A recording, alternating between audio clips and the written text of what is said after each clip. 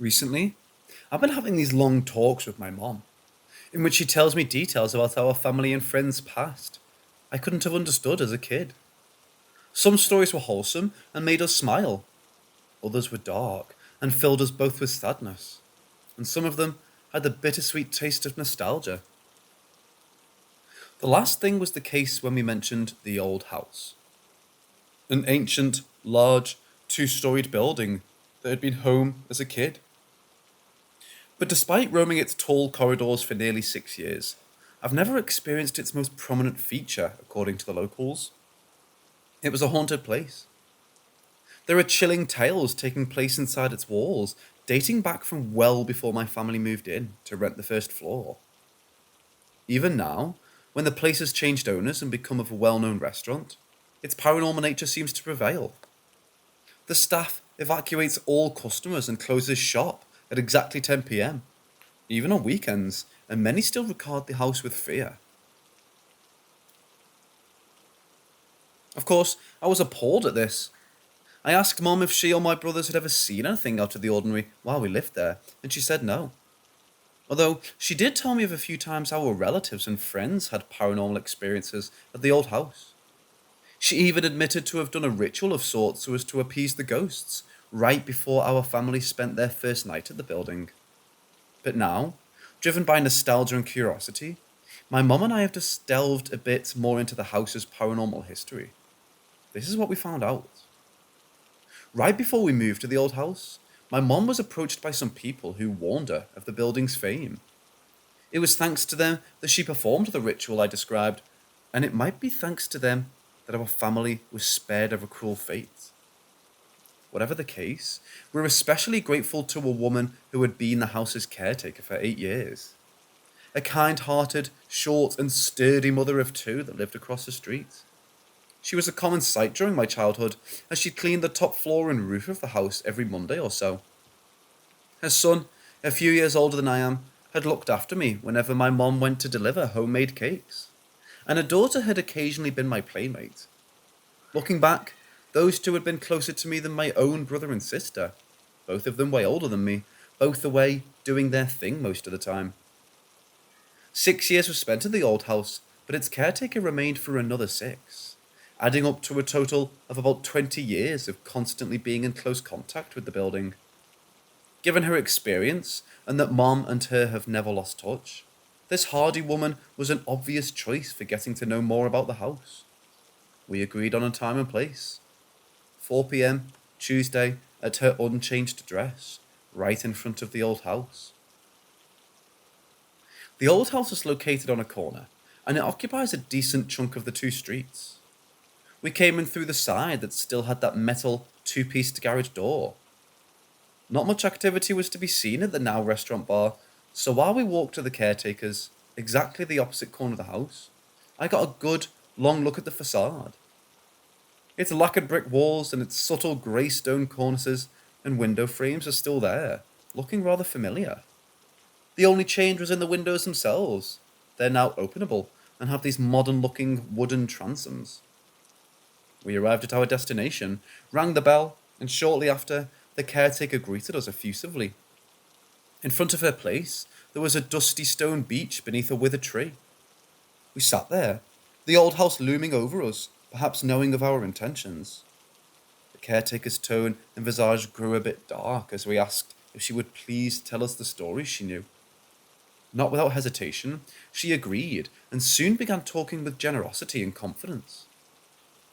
The caretaker had been a trusted employee of the family that owned the old house, although she never really got to know them all that well, because they mostly stayed out of the property. The fellow employees of the caretaker had told her that the sons and daughters of Don Eulelio, the last patriarch of the family, loathed the building, and the reason was that they couldn't stand the iron fist of their father, despite the fact that he had died over 10 years ago. Chills down their spines, the feeling of being observed, their hair being pulled, and even shoves and heaves were what they all experienced at the house after the passing of their father. That, and the ever-returning deep aroma of cigars, a favourite of Don. The caretaker herself would attest to that personally. One time, as she was cleaning the fine furniture on the second floor, she caught a strong scent, which she eventually traced back to the late patriarch's studio. It had 3 large windows in a row, the one in the centre crowned with a multicoloured fanlight. At around 4 p.m., unless the curtains were drawn, the small but comfy room would be lit with a blinding 7-coloured light. As the atelier had ample view to the lobby and the stairs, the caretaker saw the light well before she got close enough to note that there was a cloud of smoke hovering inside the room. Expecting a fire, she ran to the scene, only to be unable to locate the origin of the tobacco-reeking fumes that suddenly invaded the entire studio. She tried to leave no stone unturned, but fear and cough got to her and she quickly left. Daring a final glance at the room, she saw that the intense rainbow light refracted through the smoke, giving it a ghostly and terrible appearance. The caretaker, after doing the whole first floor, was able to see that the fumes had vanished. She went up to have a closer look, saw no smoke, and noticed that the cigar was now but a faint note in the air. Only after the family decided to move the ashes of Don Eulelio someplace else did the cigar odour stop altogether. Furthermore, the caretaker recalled being a lot less uneasy at the building without that old wooden chest containing the remains. All of them black and white, from a distant past. The patriarch's portraits had also been removed.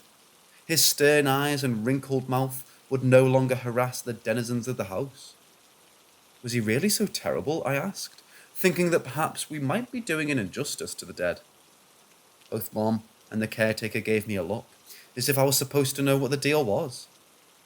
Then they started telling me of Don's bad deeds, and those of his whole family too. Apparently, at some point, they generally feared for their bad blood, treachery and greed, but this patriarch might have been the worst of all.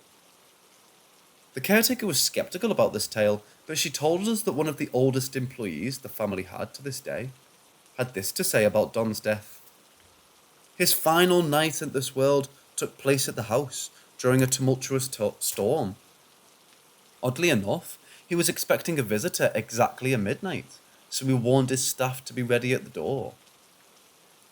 Thunderbolts lit the shadows and shook the walls as 3 short but strong knocks were heard at the main entrance. A tall figure, hooded in a grey old robe like a priest's, was let in. Silent, they reached Don's chambers and stood at the dying bedside. The narrator claimed he suspected the hooded figure, so he followed them to the master bedroom. He could see his employer and the figure through the half-open door. They sustained a long conversation, most of which didn't reach the worried servant. He noticed the dark presence seldom spoke, and when they did, it was almost as if they were whispering. Don was apparently talking about his own life, mentioning people and situations in feverish succession. A few of the last words he spoke with ease. I think I've had enough. I've plenty of living. I don't need anything else from you. I'm ready to leave, if you would. He kept on and on about some other topic, but then the figure noticed the spy, turning their head swiftly at the door. The narrator felt menaced by the emptiness that met his gaze. He left in silence, hoping that his curiosity wouldn't get him fired. Or worse. Later that night, the strange visitor was gone, and Don died shortly after. Funeral ceremonies started the next morning. The late patriarch was to be placed alongside his ancestors in an inclusive plot at the local cemetery. Only not a single day had passed before the casket was mysteriously dug out and left right next to the tomb. He was buried again, and the same happened. At that point, the people opposed the patriarch's remains to be laid to rest at the cemetery, claiming that what happened was a bad omen. Hence, the cremation of the body, and it being kept at the old house for a time. They said that the very soil rejected Don's body, for he had been dealing with dark forces, or maybe the devil himself, the caretaker concluded. Afterward, she added that she wasn't sure whether to believe the story or not. I certainly didn't give it much credit, and as she confessed later that day, neither did Mom. Nonetheless, we were grateful that she shared it with us and asked if she would please continue. I don't know about any ghosts or the devil, but I can assure you that there's something wrong at that house. And then she began to tell us about her daughter's experience. I've previously said that she had been my occasional playmate, but as it turns out, she already had someone or something else to play with before my family came.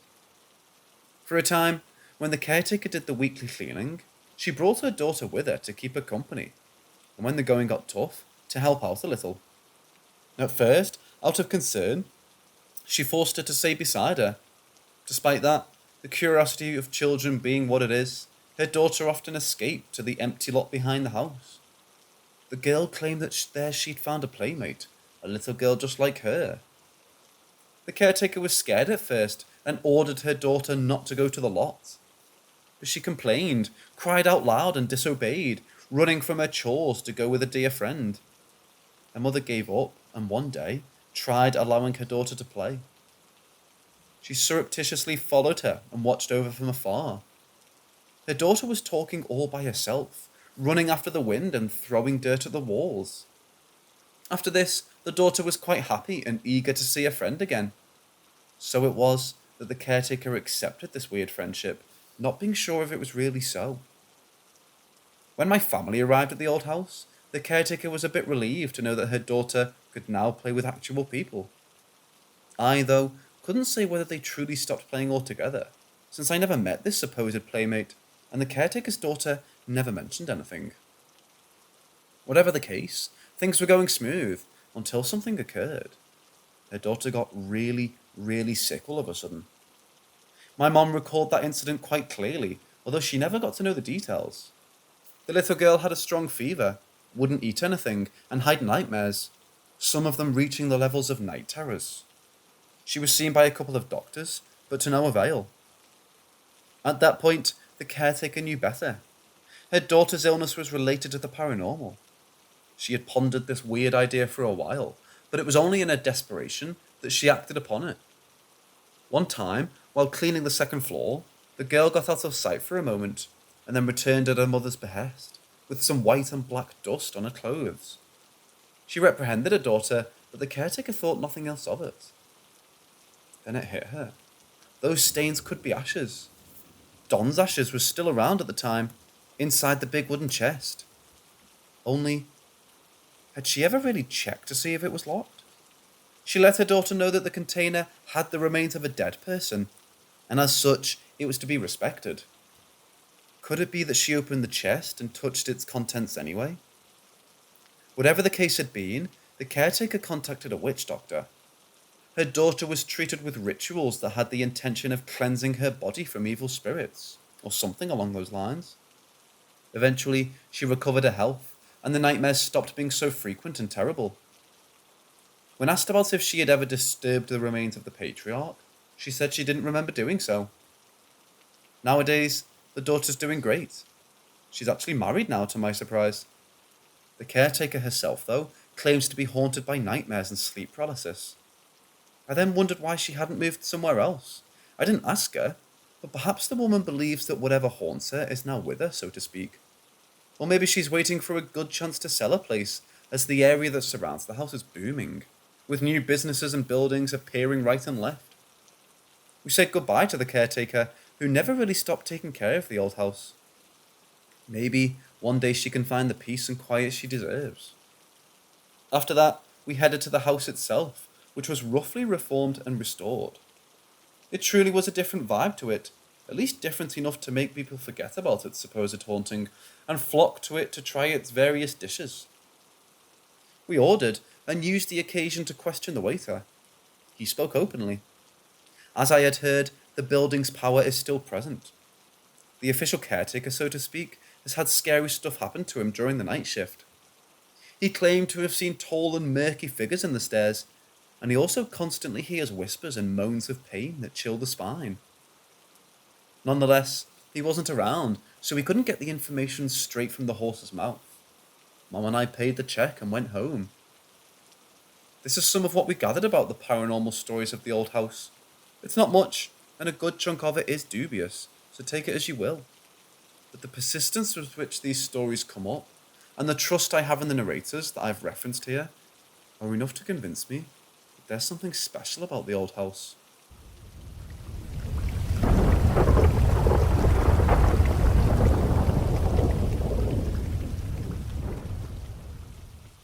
The last time I was actually back there was probably 15 years ago, and it's still there. And looking at Google Maps, it looks pretty much the same. I grew up in Fayetteville and moved away in 1999. Right by Max Abbott Middle School, there were apartments called Winding Creek Apartments. If you follow Winding Creek Road down until it dead ends, there was a trail that takes you into some woods. Looking on Google Maps, you can see it's not that big, and the trail cuts through to the neighborhood to the west. I remember it taking about 15 to 20 minutes walking to get from one side to the other between neighborhoods. There's a small creek that winds around back there and goes around the apartments. Near the pool, though, the creek circles around on itself like the eye of a needle, creating a small island. During the construction of the apartments, the construction people decided that this area would be great for discarding large concrete slabs. These large discarded slabs around on the small island led to the name that's become known by Graveyard Island. Now, aside from countless hours of teenage drinking and pot smoking that has most likely happened well before and well after me and my friends frequented there, nothing remarkably haunting has ever personally happened to me or my friends there. However, there is a creepy, uneasy feeling that permeates that area, like you're being watched. But if you take that trail, that creepy feeling gets much, much worse. My friends and I knew those woods very well, as I grew up in the apartments from 13 to 17 years old. We used to cut through that trail a lot to get to one of our friends' houses in the other neighborhood. We never went that deep into the woods at night, especially not by ourselves. My friends all had their own creepy stories of their own, hearing and seeing things, but this was mine. One fall afternoon, the trees were probably 3/4 barren of leaves. It was getting dark, but still a good amount of light that I felt fine going home by myself through the trail. As I was about 5 minutes into the woods, that feeling of being watched became very palpable. I was very used to the noises of the woods, but distinctly heard what sounded like footsteps through the brush of the thick woods, probably about 30 yards or so. The area was very viney and overgrown, nearly impossible to walk through without a machete or something. I obviously started to pick up the pace and began walking fast, going over the rocky, rooty terrain. About 2 or 3 minutes later, I heard footsteps again. I stopped and looked around to try to see if it was a deer or something. And at that moment, I saw a silhouette of a person peeking around the side of a tree. I say silhouette because it looked like a predator when it was invisible, but dark and shadowy around its center. I never saw anything else like it, or anything like it on TV. After my brain clicked back on, needless to say, I made a full-on dash towards my neighborhood. I looked back to the side and back of where I first saw it, but closer towards me, but still about 20 to 30 yards away, keeping parallel with the trail. I saw it running. Its whole body seemed to be sort of striding through the thick brush, like how someone runs in knee-high water at the beach. Fast, but still slowly. And I heard it too. I heard the strides of its feet hit the ground, but no leaves or bush moved as it kicked up. It was the first and only time I truly felt haunted in my life. Yelling obscenities under my breath, I booked it the rest of the way, not stopping or spending more than a glance over my shoulder to see where it was. I didn't stop until I got to the street in my neighborhood. I turned around to catch my breath on the road about 40 yards away from the trailhead, and the only way I can describe it was that the entire tree line was darker than it should have been. I didn't see anything, but I got the feeling that all of the trees were eerily laughing at me. It took me a while, but I eventually started going back to the woods, but always with at least another person, and never at night. My story was added to the many others my friends had of the area.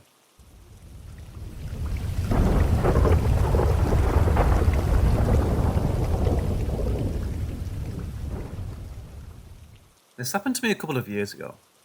Just to add some background to the story, I have had strange encounters before, so I try to reason them out, because I have to live alone most of the time at my house. So yes, I hardly claim something as paranormal. Now this is out of the way, let's start with the story. I was back from my college, and my family started renovations at our place. As I was not permanently back home, and my parents were over 60, I was supposed to take care of the renovations. Because we live in a small apartment, we decided to rent out my aunt's place, which was in the next building, to store furniture and save my parents from unwanted fumes and dust. Also, for the build-up. She isn't my real aunt, but a really close neighbour who used to take care of me when I was a kid, as both of my parents were working. So you can imagine, I've spent years in their house. As construction, fairly large project started, we all started living at my aunt's place. As we live in an apartment complex, so the two buildings faced each other. It was easier for me to get up and go directly to the construction site and supervise.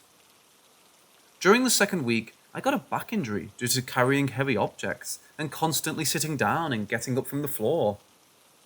To avoid any fuss, we avoided shifting beds to my aunt's place, and hence all of us were sleeping on the floor. The doctor suggested that I sleep on a higher surface. Since then, something weird has started happening.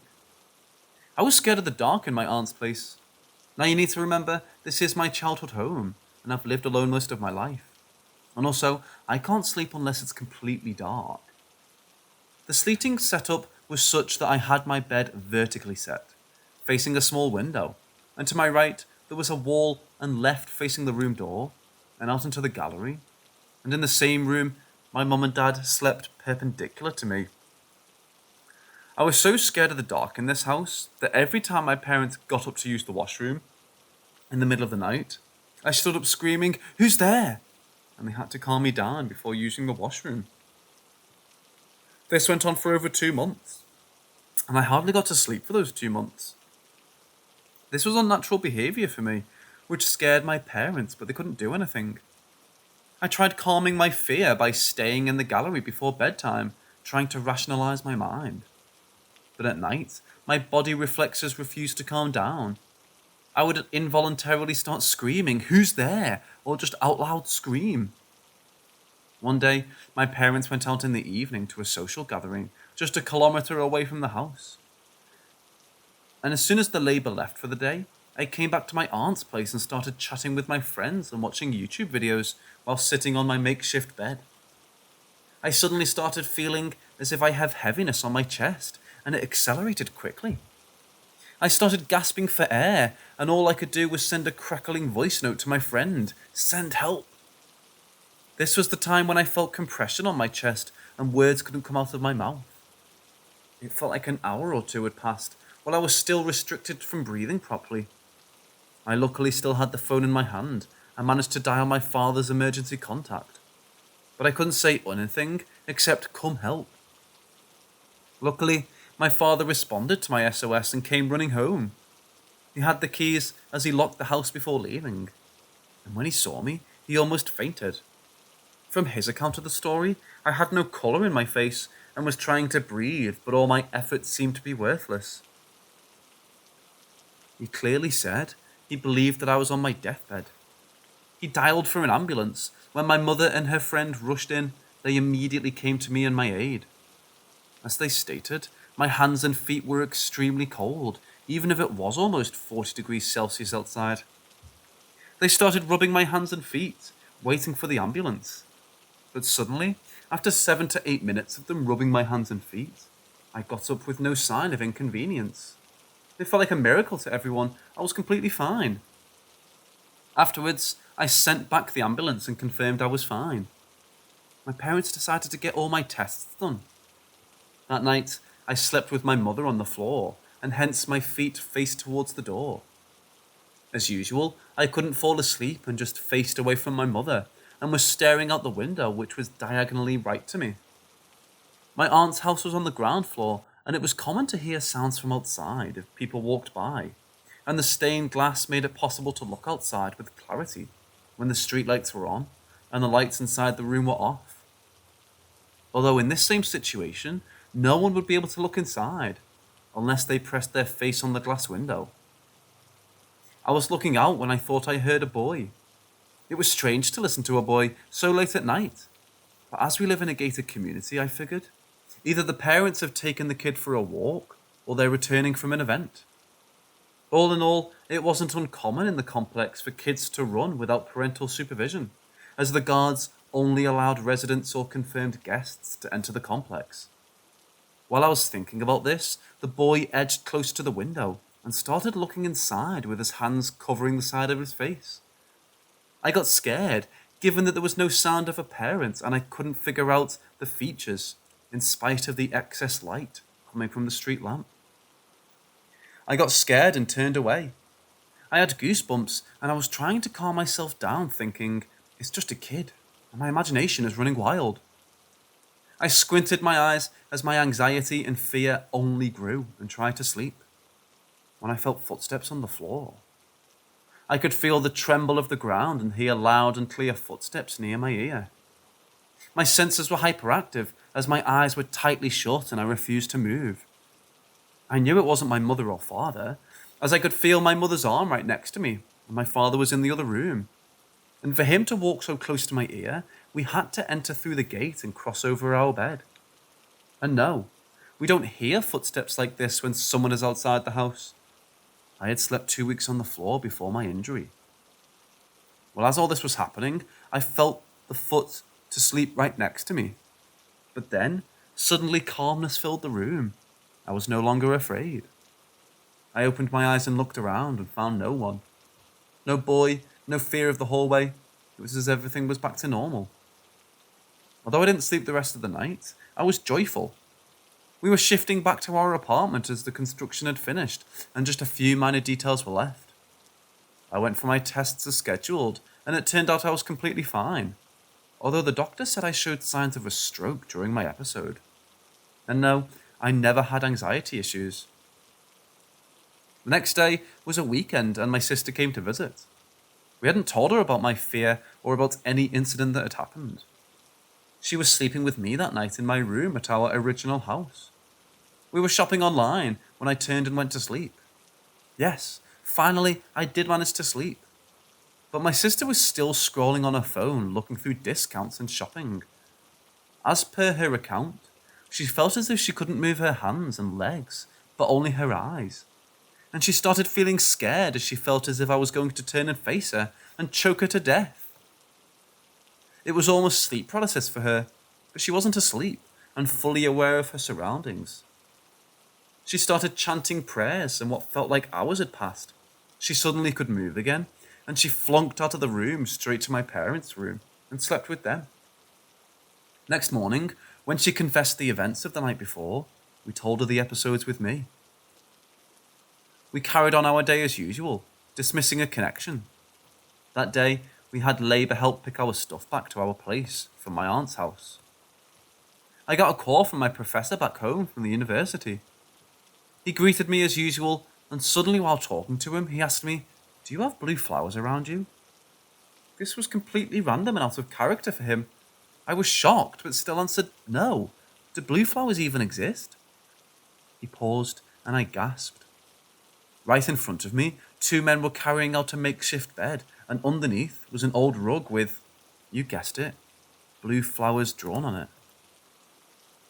We hadn't seen them before, as the makeshift bed was permanently spread out for the last 2.5 months. Also, to be noted, I never clicked a picture of this place, and my professor didn't know that I'm living at my aunt's apartment. He continued explaining in detail all the colours around the room. The red fridge, the blue inverter, the wooden door, the balcony with the white cat, and then stopped at the window. He stayed strange. Did something happen at that window? I was at a loss for words. My professor, who was living in another state, to whom I never mentioned any incident that happened with me, was telling me something happened around the window, where I saw a young boy last night. Well, as strange as it sounds, on my questioning, my professor said, "I just felt like it," and never talked on the subject again. I explained my conversation with my professor to my family, and they had no clue what exactly was happening. But then my mother confessed. She thought she saw a glimpse of my dead brother in the house one day, and chopped it off to her remembering him as it was his birthday month. I had an elder brother who died young and before I was born. It's been almost 32 years since his death now, and I've never seen him, except a photo of him when he was 5.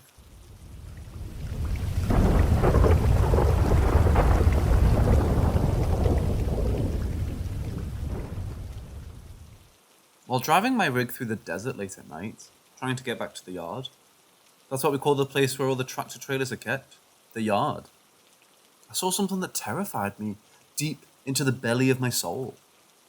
I always thought it was a myth, a legend, something that truckers told themselves to keep themselves awake, but I was so wrong. You see, I am, well, was, a cross-country truck driver for the Remington Trucking Company, based out of a very popular city in California. I'm not married. I don't have any kids. I mean, I had everything I needed in my sleeper cab. A bed, a microwave, a mini fridge, a portable DVD player, and a coffee pot. I could wash clothes, get a shower, and get some real food at a truck shop. And there were always lot lizards hanging around for any other needs, so to speak. Besides, cross-country truck drivers make a lot of money. Anyway, you don't care about that.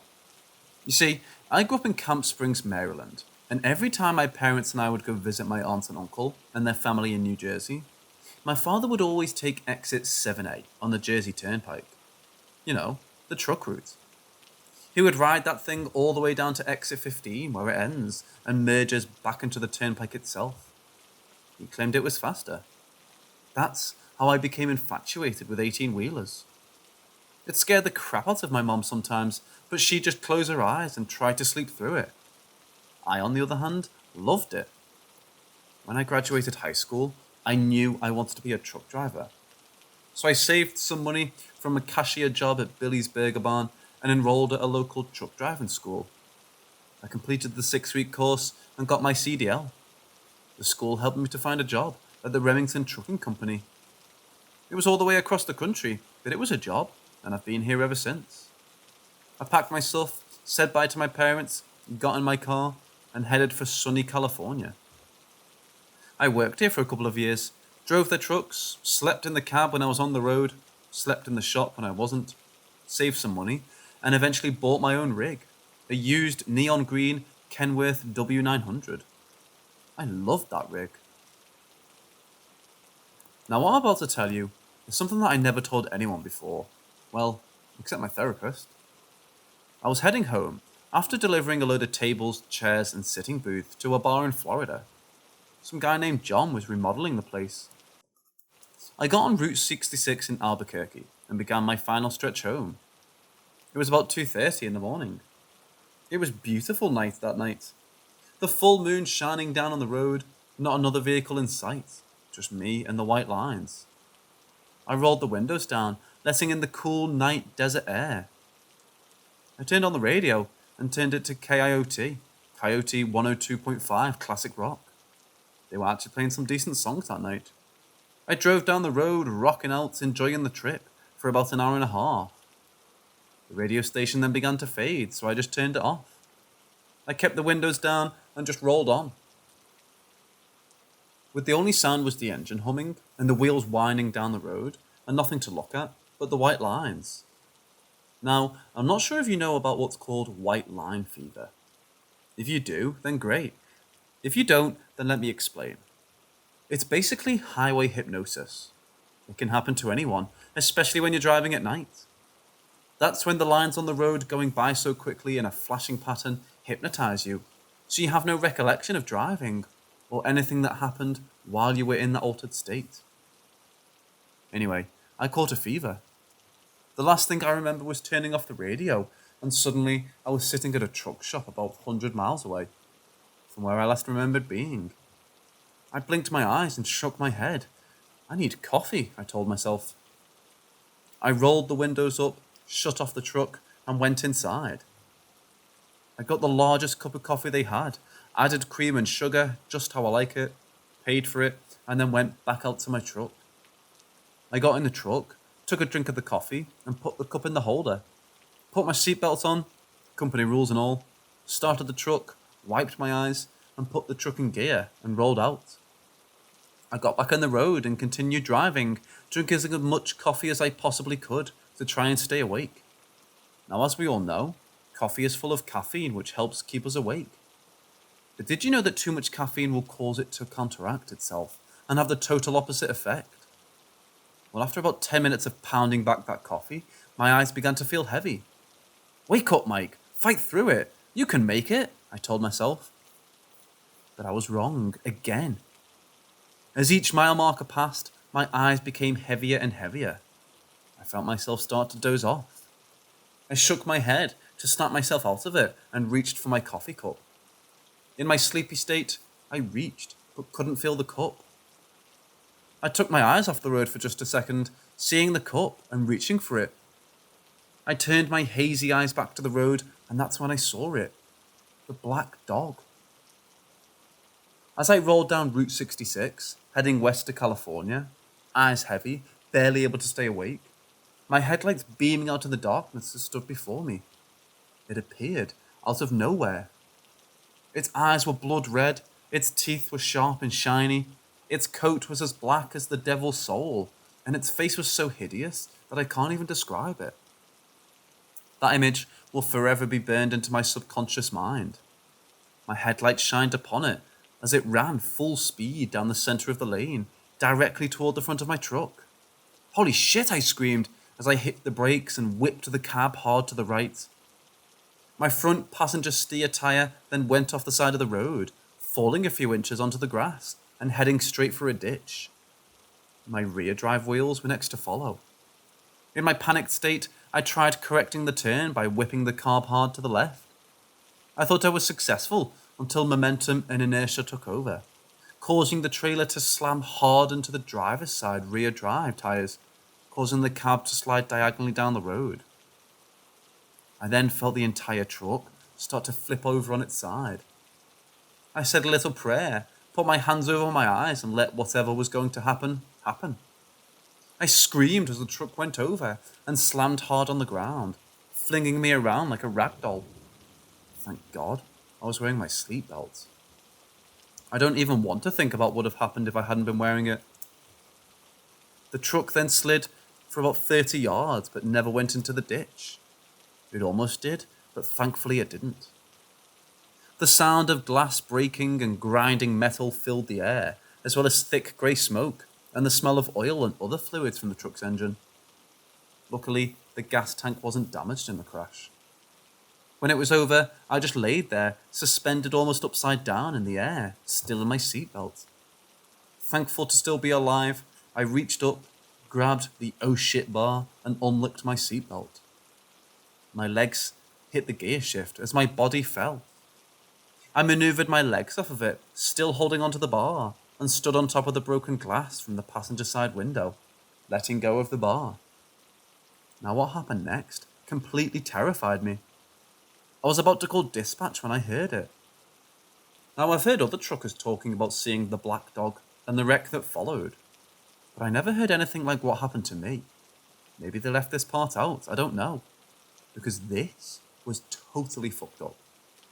As I stood there, I began to hear a low growling sound that intensified with every passing second, until it was almost at a deafening tone. I then heard a loud thud, followed by scratching on the driver's side door right above me.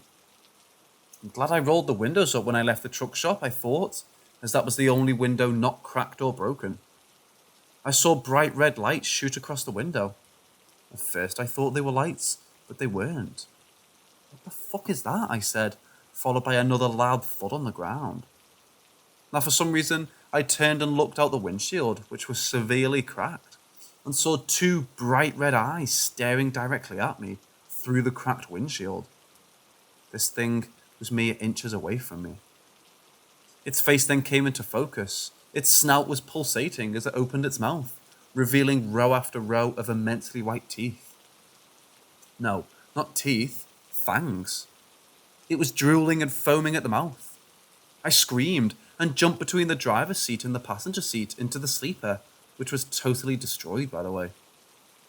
My shoulder landed hard on the edge of the mini fridge. I thought I broke it. I screamed out in pain. I grabbed my shoulder and sat down on the top of the now broken microwave. I hunched over as far as I could and ducked my head down so I couldn't be seen. The dog then barked the loudest and most demonic, evil bark that I've ever heard. Worse than those evil dogs in that 80s horror movie, Devil Dogs. Now, I'm not a very religious man. I mean, I believe in God, carry a Bible with me on long trips and all that good stuff. But I don't go to church, and I've never even read the Bible. But at that moment in time, I wished I did.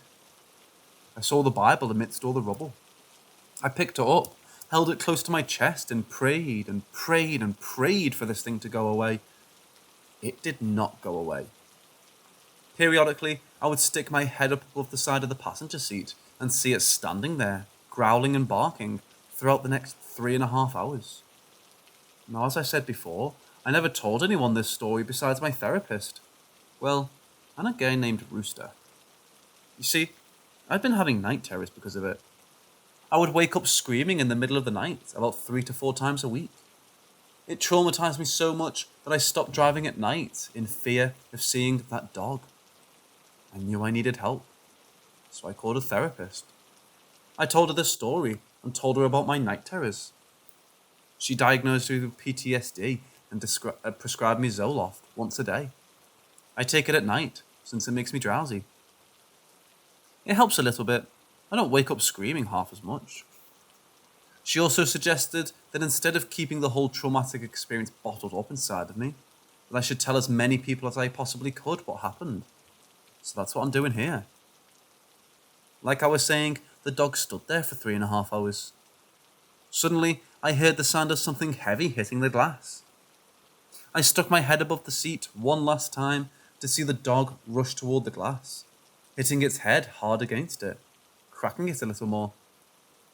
It stepped back, let out an ear-piercing growl, its eyes glowing brighter, as it charged the glass once again, this time breaking through it. Pieces of glass shot everywhere. I screamed as I fell back to my sitting position, held the Bible close, and began reciting the Lord's Prayer. I was completely scared shitless. I then saw its head rise above the passenger seat and stare directly at me, eyes glowing, fangs showing, and mouth foaming. It snarled, drew back, and was just about to pounce on me when it let out this ear-piercing shriek of pain and began shaking violently. Thick, grey smoke then began pouring out of its eye sockets, its ears, and its mouth. I screamed again. As I did, I saw that dog exploded into a cloud of thick grey smoke and disappeared into thin air. I cleared the smoke with my hand, coughed a little, only to realise that the sun was beginning to rise.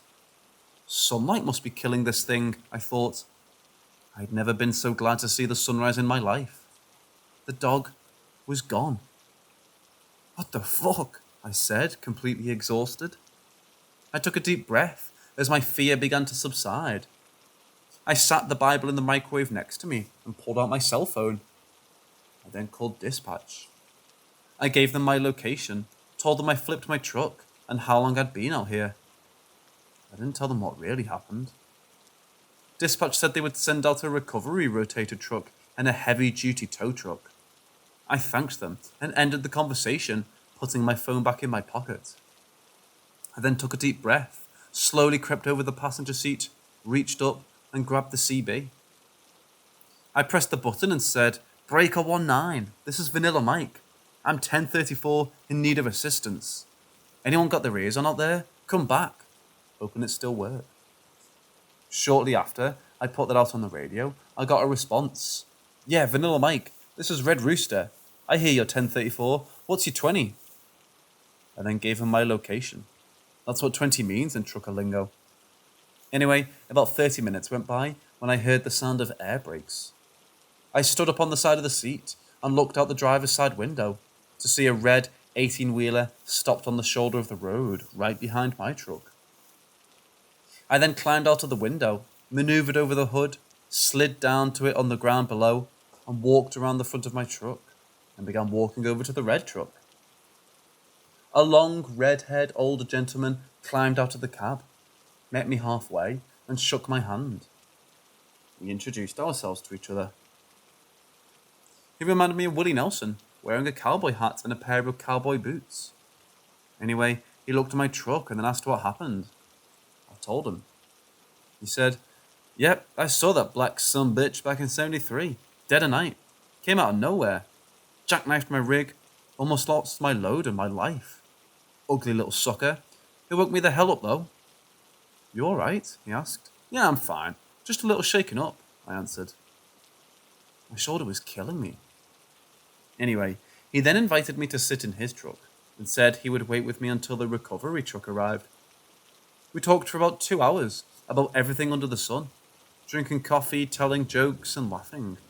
He had his own coffee maker. The recovery truck and the tow truck finally arrived. It was about 10:30 at this point. It took them 4.5 hours to get my truck upright. The cops had to shut down the westbound lane to do so, and they gave me a ticket for inattentive driving. I just paid it. The judge wouldn't have believed me anyway. Now, once my truck was back upright, and I secured a ride home from the tow truck driver, I said goodbye to Rooster. He climbed in his truck, hit the horn a couple times, and just rolled on. He was a good man. I hope our paths cross again one day, under better circumstances, of course. I then took a look at the carriage. It was massive. I was lucky to be alive. If I would have gone left and fallen on the driver's side, I would have surely died. That's it. I'm done, I told myself. Once was enough for me. I never stepped foot in a rig ever again. The owner of the trucking company was nice enough to have the truck towed back to the shop at his expense. I signed it over to him and he put it, damaged and all, in the side yard of the shop, with a sign across the windshield that reads, "Believe the myth." Now, even though I don't drive or ride in a truck anymore, I still work here. I'm now in charge of dispatch. The old dispatcher took my job. Good luck to him. Anyway, it pays a lot less money, but I'm okay with that. I don't have to worry about seeing that dog anymore. Now, I assign drivers their loads, provide mapping information, and ensure the product is loaded properly, as well as many other things. I rent a room at the flop house down the street.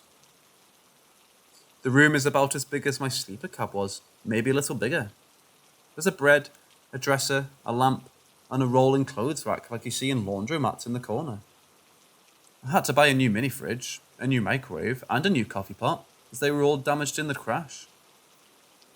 I also bought a small flat screen TV and a DVD player.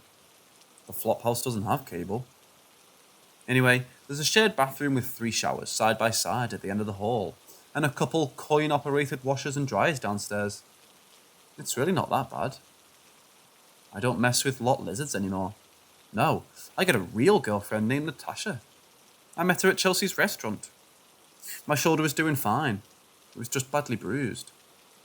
Now, in closing, I'd just like to say that any of you truckers out there, if you feel your eyes getting heavy and it's hard to focus on the road, please promise me that you'll stop.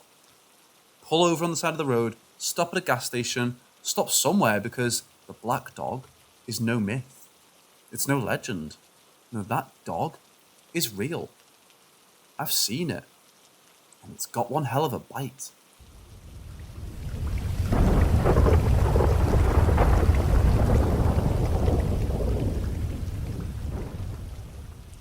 I'm not sure if I consider this as a haunting or not, but this did happen.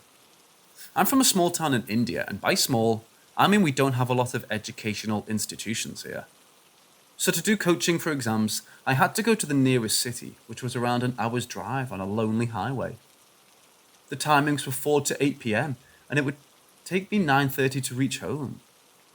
We used to do carpooling. There were 7 of us friends who used to attend the coaching daily.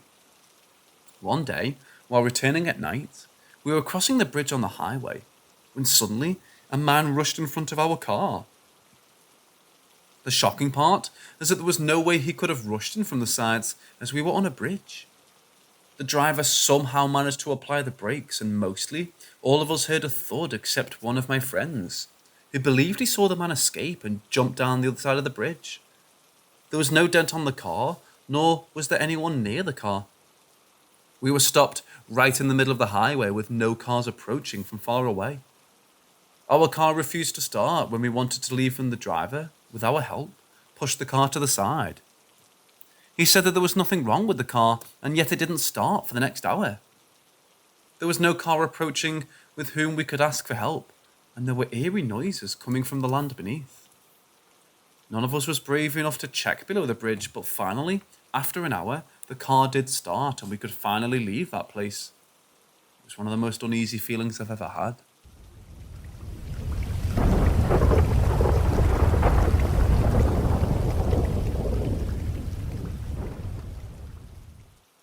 I'm having trouble sleeping a lot. A lot of the time, I've been woken up by unexplained things and it scares me and my family. My family and I have been woken up in the middle of the night to figures watching us. I remember one dream so clearly. I was laying in my bed and I woke up to a black figure standing by the window. The dream felt long and I watched the figure get closer to me until it was right by my face. I could feel the dark figure breathe on me. I woke up in a panic and tried to fall back asleep. I tried to forget about the dream until a couple of days later, I could hear an exhale in my room. Later that night I was asleep. It was about 3:45 a.m. when I woke up to someone tapping my back repeatedly. Then I felt my blanket being tugged. I shrugged it off until I felt something tapping my head. I was panicking, but nothing was there. I've had problems of being woken up in the middle of the night to shadows in my room in middle school. I shared a room with my sister. We both woke up in the middle of the night. However, I saw a tan-coloured figure crouched down beside my bed looking at me.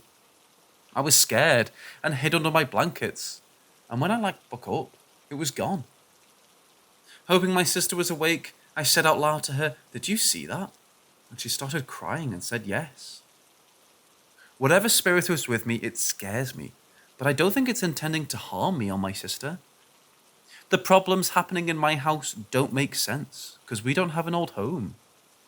It was built about 12 years ago. I can't explain what's happening. My mother and father were woken up a couple of months ago to a grey figure crouched down on top of their dresser.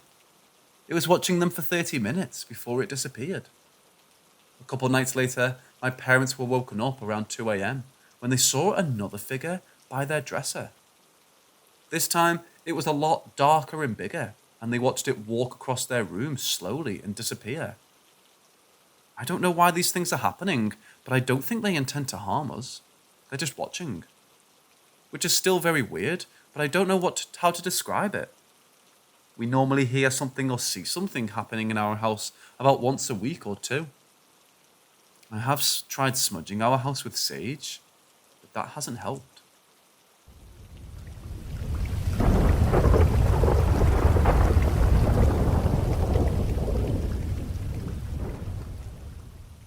When I lived back in my parents' house, we got this cool looking vintage vanity dresser from a yard sale. At the time, we didn't think much of it, so we placed it in our living room and had it facing the couch for a very long time. At the time, me and my sister were around 16. I had two other siblings that were a couple years older than me. The house we lived in wasn't very old either. It was night time, and I was sitting out in the living room on the couch when I noticed a pale white thing popping up behind the couch when I would look at the mirror on the vanity dresser. It would slowly pop its head up behind me when I wasn't fully looking at the mirror. I started to get really freaked out when I noticed it was a head with deep black eyes. Starting to tear up, I ran to my little sister's room and told her to come to the living room and sit where I was. She sat and started tearing up too when she saw the figure's head pop up behind her through the mirror. Little did we know that this wasn't the first time we would see it.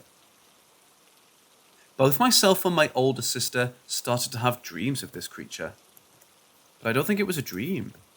I think I got sleep paralysis. I was laying in bed when I saw in my bedroom window the same pale, white, dark-eyed creature outside. I blinked, and it came inside my room, slowly getting closer to me, till it was right beside my bed. I knew it was real, because I felt its breath hit my face. The vanity dresser was then moved to my little sister's bedroom. She would always sleep facing the wall, because she could see the creature in the mirror as she slept. It would also pop out from the corners of the mirror when she did her makeup.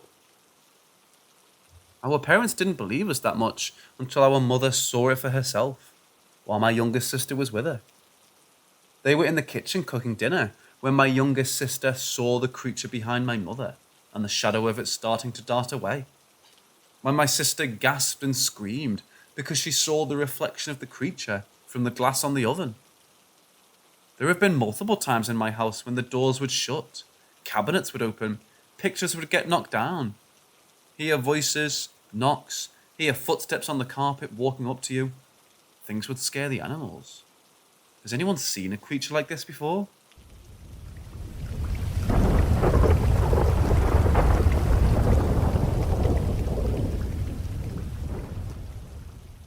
Located at the banks of the Hot Lake in Oregon's Union County, the Hot Lake Hotel unsurprisingly obtained its fiery name from the close-by thermal spring lakes. Resting at the foot of a massive bluff, the hot springs that make up the Hot Lake were once famous among the local people, who believed that the thermal waters had recuperation abilities. The lake itself was firstly named Ikeshpar by the Nez Perce humans, and the region was called the Valley of Peace, as it was declared as a neutral ground and conflict among tribes turned strictly prohibited. In 1864, a Californian called Samuel Fitzgerald Newhart arrived inside the Grand Ronde Valley and constructed a wooden construction near the lakeside, which bizarrely faced the bluff in preference to the lake. Possibly, he wasn't the biggest fan of the steam and the permeating odour of sulphur drifting from the springs. Despite its age, this structure turned into much like a current-day shopping mall, as it contained a ramification of companies, consisting of a post office, a saloon, a dance corridor, a bathhouse, and even a blacksmith. Although modern, this frontier branch store was without a doubt unknown till 1884, when a stretch of the Union Pacific Railroad was built near Hot Lake. It was the improvement of the railroad that put Hot Lake on the map, and in 1903, the old wooden structure was demolished in order to begin the construction of a luxury hotel. In 1904, a man named Dr. W.T. Fye was involved with the task and masterminded the addition of a brick structure that he meant to use as a hospital. Famed architect John V. Bennis, regarded today for his work on the Oregon State University campus, was brought in to lay out the structure and endowed it with its colonial-inspired appearance. By 1908, the principal brick wing of the hotel was finished and covered a humongous region of 65,000 square feet. This wing even contained its own Georgian-style U-shaped solarium, which confronted the bluff and was supposed for the hotel's clinical vacationers. What made the hotel particularly first in the business for its time was its utilization of the close-by geothermal waters to warm its buildings, which made it the first industrial property on the globe to incorporate geothermal heating. When the hotel ultimately reopened, it consisted of 105 visitor rooms, a 60-bed surgical ward, a ballroom, a saloon, a confectionery, a drug shop, a newsstand, reception rooms, laboratories, and a commissary. The health centre construction also had specialised soaking tubs that were facilitated by the lake water, an operating room with an elevated observation deck, and a 1,500 visitor dance hall. Also, the property produced its very own vegetables, dairy goods, meats, and eggs, making it nearly absolutely self-sufficient. It consequently ended up being known as the town under one roof. Dr. Fye formally bought the hotel in 1917 and renamed it Hot Lake Sanatorium.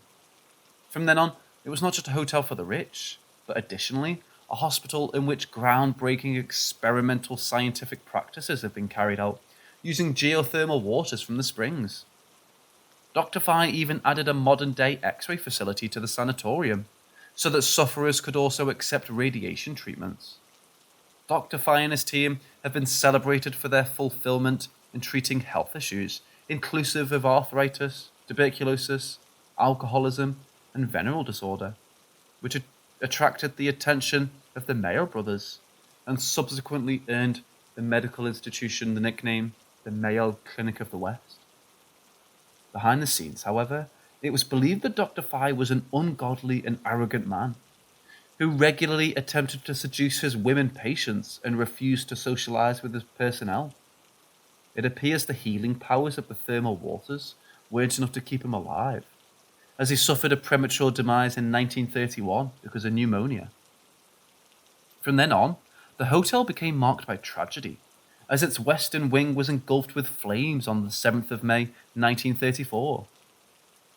The wood structures were utterly decimated, leaving only the 65,000 square foot brick portion of the resort. Having been crippled, the hotel never recovered completely, and it was only the medical institution located on the 3rd floor that was able to retain functionality. All through World War II, the construction was used as a nurses' schooling centre and a flight faculty. In an even darker flip, the hotel's foyer was reportedly also used to house corpses of the infected during a typhoid epidemic, as the ground was too hard during the winter to dig their graves. The construction was bought by A.J. Roth in 1951, who transformed it into a nursing house and later into an asylum. It functioned in this capacity until 1974, while trade of possession caused it to be repurposed as a restaurant and nightclub. This vibrant transformation turned into a quick-lived one, because it operated with little fulfillment for 2 years, until the ultimate fall. Living on the 2nd floor of the property, proprietor Donna Patty, her husband, and the caretaker Richard Owens were among the first human beings to talk openly about the ghostly population that they witnessed wandering the grounds of the vintage structure. Undeterred by the hotel's ghostly popularity, Dr. Lyle Griffith bought it in the course of the mid-80s and used one nook of the property as a bathhouse. But by 1991, the hotel had closed down completely and remained abandoned for an astonishing 15 years. Defaced by vandals and ravaged by the elements, the hotel changed into nothing but a shadow of its former self. Folks who had been sufficiently courageous to set foot at the property pronounced seeing an apparition of a man lingering within the shadows, normally carrying a spade. He stated to be the spirit of an old gardener who committed suicide either by putting himself inside the grand ballroom or jumping from the higher tiers of the construction. Others record seeing a small boy walking throughout the hotel's top floor, laughing and frolicking through the corridors. Witnesses say that he almost always appears from the left side. However, the complete right side of his frame appears to be critically burned, leading many to consider he might have met his demise within the earth of 1934. Wait far too long at the staircase of the 2nd floor, and you may spot the phantom of an aged female, who's often seen muttering to herself as she slowly climbs the stairs. Rocking chairs supposedly circulate on their personal accord in the building, and an antique piano, which used to be owned by the spouse of Robert E. Lee, can on occasion be heard playing by itself on the 3rd floor. All of these incidents are considerably light in comparison to the ghosts of the asylum patients, who've been visibly staring out the higher stage windows and whispering unintelligibly. As if that wasn't terrifying enough, it's said that on uncommon occasions, you could listen to disembodied screaming and weeping resonating from the former operating theatre. In reality, the inn's sinister popularity is so pervasive that there's even an internet site entitled Haunted Hot Lake, which is dedicated to records of ghostly encounters inside Hotel Hot Lake. In line with one such eerie story, a group of high school girls were touring the ruins of the resort as a part of a history venture once they had been triumphed over by the temptation to play around. As they explored the 3rd ground, one of the girls went down the hall methodically, kicking each one of the doorways open. As they reached the door closest to the top of the stairs, the girl kicked the door open joyously, only to have it shut in her face. Greatly surprised by what had just befallen, the girl stood frozen in the hallway and gazed in both directions to discover that every one of the doorways was slamming closed one by one, leading right in the direction of where they'd been standing. Fleeing from the scene, they didn't stop till they reached the car park and stood gazing at the building in horror. Deciding it was only a figment of their creativity, they determined to move back to the hotel. But even before they could enter the front door, they heard what gave the impression of 1,000 windows bursting open at the same time. It appeared that the Hotel Hot Lake was destined to fade into obscurity, till its miraculous purchase in 2003 by David Manuel. With the help of his wife Lee, David started the project of restoring the decimated building, which involved replacing over 360 windows and rebuilding the roof. After many years, the resort opened for public tours in 2005. A setback came in 2008 when the previous west wing of the construction collapsed. But as of 2010, it has functioned as a successful bed and breakfast, consisting of 22 resorted guest rooms, a spa, an artwork gallery, a restaurant, and a small museum. In the course of her stay at the bed and breakfast in 2019, Megan Wells recounted how she became led right into a small, darkened theatre, wherein a DVD of the hotel's records and its owners played on a loop. She noted how there was no mention of the hotel's haunted recognition, and the brand new proprietors were enormously reluctant to speak about its darkish past. In her room, she discovered a small diary for guests to record their experiences during their stay at the hotel, in which she found an entry from one named Susan Brooks, who claimed she spoke to the spirits there. The third floor of the construction nevertheless carries numerous pieces of antique hospital equipment, and tarnished signs on the wall request the visitors to keep your voices low and be sweet, a remnant of its history as an insane asylum.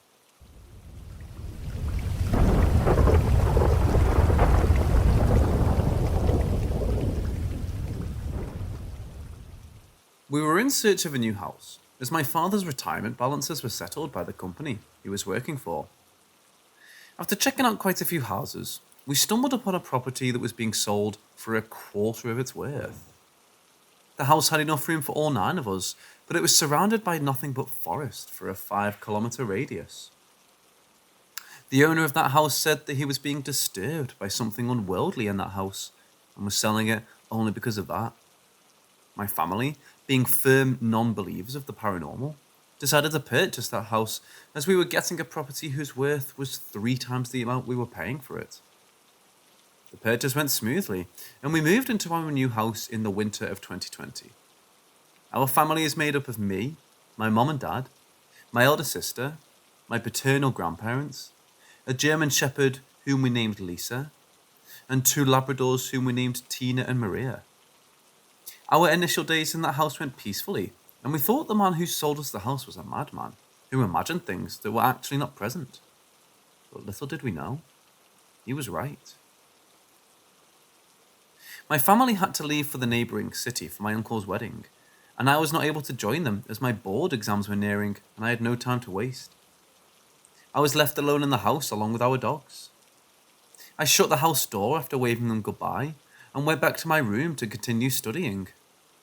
While entering my room, I saw a man standing in the hallway on my peripheral, and when I turned to see who it was, I saw no one. I paid less attention to it and continued studying. The clock struck 8 p.m, and it was time to feed our dogs. I went to the kitchen, using the light of my mobile phone's flashlight, as there was a power failure. When I bought Lisa her food, I saw her stare into the empty hallway, empty-eyed.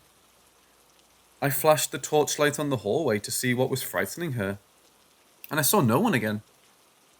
I petted her and sat with her until she calmed down. The Labradors, who were just 6 months old, were already asleep, and I had to wake them up to feed them. Maria stopped eating and started barking in the hallway all of a sudden. I was confused by the behaviour of my dogs and decided to stay with them for a while as they were visibly scared. Thankfully, power was back on and I turned on the lights in the hallway. The dogs were calmer now and I went back to my room after turning off the lights in other rooms. I had apparently slept while studying and I woke up in the middle of the night to the barking of Lisa. When I rushed out of my room, I saw a shadowy figure standing near the Labrador pups. When I ran downstairs shouting back off, the figure disappeared right in front of my eyes. I turned on the lights in the hall and slept on the couch with the dogs near me. I was woken up in the morning by my mom, who asked why I was sleeping in the hall instead of my room. and I explained to her what had happened the previous night. She didn't seem to believe me and told me that I would have had a nightmare. Things were not the same in that house after that. I started hearing someone in the hallway at night, and my door was knocked on repeatedly when I fell asleep until I woke up. My parents were worried as my grades were dropping, and I was falling sick often because of not having enough sleep every night. I was now used to the knocks at night, as I thought I was safe as long as I stayed inside the room. One such night, I heard the knocks along with the mumbling of a man in his 20s. I was startled when the man started yelling my name and ordered me to open the door. I covered my face with the blanket, and with the Holy Bible in my hand, I wished for the night to end soon. I rushed to my sister and told her what I'd been going through, and I was relieved when she told me I wasn't the only one. She was also experiencing the same. The hallway was always colder than the rest of the house, and we were not able to figure out why or how it was happening. While watching a movie in the main hall together on a Friday evening, we saw Maria play fetch in the hallway all by herself. My dad went upstairs to see what was happening and brought the dog with him when he came back. He was pale and didn't tell us what he saw despite us asking him multiple times. Later that night, all of us were woken up by a screaming Maria, and when we rushed to the hall to see why she was screaming, we saw her being carried and thrown from one corner by a shadow. The shadow disappeared when we turned on the lights, but the poor dog had already died. My dad now told me what he had seen earlier. He saw Maria catch a ball that came out of the darker side of the hallway, and when he turned on the lights, he saw no one. He went to the local priest the next day and told him about the issues of the house. He suggested we perform exorcism rituals in the house, which proved to be of no use. Despite many attempts, we were not able to drive that entity out. Now we live in the same house with fear, and none of us step out of our rooms during the night.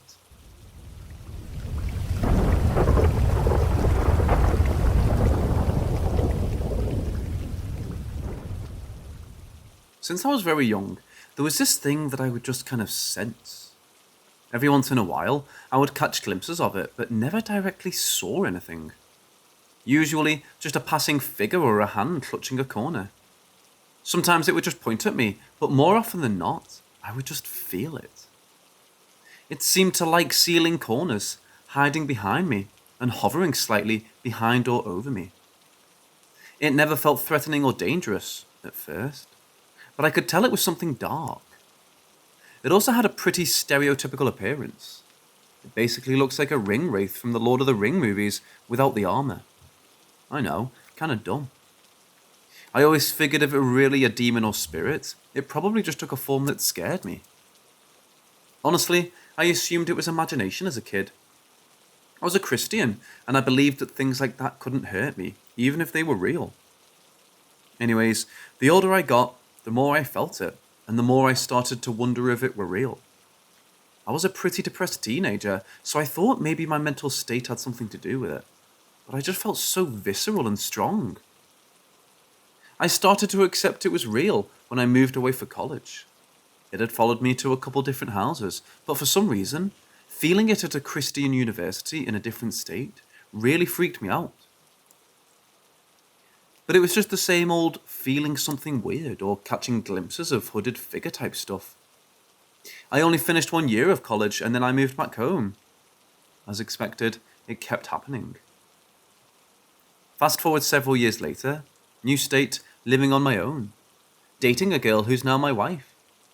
By this time, it was nearly a daily presence or feeling, a recurrence. I had learned to kind of ignore it, and if I really got scared, I would pray. Also, I had stopped catching glimpses of it. It was always just a strong, invisible presence now. Around this time, I had my one and only dream that had this thing in it. In the dream, I saw it full on for the first time. It appeared to me and didn't ever speak, but somehow I knew what it was trying to say to me. Anyways, in the dream, it showed me from its point of view how it was appearing to different members of my family and showing them how it was going to kill me. My family sat me down and we started discussing it. Then my dog started growling. My mum said, "It's here." I looked where my dog was staring and the figure was there. It pointed at me and rushed at me, and I woke up. Needless to say, that dream really freaked me out. I had already told my girlfriend about how I had this thing that had been following me around since I was a kid. She didn't put too much stock into it until I told her about the dream. Then something happened that solidified the fact that this thing was real. This happened a week or so after the dream. My girlfriend was sleeping over that night. She was asleep next to me in bed. It was super late. And I was watching a movie on my computer. The thing was hanging out in the corner of the ceiling closest to the door, but I was so used to it that I didn't pay any attention. All of a sudden, my girlfriend woke up and stared at me with this terrified look in her eyes. I asked her what was wrong, and she immediately pointed to the ceiling corner where it was and said, "That thing is right there, isn't it?" I was beyond terrified at this point. I had told several people, including my parents, about this presence, but this was the first time anyone had felt it too. She also told me they were only there for like a second or two, but it really freaked me out, especially because she felt the presence too. That night was the peak of my experiences with my little shadow. It's been about 6 years since that night. I'm now happily married, no longer a Christian, and I only feel that thing maybe 1 or 3 times a year. It's so infrequent now that I can't be sure I'm actually feeling it or just imagining it.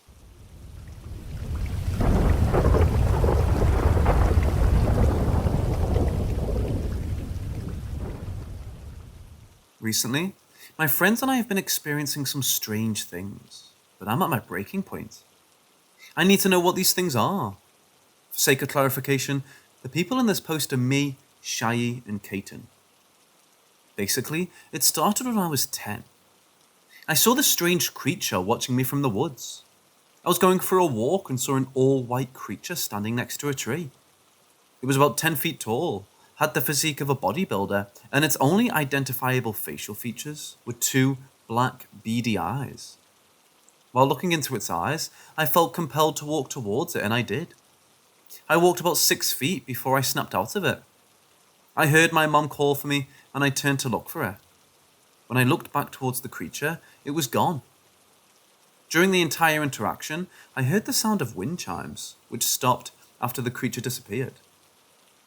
This was in rural Pennsylvania, and that was the only time I saw it there. When I was 13, I moved to Texas. In April, I met Shai and Kaiten while playing Minecraft. The 3 of us became extremely close and are very good friends. We've talked every day for the last few months. About 2 weeks ago, Shai saw the same creature I saw outside his house at the wood line. I didn't think much of it at the time. Shai was understandably creeped out, and I told him and Kaiten about my experience for the first time. Over the next few weeks, Shai has seen it around here and there, but nothing insane. Then about a week ago, I saw something in my house. It was standing by my bathroom door, staring at me whilst I sat at my PC. I called Kaiten in Discord and explained what happened and was freaked out. It never said anything or moved. It just stared at me. I looked away for a moment, and then it was gone. I stared at it for 30 seconds. A few hours after I saw it, I had my face cam on in Discord call, where Kaiten saw the same creature in my background again, standing by the stairs. We've been doing extensive research, but cannot remember the name of these things. Shai has nicknamed them demo walkers, and that's what we've been referring to them as. They make a hissing noise to communicate. I heard the sound while on a call with Shai. I've also heard wind chimes coming from my room. I've started having nightmares of them. In all of them, Shai and Kaiten have been killed and have been raped. I'm not sure what to do. I'm scared. I'm tired. I'm paranoid. I need help, and I don't know where else to turn.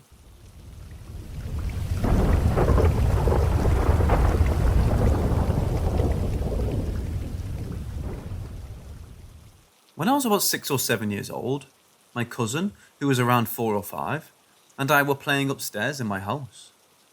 We were standing outside my spare bedroom door, and suddenly, the handle on the door went up and down really fast, like someone had been trying to open it from the other side. I ran downstairs as quickly as possible, and my cousin followed. I told my parents what had happened and asked my cousin if he saw it too, but he said no. He didn't see anything, and he only ran because I did. I was baffled that only I saw it. I have no siblings, so it couldn't have been anyone. I said there was someone in the room and we went up to look, and no one was there. I vividly remember seeing the handle go up and down, and it made a loud noise. Then, when I was like 10 years old, I was at my cousin's house. On my dad's side, she was 11. My dad's side of the family have always had paranormal experiences. We were in the garden, and for some reason, they had 2 dogs. We were in the yard, and behind a small wall, there was a tree and there were leaves on the ground. We heard rustling in the leaves behind the wall, but didn't see what it was because the wall was in the way. They were footsteps, like you could hear the leaves crunching like someone was stepping on them. At first, I thought it was the dogs, but when I looked, both dogs were in sight on the other side of the yard, so it couldn't have been them. And there was also no wind. It was completely still. The tree was pretty full, and we, as far as I can remember, saw glimpses of something black in the tree. We got our granddad out to look, but he said there was nothing there. We also heard very faint whispers saying the name Anna. There is a stone tower in the field behind my cousin's house, and we just assumed that the thing we heard was a witch and that she lived in that tower. I'm still unsure if this was just all in my head, but I can remember it so clearly. Has anyone had something similar happen to them?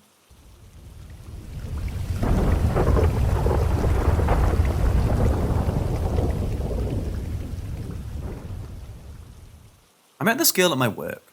She would come in sometimes when we were busy. She seemed normal.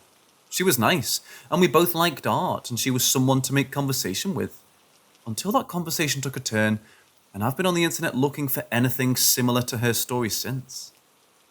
She claims to be affected by a sort of curse, but it's more involved than that. She has a crazy story.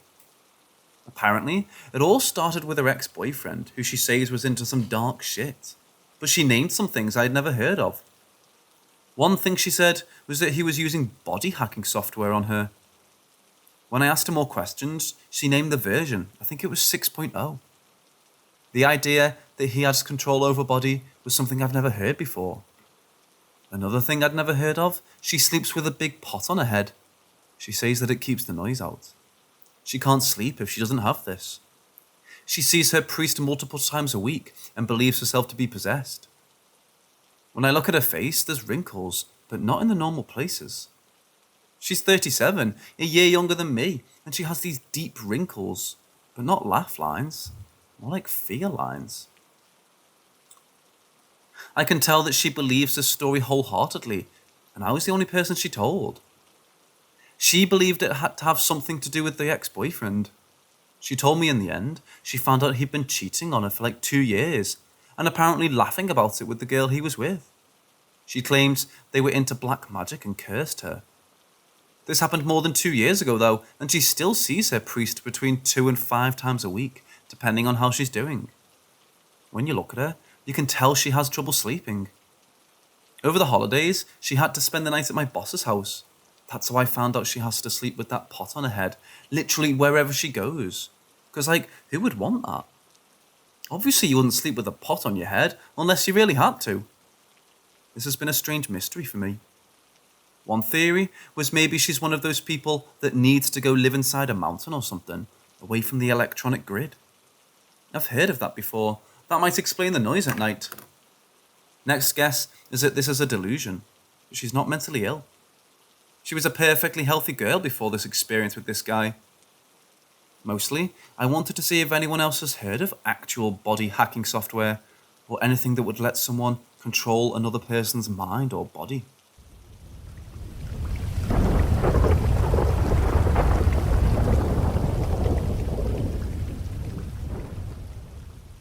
This took place in 2011. I had met Steve on New Year's Eve when he spilled beer on my shoe while dancing. We started vibing, and we really hit it off, so soon after, we started dating. I had just started to sleep at his place sometimes. He lived in an older place. It was once a duplex, but it was now split into 4 separate units for singles. I don't remember feeling strange about anything before the night terrors came back. I used to have them when I was really young, and intermittently I would get them at stressful times in my life. But this wasn't a stressful time. It was a really fun, carefree time, so it didn't make sense. They came with the sense that I was living someone else's memories in the dream. I would get sleep paralysis, and he would hear me struggling, trying to move or scream, and he'd wake me up. The dreams were very violent. I remember seeing a lot of blood, and I would wake up feeling violated, knowing that something bad happened there. The fear didn't go away when I woke up. It stuck with the house, and I often needed Steve to talk me down, or sometimes we'd even go get pancakes at our favourite diner in the middle of the night. It was one of these mornings. I had awoken from a nightmare, and I was fully awake but meditating. I had a vision. The impression was of a slightly older man sitting at the foot of the bed, with his head in his hands. I looked closer to see more detail in his face. He had the saddest blue eyes. I instantly knew this man did something horrible in this place. I went on with my day, but the man stayed with me. His piercing blue eyes and his brutality haunted me. I went to school, but I couldn't concentrate as I sat in class with my laptop, so I googled rape, murder, Lake Worth apartment. Something told me to Google those exact words in that order. At this point, I wasn't sure of Steve's exact address. The very first article was what I needed. It was about a woman who had got home from a waitressing job at night, and she was attacked right outside her home and dragged by the hair inside, where she was sexually assaulted and murdered. She screamed. Nobody called the police. When I saw the address, my jaw dropped. I texted Steve to confirm his exact address, and there it was on the computer screen. I continued to read. This was a crime that occurred in the 80s, but the man had just confessed in 2011, which is why it was news, I guess. He was already in jail on another crime, and he copped to this one. His mugshot was in the article. There were those blue eyes, staring right through me in that creepy way that gave me full body chills. I instantly recognized him from my vision that morning. The waitress ended up dying at the exact age that I was back then. Maybe this is one reason I kept dreaming about what happened to her. Another reason it might have imprinted so heavily is that no one heard her screams. There was just a feeling of helplessness. And when I think of these 3 surrounding neighbours not getting involved, they all share walls which are paper thin there. We could hear everything. I felt like maybe that was all she wanted, to be heard. I wish I could say it resolved itself, but I did a lot of smudging and cleansing in that place, and it still creeped me out being alone there at night.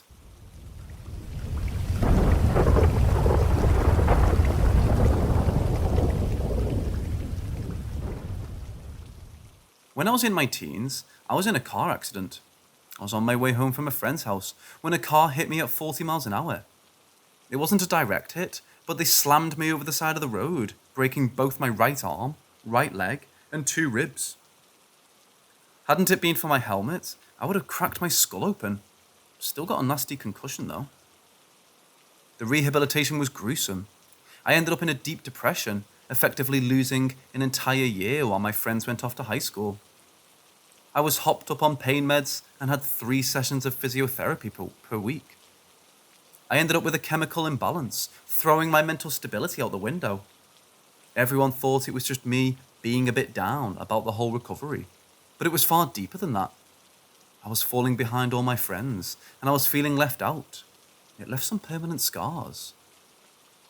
Anyone who has suffered from depression knows that you don't just get one symptom. It's all kind of things, and it varies. One day, you can barely get out of bed. Another day, you just can't stop crying. You can get panic attacks just from getting in the shower. You're just so much more vulnerable, you know? But for me, the worst part was the nightmares. I just couldn't relax, and I'd get these vivid, monstrous nightmares. Every single night, over and over. They were horrible and gruesome. Being buried alive, having to eat my own body to survive. Being at a party, having my eyes keep falling out of my skull, and I had to crawl along the floor hoping no one stepped on them. These kind of nightmares come to me every day. I grew so accustomed to them that I just stayed up as long as I could at night, instead falling asleep in the middle of the day. My parents thought I'd developed narcolepsy. As I recovered, most symptoms eventually went away. As my body healed and I started getting back into a routine, I improved rapidly. I could play basketball again. I got my social life back, and I started enjoying music like I used to. One by one, my symptoms went away. I no longer considered myself depressed, and my doctor agreed. It took time, though. A long, long time. But the nightmares never really went away. I just adapted. Over the years, I got more and more used to waking up in a cold sweat. I started keeping sleep timers that I strictly adhered to, and I abused caffeine in the afternoon on days where the nightmares got the better of me. Over time, I started forgetting what I'd even dreamt. I'd still wake up sweaty or with a heightened pulse, but it would rarely go so far as to wake me up. I'd just get up in the morning with that feeling of unease. But just like any kind of wound or disability, you never really get used to it. You just adapt. But high school made way for the real world, eventually. I made my way through a few community college classes and landed on an apprenticeship as a plumber. I'd also help out as a bartender on odd weekends. I wasn't living the high life, but I was making do and saving a little bit every now and then. Gotta love small town living. I tried to find ways to deal with my nightmares, but I never really found anything permanent. Painting, writing, even boxing. It was all just a temporary release. Over time, I'd adapt to that too, and the nightmares would come back. It made it really difficult to me to have someone stay the night, as I was scared for them to hear me scream or cry in my sleep, something which persisted from my teenage years. Hell, if it's bad enough for the occasional neighbour to complain, I couldn't imagine how bad it'd be for someone that shared my bed. I first started posting online a few years ago, just to see if there were other people out there who suffered with the same kind of nightmares I do. I got in contact with a few other people that had also wrestled nightmares on and off for several years, and they had all kinds of advice for me. There was the standard exercise and diet crowd, the fine Jesus people, and of course, those who had no advice to begin with and just wanted to hijack the post to talk about themselves. But I got in contact with a few who seemed genuinely interested and had dealt with something similar themselves. They talked about various kinds of medication and long-term treatment, all with the perspective of keeping it manageable. During this time, I was finally starting my job as a plumber. I know, it might not sound too exciting, but it was a great relief knowing I would have a steady job for as long as I want. People always need work and pipes. That won't change anytime soon. The nightmares were still there, and my screams could get so bad the neighbours pounded on the walls, yelling at me. I felt for them, really. I was trying out a few tips, mostly relaxation and mindfulness exercises. I was improving for the first time in years, and I was actually starting to feel a bit optimistic. I was getting up earlier in the morning, I had more energy, and I could take on an hour or two of overtime every now and then without falling to pieces. All in all, things were getting better. Then, I got in touch with Veronica. She was one of the people who reached out to me. She told me she dated a guy with issues similar to what I was describing, and she seemed both eager and sympathetic. I had so many hang-ups about dating someone that it felt nice just to talk openly to someone about it. She talked about waking up to his screams and desperately trying to help. Also, the nightmares weren't what broke them up in the end. Him refusing to talk about his issues was, by far, the main offender. But that shouldn't be a problem for you, she wrote. You seem very open about it. I suppose I was, at least online. Over time, we moved from Reddit to Facebook to texting. It became a daily routine to check in with one another. She was trying to help me understand and normalize my condition, and I was helping her get over a bad breakup. She just seemed like a genuine and caring person. After a few weeks of texting back and forth, we got a bit more open with one another. We realised we just lived about a 30-minute drive apart, and we were both curious about meeting up. We decided on a casual, non-date meetup, just to have a coffee and try out the chemistry. Of course, it wasn't that simple. Veronica was as kind as she was beautiful, and had a smile as warm as her hair was long. Just seeing her across the cafe made me fall in love with her. Then again, maybe I'd been in love all along. That might just have been the first time I admitted it. That coffee turned into a long walk, a dinner, and a couple of glasses of wine. 13 hours later, I was standing outside her door trying to pry myself away from her company. We just stood there, talking late into the night. I could have stayed there until sunrise, but we decided we'd meet again the next day. So we did. One thing led to another, and we started meeting every weekend.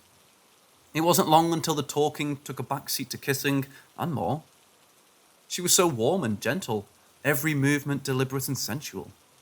Sometimes I'd stay over at her place, sometimes she'd stay over with me. Within a month, I had a spare toothbrush for her in my bathroom. We were more often than not at my place. Hers was a bit more impersonal. But it wasn't all roses and sunshine. My nightmares started coming back, and with a vengeance. At first, I thought it was because I was excited or exhausted. I tried to explain it away, but it always came back to Veronica. The more time I spent with her, the worse I slept. Still, she was so understanding. She comforted me in the morning. She sat with me when I woke up at night. She was nothing but supportive, but it was getting unbearable. Veronica tried to make me relax. She figured I just had to adjust to not sleeping alone and argued that it would all go away with time. If anything, we just needed to spend more time together. To her, the solution seemed obvious. I wasn't convinced, though. My nightmares were worse than ever, and they weren't going away. Before, I'd forgotten them come morning, but not anymore. Instead, it felt like my mind was marinating in this constant, relentless unease. I'd dream about my hair turning into centipedes, biting me as I laid down. I'd dream about my brain melting out of my ears as I desperately tried to hold it in with my hands. I'd dream about dying in a fire, about drowning, about floating in space. 100 horrors, a new one every night. And in the morning, I'd still feel something. My lungs might hurt from trying to breathe in a vacuum. My skin might feel warm from the fire. The sensation would go away after a while, but the feeling would stick with me all throughout the day. And right there next to me was Veronica to cheer me up. She was always so cheerful in the morning. By now, most people I'd talked to online had gone away. I still had contact with this one guy in France, though, Antoine. He had almost the same problem as I did, but he'd finally found a treatment that worked for him. It was a pretty specific type of medication, but I decided to talk to my doctor about it. We figured we'd give it a try for 2 months. It was a bit costly, but if it would actually help it, it'd be worth every cent. The next time Veronica came over, I slept like a goddamn baby. From the moment I rested my head, it was just lights out. No dreams, no anxiety. I bet my neighbours were happy as well, not hearing a peep from me an entire night. It was like turning off a light and then just suddenly being awake again. It was a bit unsettling just how effective it was. I couldn't help but laugh. It was so unexpected. Veronica was happy for me, for a little while. But over the next few days, she seemed bothered. She'd ask why I was treating her differently and why I was acting strange. I told her about my new medication, and she didn't seem impressed. I don't like what it does to you, she said, not one bit. There was a strange intensity to her, like her eyes had grown darker. I couldn't just stop taking my new medication. I was sleeping well for the first time in years, and I wasn't about to just quit. I had no idea what she was referring to. I was, if anything, more positive and energetic than I'd ever been. I was feeling attacked, seemingly out of nowhere, and I was having a hard time understanding it. For a few nights, I tried to stop taking the pills, but the nightmares just came back worse than ever. I'd dream about being strangled, waking up 3 or 4 times a night. Again, I'd wake the neighbours. I'd wake from my nightmare, hearing them bang at the walls. Sometimes I wouldn't wake up. Instead, I'd dream about them being impaled and slowly bleeding to death. All of a sudden, Veronica was back to her usual and caring self. If anything, it was getting a bit eerie. The worse I slept, the happier she'd be. She was nothing but warm towards me for the next few days. She'd practically moved in with me at this point, staying over almost every night. She'd cling to my arm when we went out. She'd give me kisses on the cheek while we were grocery shopping. She'd stroke my hair when we watched Netflix, and she'd be nothing but smiles all day long. But I was exhausted. I was falling asleep at work. I couldn't keep this up. I had to start taking the pills again. It was a Friday night after a desperately long week. We made some hot dogs. I took a shower and turned in for the night. It was barely 9 p.m. when I finished brushing my teeth. I I was standing with the sleeping pill in my hand when I saw Veronica behind me in the bathroom mirror. She was leaning in, her face as stiff as ice. I just stood there, holding the pills, meeting her eyes in the mirror. For a brief moment, I could have sworn they reflected the bathroom light. "Are you going to start taking those pills again?" she said as casually as if asking how my day had been. "I've got to sleep," I sighed. "I can't do this." "You sure about that?" "Yeah. No, I mean, are you really, really sure?" I was having second thoughts. There was an ultimatum dancing in her eyes, and I was too tired for drama. I swallowed the pill dry, and as I turned around to face her, she was already heading out the door. I tried calling and texting her, but there was no response. Instead, I just turned in for the night. I was having trouble keeping my eyes open. That night, I had one of my worst nightmares yet. The pill did nothing. I dreamt I was in this eternal black ocean. My clothes were heavy, weighing me down. I could barely breathe, the waves slapping me left and right. Every other breath I'd dip beneath the surface. The water was so dark, I couldn't see my own hands. I'd sometimes feel something big brush up against me. At times, something would tug at my legs or arms. Something sharp would poke at me. My flailing hands would poke against slippery surfaces passing by. I'd feel my body get pushed back and forth as masses of water moved. I could feel big things swing past me in the dark. I woke up over and over and over, but I couldn't move. My body was still asleep, and I would start losing track over what was real and what wasn't. As my head breached the black ocean surface, I could see someone else. Someone swimming towards me. Someone with skin white as chalk and coal black eyes. Moments later, I'd be in my bedroom. I'd feel myself grasping for air. My arms weren't responding to movement. I'd try moving, screaming, but nothing happened. And there, in the doorway, was Veronica. Every time I blinked, it felt like she looked different. She'd be in the chalk white thing swimming towards me. She'd have the coal black eyes. She wasn't even swimming or walking. It was as if she was being pulled towards me. The only clear difference that I remember with absolute clarity is that right there, coming at me from the doorway. She was smiling as wide as on that first casual non-date. She crawled into bed carefully, like a prowling hyena. As I closed my eyes, I'd see the coal black eyes inches away from my face. Two worlds separated by the blink of an eye. A pair of delicate, stone-textured hands cupped my face as if to kiss me, but no kiss came. Instead, she unfurled her lips into the grotesque circle, her teeth bending and flexing like a leech. I'd feel her cold breath on my forehead. Saliva dripped down my face.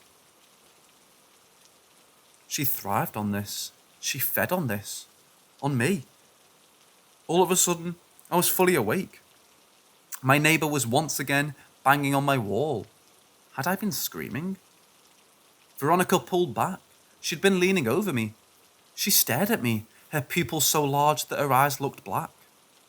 Her teeth were short and sharp like a piranha. Slack-jawed, she crawled backwards. I couldn't find any words.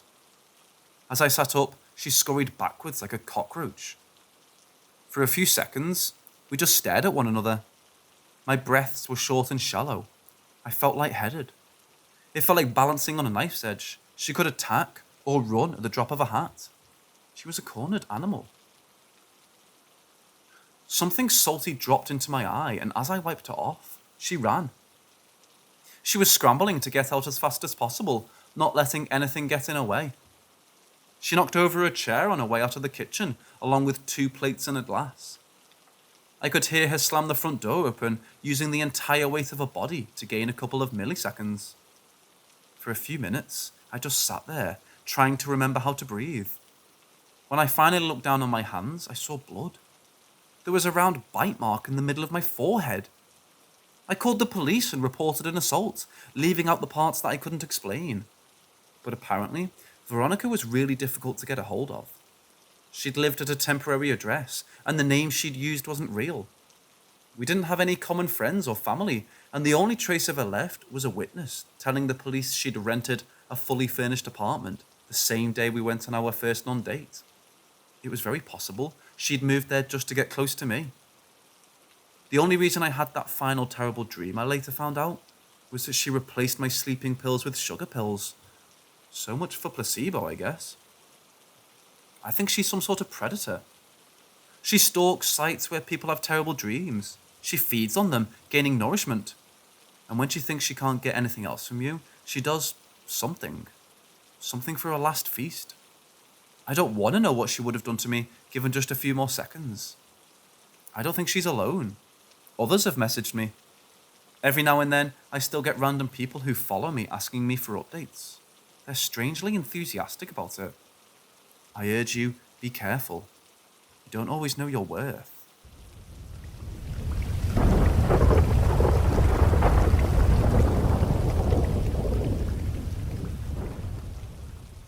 This happened a few years back when I was in undergrad. I attended a school that is several hundred years old, and as such, a lot of the campus and the surrounding town are reportedly haunted. My freshman year, I lived in one of the oldest dorms on campus. I had heard stories of various hauntings since before I applied, but I never expected anything to actually happen to me. A few weeks into the semester, things started happening. Closet doors would fly open, books would fall off desks, posters would fall off the wall, that sort of thing. It was infrequent at first, but as the weeks went on, it got so frequent and brazen that Jim would move things several times a week and start waking us up in the middle of the night. My roommate and I were understandably unnerved, but we didn't know for sure that it was a ghost. We never actually saw the things move. We were always at our computers or desks and just looking somewhere else, so we only saw the aftermath. So we decided to try and gather proof.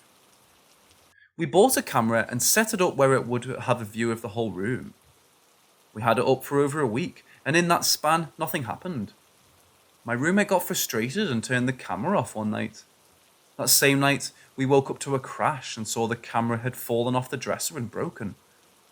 He had waited for us to turn the camera off. What an asshole. We were certain at that moment that we had a third roommate with us. After that, things kind of calmed down. Things still moved, but only every couple of weeks, and very rarely at night. The next year, we talked to the people who lived in the room, and they said they were experiencing the same kind of things. So we know it wasn't just us imagining things.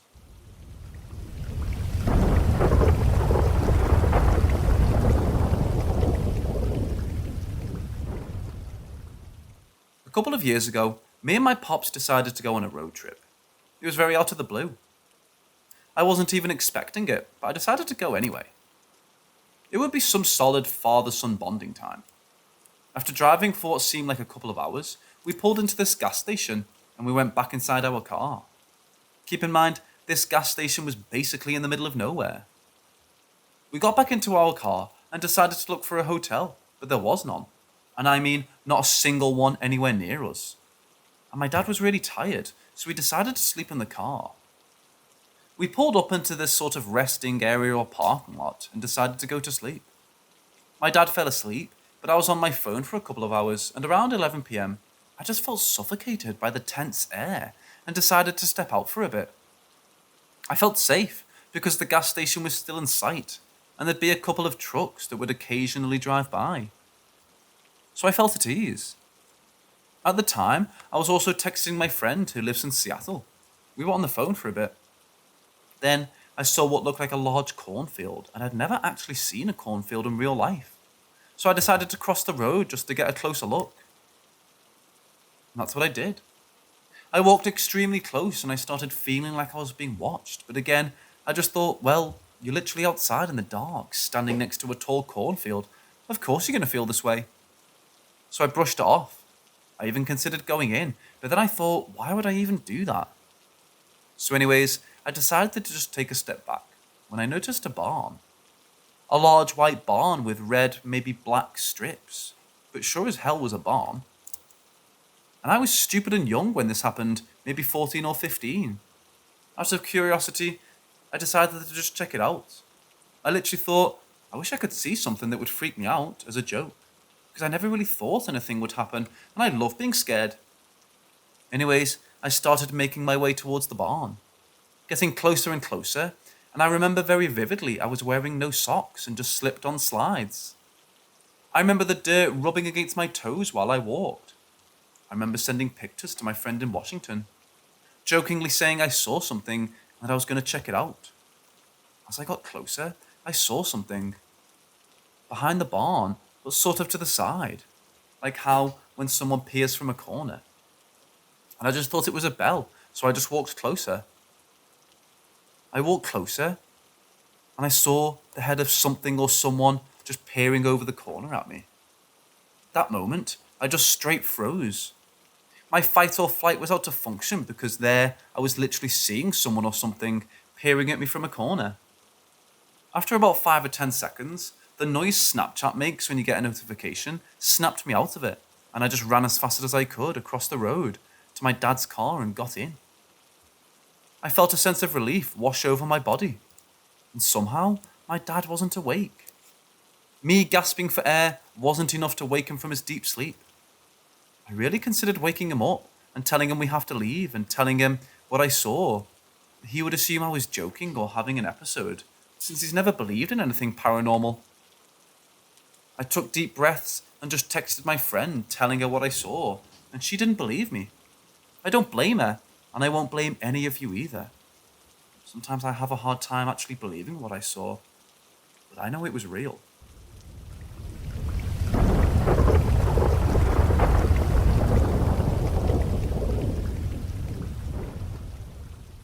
Since 2012, my grandmother was diagnosed with Alzheimer's. As expected, it got worse and worse as this sad disease is.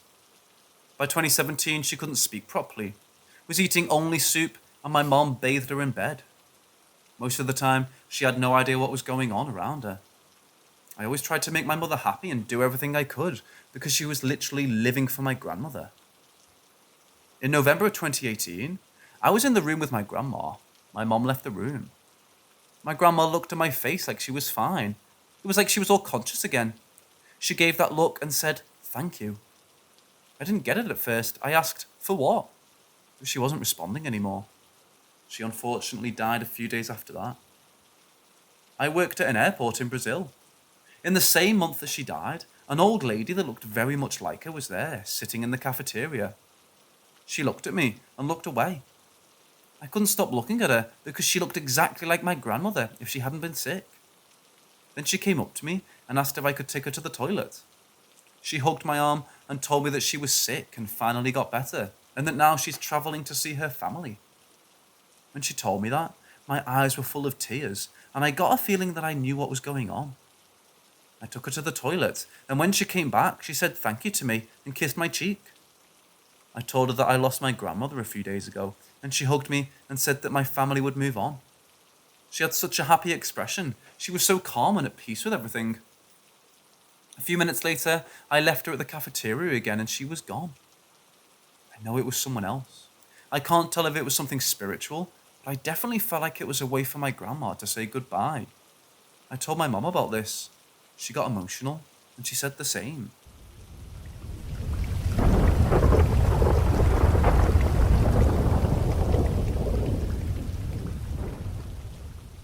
When we were very young, my older brother got cancer, lymphoma. He was 6 at the time, and I was 3.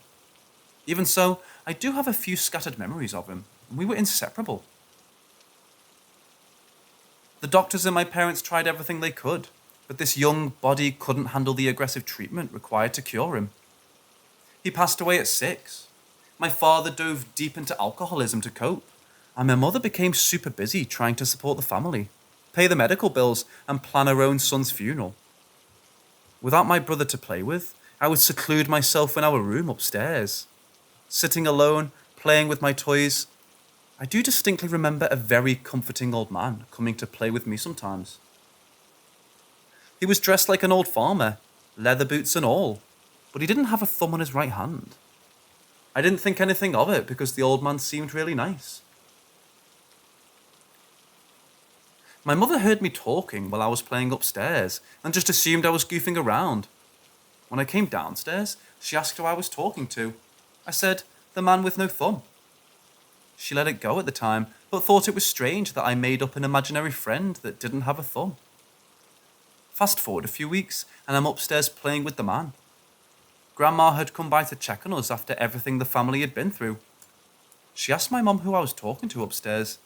The man with no thumb. According to my mother, Grandma turned white and called me downstairs. She asked me to describe the man. I described him in great detail. His face, his clothes, everything, right down to the missing thumb part. Grandma knew from the description that I needed to tell my grandpa. So I described the man to my grandpa, and he was speechless. I had just described his father. His face, his demeanour, and the thumb he lost in a farming accident on the family farm.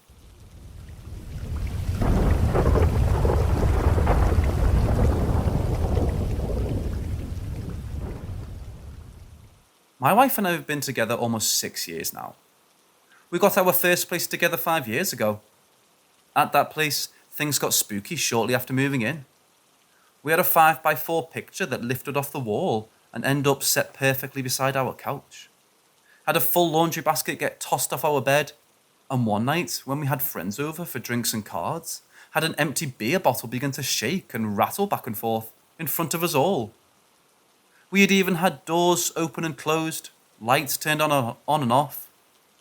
One night, my wife woke up in the middle of the night to see a small child shadow in the corner of our room. When we screamed and woke me, the shadow was gone. We moved a week after that. Second place involved random knocks, and sometimes we heard a whisper. Nothing too crazy though. A couple places in between our current, we had stuff get moved around, more knocks and more shadows. Then, 2 months ago, we settled into our new condo. For the first month there, nothing. Then 2 weeks ago, we began hearing knocks in the spare bedroom, starting hearing footsteps. Last night, our youngest cat was just sitting on the couch with us when all of a sudden, she stood up, stretched her head up as far as she could, and began watching towards the hall, near our master bedroom. Her head would make sudden movements as if she was watching someone walk towards her. Then she began to meow like crazy and started to walk toward what she saw. Then suddenly, she stopped meowing quickly, as if she was forced to stop, and just stared into the kitchen and spare room. Tonight, we were spooked, because as we were watching TV, I heard some loud knocks from the spare room. When I went to check, the switch box for the unicorn lights we had hung in the spare room was swinging back and forth. There was no wind in the room, so it couldn't have been caused by that. Seeing as this stuff has happened everywhere we've lived, we believe it's something following us. Do we have a reason to be scared? Or should we fear it?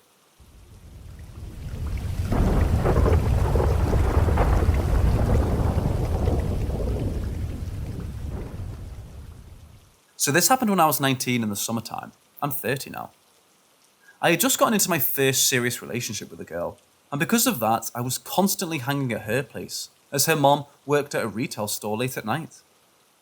I would generally go over on her mom's super late shifts, so she wouldn't be home alone with her mom. Appreciated as they lived out in a new development, and because of that, people would generally break into houses being built to steal copper pipes, lumber, etc., or just burglarize their new homes. Anyway, on this particular night, her mom had gotten back at around 3 or 4, and I had the next day off work. We hadn't been drinking, no smoking or any drugs of any kind, just hanging out. Once her mom got home, I headed back home. I was living with my parents at the time, as I had just started college. When I finally got home, I noticed that the blinds in our dining room were open, which my parents hated. To give you a rough layout of the house, when you first walk in there, there's a big hall that runs from the front door to the back door and living room. In the middle of this hall, you find a dining room to the right, with a giant window that overlooks a street to the right of the house. And to the left is a big straight staircase that leads to my parents' bedroom and 2 other rooms. When the blinds are open in the dining room at night, this giant streetlight shines with the brightness of 1,000 suns and goes straight into my parents' bedroom, and is annoying for them as their bed gets all the light. My dad told me that if I ever stayed up late or came back home late, to be sure the blinds were closed. Otherwise there'd be hell to pay if he woke up and had to go downstairs to close them, as he works early as hell. They almost always sleep with the door open. Anyway, I had gotten home and noticed the blinds were open. I walked into the dining room and saw the silhouette of a person standing in front of the blinds and assumed it was my dad. I quickly start apologizing that I forgot to close them. I hear nothing and see the silhouette moving across the window towards the opposite end of the window where the light switch is. I call out my dad's name once more and get no answer. I get this horrible, horrible feeling of dread and immediately beat this shadowy silhouette to the punch and flick the switch, turning the overhead lights on. Nothing. Absolutely nothing. I immediately get sick to my stomach in fear, slam the blinds closed and ran to my bedroom. I bring this up to my family the next morning at breakfast, and one by one, my family all admits to have seen the same thing at some point in the past month or two. Without going into too much detail, the gist is that we all had seen the shadow, but didn't really tell anyone, as we just assumed it was us being tired, still waking up from sleep or something else.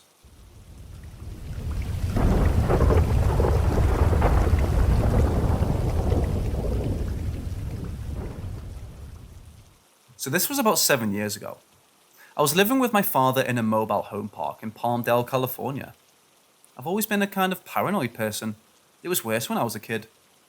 That being said, I tended to get up at night to do a perimeter check and walk around the inside and outside of the house. This always goes well. I never find anything. One day, however, I got up to do my check and something was off. Something in the air, how heavy it was, how cold it was.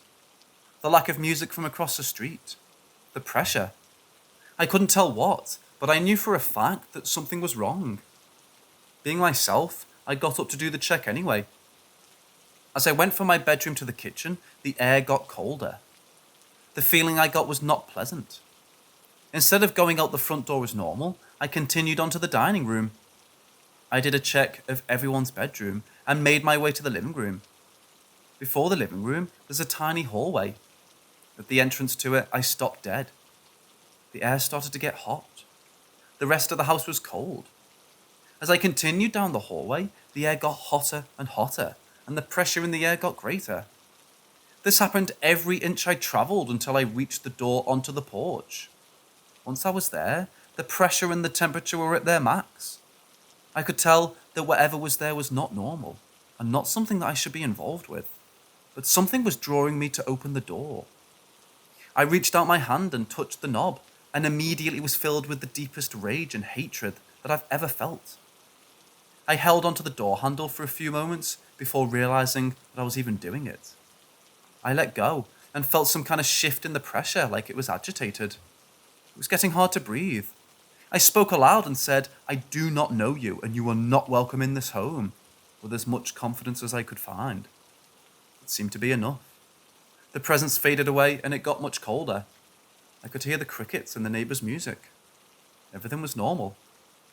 I didn't go back to sleep that night.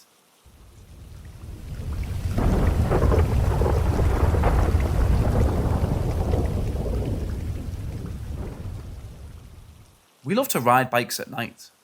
We live in Florida, on the coast in the northwest region. We have a lot of people in our town, so plenty of buildings and structures, but also a lot of trees, even in our neighbourhoods. It's the middle of summer, and we're riding through a neighbourhood that we frequently go through. It has tons of houses and long streets, away from any busy roads.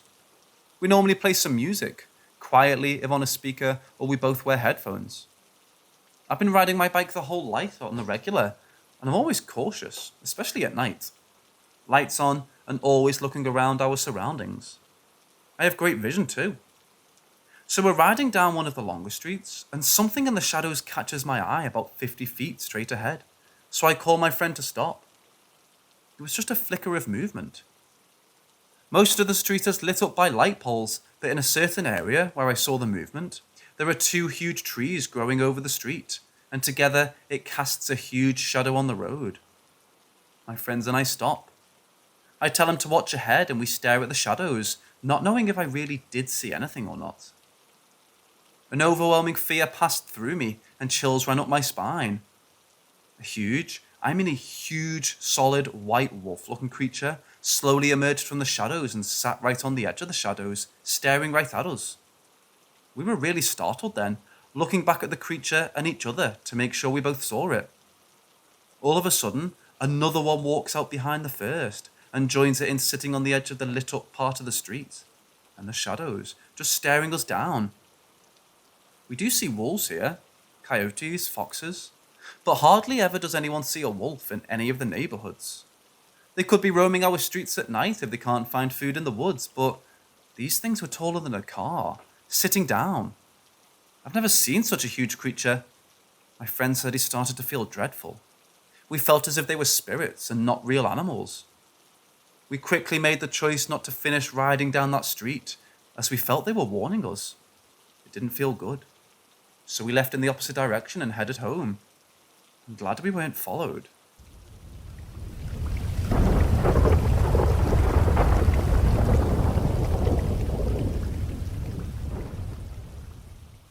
So last night, my friend came over and spent the night. I go to bed pretty early. I would say a good 2 to 3 hours before everyone else. And so I'm usually the first up in my house of 7 people. And I always go to bed watching Family Guy. But when I woke up, it was playing something else. And as I went up to change it, I heard my friend's voice from the other room say my name. Now, I know there were 3 problems. 1, I just saw my friend laying down sleeping on the couch to my left. If he did wake up and called my name, he would have sounded tired as if he just woke up. But this sounded like his normal voice and was practically emotionless. 2, he rarely calls me by my actual name. And 3, the voice sounded like it was coming way too far to be the guy right behind me. And luckily, I'm already a big fucking pussy when it comes to paranormal shit. And my sister's stories of demonic encounters in a dream didn't help.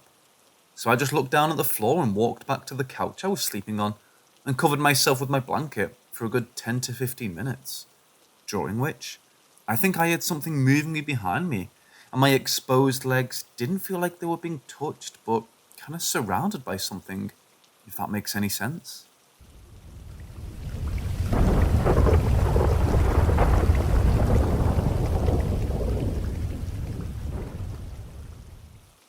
She told me this story when I was younger and back in my hometown of Zacatecas, Mexico.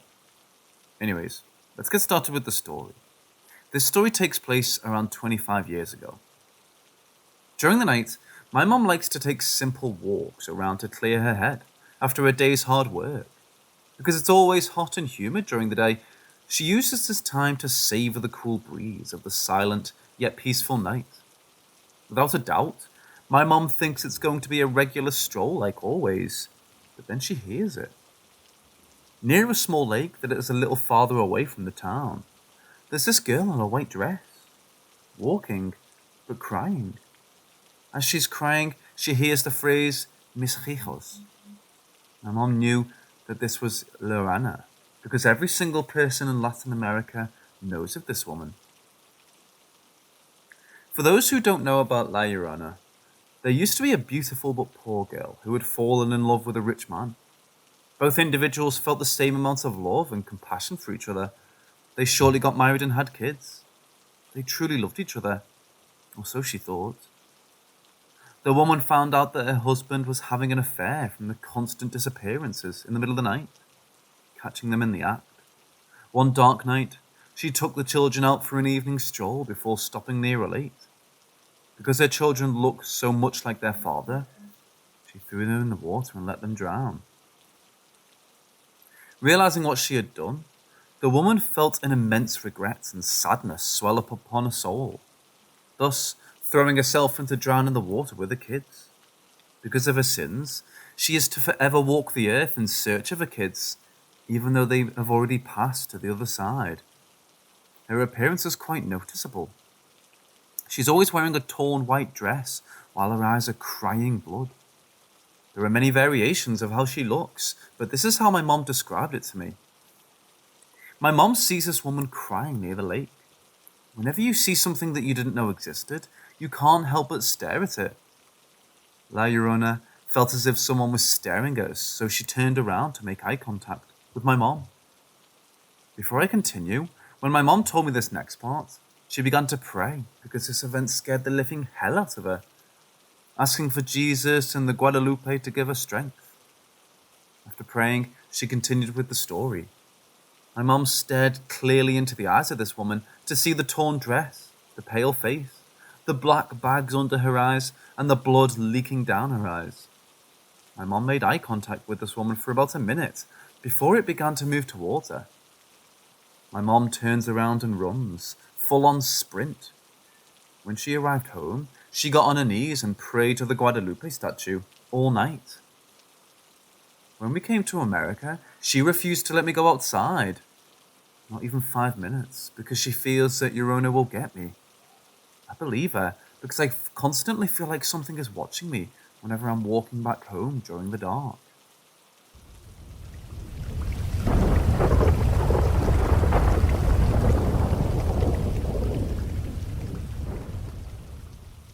So this story starts a while ago, when I was 5.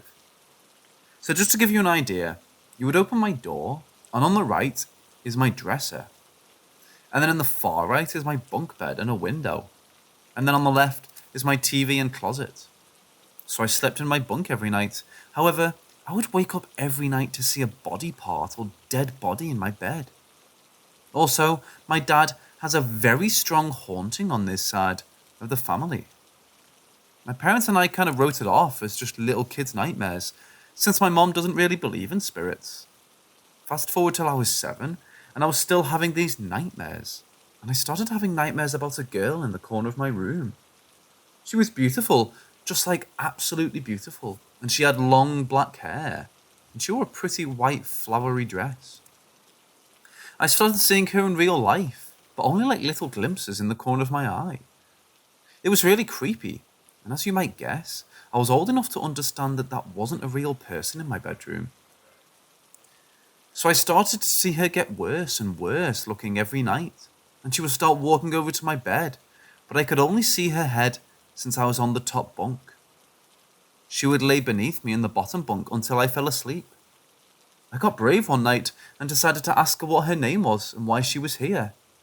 She said her name was Elizabeth, and she refused to answer my second question. She stopped coming after a while and then just stopped coming at all. Fast forward again to when I was 9, and I started having really bad sleep paralysis every single night. It eventually went away, and now I get it every few weeks. Anyways, when I was 11, we moved to Virginia. As soon as I got here, I decided to explore around, so I did. I saw a river and a pond and some other stuff, but then I saw a small forest that was a small area of loads of trees.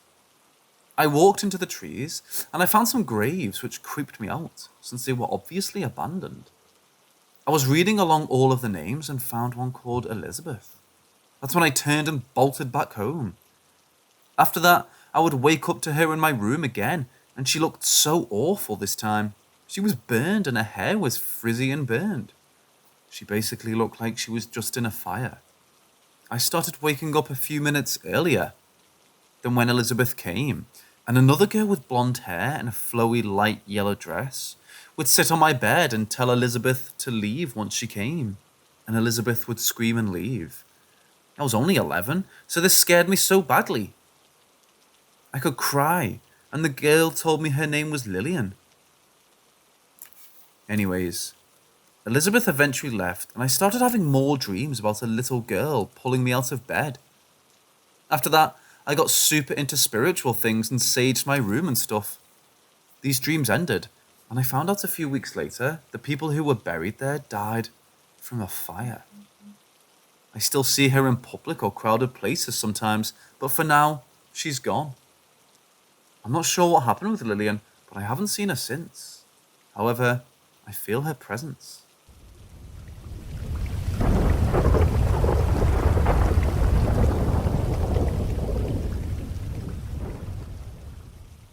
When I was younger, my family lived in a run-down, terribly built and dangerous neighborhood. It was the type of neighborhood where hearing gunshots was quite frequent. I figured this information might be useful to determine the type of energy or figures we dealt with.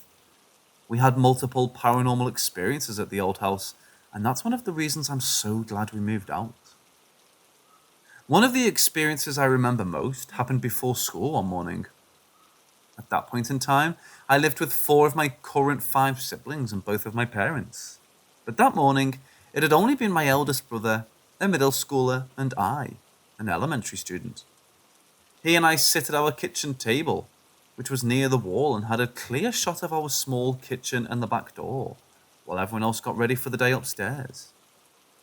We had been quietly eating cereal together when suddenly, the back door flew open and shut, and a blurry black figure rushed into our house. It was so fast that it seemed to disappear the moment it arrived. My brother and I had both seen it. I know he saw it as well, because the moment it happened, we both shared a scared look and promptly stood up. He and I checked our back door and found that it had been locked. There was no way anything could have come in because it had been locked, so we were both terrified. We went back to eating, but were shaken up by our experience. I remember being so scared as I finished my bowl of cereal. This is a small story, but it seems relevant. My brother told me one day, a long while later, that he remembered waking up in the middle of the night, only to see a disturbing face looking back at him. His bed was positioned with the foot of the bed facing the hallway, and I have no idea why he slept with his door open, but whatever. When he opened his eyes, he saw a tall black figure with no distinguishable features, except its glowing red eyes staring back at him. And of course, he remained still and silent, trying not to show any signs of movement or acknowledgement. Eventually, he managed to fall back asleep and never saw the figure again. I remember seeing shadows move in that home when everyone else was doing their own thing. The creatures never did anything that I was aware of, but they scared the hell out of me and my brother. My mom says she had some paranormal experiences there too, but I don't remember them. I'll ask her tomorrow. Thankfully, they didn't seem to follow any of us to the new house, which we lived in for 5 years now. The only experience I've had at this house was a chance encounter with a sleep paralysis demon and hearing inexplicable breathing in my own room sometimes, but those weren't enough to shake me up.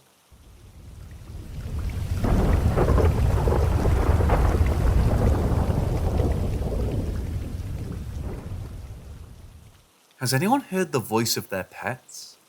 My friend told me about a year ago that she heard one of her cats speak to her. Her cat said, "Move." Though she says it freaked her out, she rolled over and the cat jumped onto the bed and got comfortable. She said it was a very small, feminine voice. Not gonna lie, I loved hearing about this because I love hearing about unexplainable things. But then it happened to me. Last night, I was laying in bed trying to sleep. I was tired, but not sleeping. It had been probably an hour when I rolled over and became vaguely aware that my cat was walking around to my side of the bed. This is typical, as he likes to sleep with me. He didn't jump up, he just sat there, and I swear I could feel him staring at me. Again, not totally out of the ordinary, but I noticed it. Then I heard, "Up, I'm hungry," in the most chilling, high-pitched, non-human voice. Very clear and direct in my head. It had me so shaken, I asked my husband if he had heard it. No, I didn't get up to feed him again. Aside from being completely freaked out and frozen in bed, he had both a bowl of dry food and an extra treat of wet food for dinner. I knew he was good, at least for the night. This has now happened to my friend twice and now myself. Am I going crazy? Did I really hear him? Has anyone else ever experienced anything like this?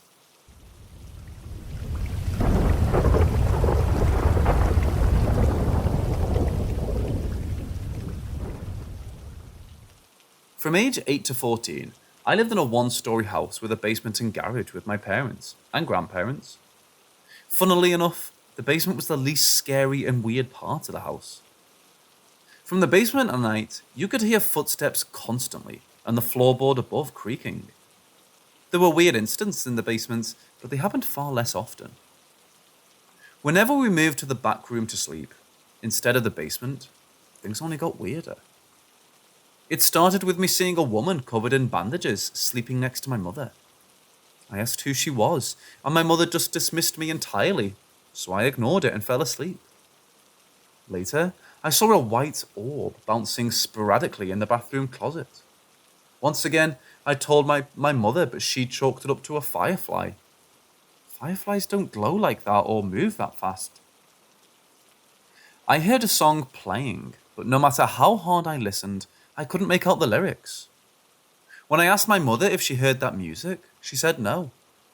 It played for hours before I eventually fell asleep, and it sounded so clear, so why couldn't I understand the words?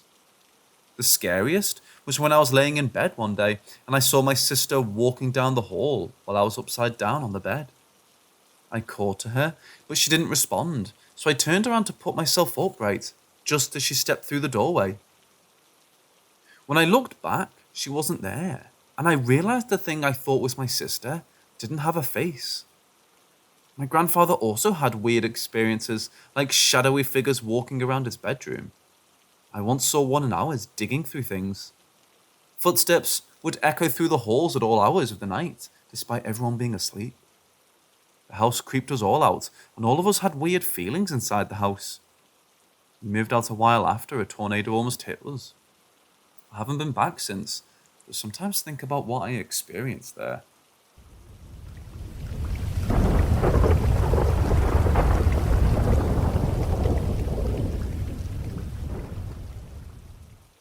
The fan inside my cooker hood, which I've never used before, has activated twice. The first time it deactivated as soon as I entered the kitchen to check where the noise was coming from, and I did nothing else. The second time, a few minutes afterwards, it kept going until I switched the wrong lever, which is the one that turns on the cooker's hood lights. I noticed and turned off the correct lever, the one that turns the fan on or off. It should be noted that these levers take quite a bit of strength to be moved, but the creepier thing is that both times the fan deactivated for weird reasons. After this occurrence, I noticed that my cat was under my bed, which is something he only does when he's scared. After a while, he got out and very carefully walked towards the kitchen. He stood on the threshold and looked inside at a specific spot on the wall, not at the cooking hood itself, even standing on his hind legs. Needless to say, I could see nothing there. My cat was unusually tense and frightened, but he seems to be over it now.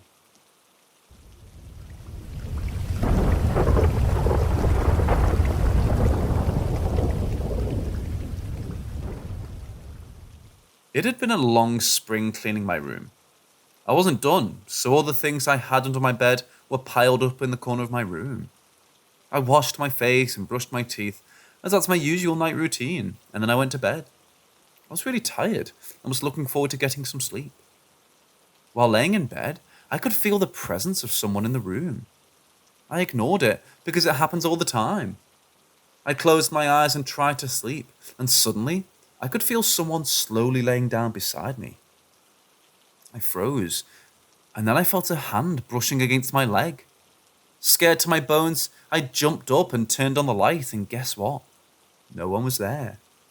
Still scared and in shock, I sat down on the bed with my feet on the floor.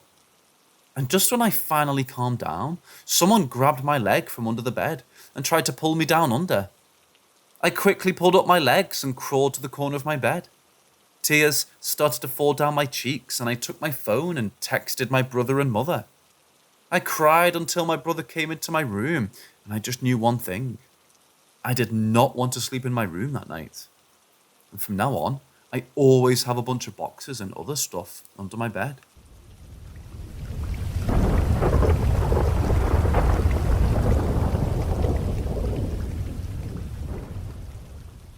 When I was little, I played with a little girl named Christina. We did everything together, and she was my best friend. She even came with us when we went to another country. We played on the swing and pushed each other, and one time, she made me cut my own hair. It wasn't just a little bit of hair that I cut off, it was almost everything, and I got in so much trouble. I also remember that one time she had the most horrific pants. They were bright orange Manchester pants, but one of the time she wore a dress. She had long wavy hair and always wore it in a half-up hairstyle. My family thought I was crazy playing with her, and I didn't understand why until years later. Then, we stopped hanging out when I was about 10 or 11 years old. Then years later, my mom saw her. My mom came out from the bathroom, and there she was, right outside the door. As soon as she saw her, she disappeared. My mum rushed to my room to tell me what she had seen and started to describe her. My reaction was, I've played with a ghost. That's why they thought I was crazy. They didn't see her. I was the only one who saw her then until my nephew was about 5. He has seen her multiple times, but he starts to talk about other things and avoids talking about what he's seen. He isn't the only one who's seen her nowadays. We've gotten so used to her that we don't mind her being there. The medium told us that she isn't stuck here. She just likes to visit.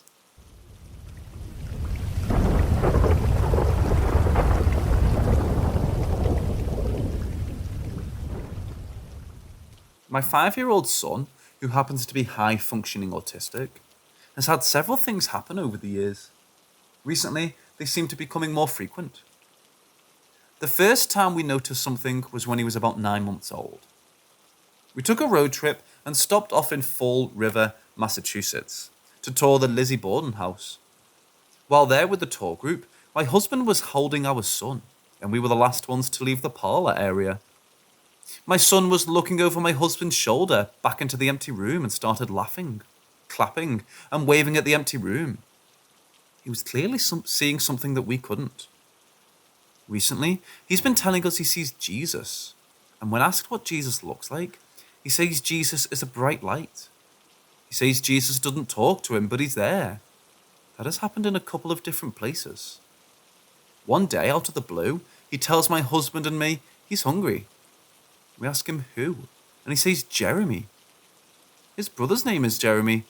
In college, the boys are 15 years apart, and we say Baba? He says no, Jeremy from Daddy's office. We're like, okay. Then less than 3 minutes later, my husband and I get a text on our group text with Jeremy from my husband's office. And it's a picture of his dinner that he'd just finished grilling. It was steak and veggies. The other night, my husband and son went to Sonic and got some grape slushies and chicken. I asked my son what he got, and he said chicken and tots. I was thinking about how good the DQ chicken salads used to be back in the day, but never said anything out loud, and all of a sudden my son says, maybe next time we can go to DQ. We've never taken him to DQ, ever. I asked my husband if I said anything about DQ, and he said no, you didn't. These just seem too coincidental to be coincidental. What do you think?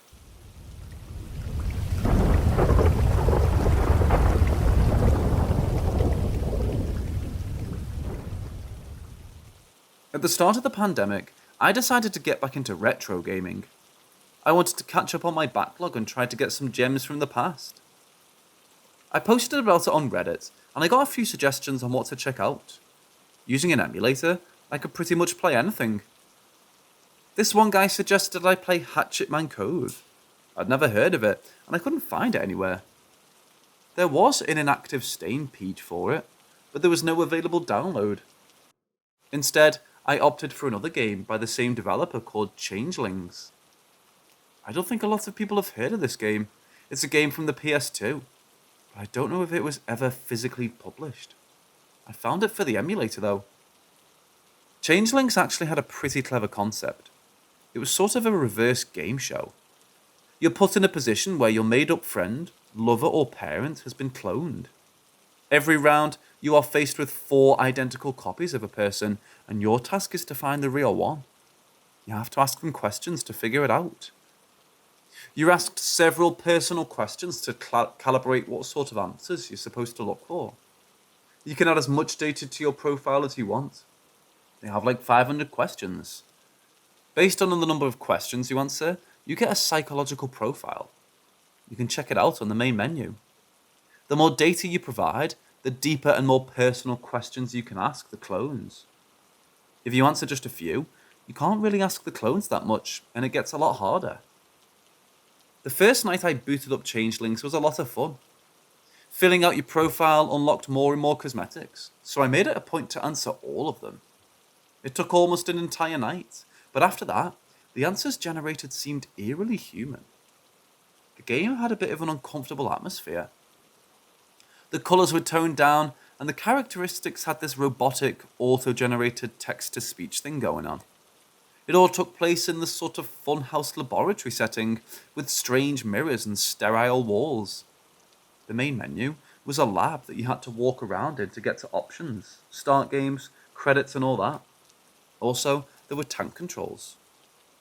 Once I started playing the game, it became apparent that this wasn't just any old game. You could ask the clones weirdly deep questions, and they would answer as best as they could based on your profile. This meant that as much as you were playing against them, you were also playing against yourself. The better you knew your own profile, the easier it was to eliminate the clones. The clone, being a close friend, relative, or lover, would know you better than a clone. So just seeing who knows you the best in certain ways is the way to go. For example, I asked the clones what my favourite type of sandwich was. I got 4 different answers. Your favourite is tuna and oregano. Your favourite is tuna and ham. Your favourite is tuna and mayonnaise. Your favourite is tuna and bell peppers. All answers were tuna, which is what I'd answered on my profile. But the second word, that wasn't part of it. But that's the tricky thing about this game. Based on your profile, it makes an estimate about what could be your favourite. So thinking about it, I figured a mayonnaise tuna sandwich would be the correct answer, as it sounded the most true to me and my taste. Nothing was completely wrong, but that was the most right. Still, it was a bit of a gamble. Yeah, I won that round. Tuna and mayonnaise was spot on. The game figured this out just by the sheer number of answers I'd provided. It knew my palate. I've since started making them regularly. It's like the game knew me better than myself. And that's the game. I got really into it. One thing about these older unknown titles is that you actually have to consider a lot of it for yourself. There are no shortcuts or guides. I tried getting the best score, the most elaborate answers, making up the funniest questions, all kinds of stuff. But if the questions were too nonsensical, the game would just recognize them. You could use preset questions and just put in certain words like, what is my favourite X? What do you think of X? What was the name of my first X? That was the best way to get a good answer. You can make a completely custom prompt though, but you might get an error. Also, it was clunky as hell, as you couldn't use a keyboard or click the letters. You had to move with direction arrows and choose the letters one by one. The game doesn't just let you pick out the character you think is the real one. You must kill off the clones in elimination rounds.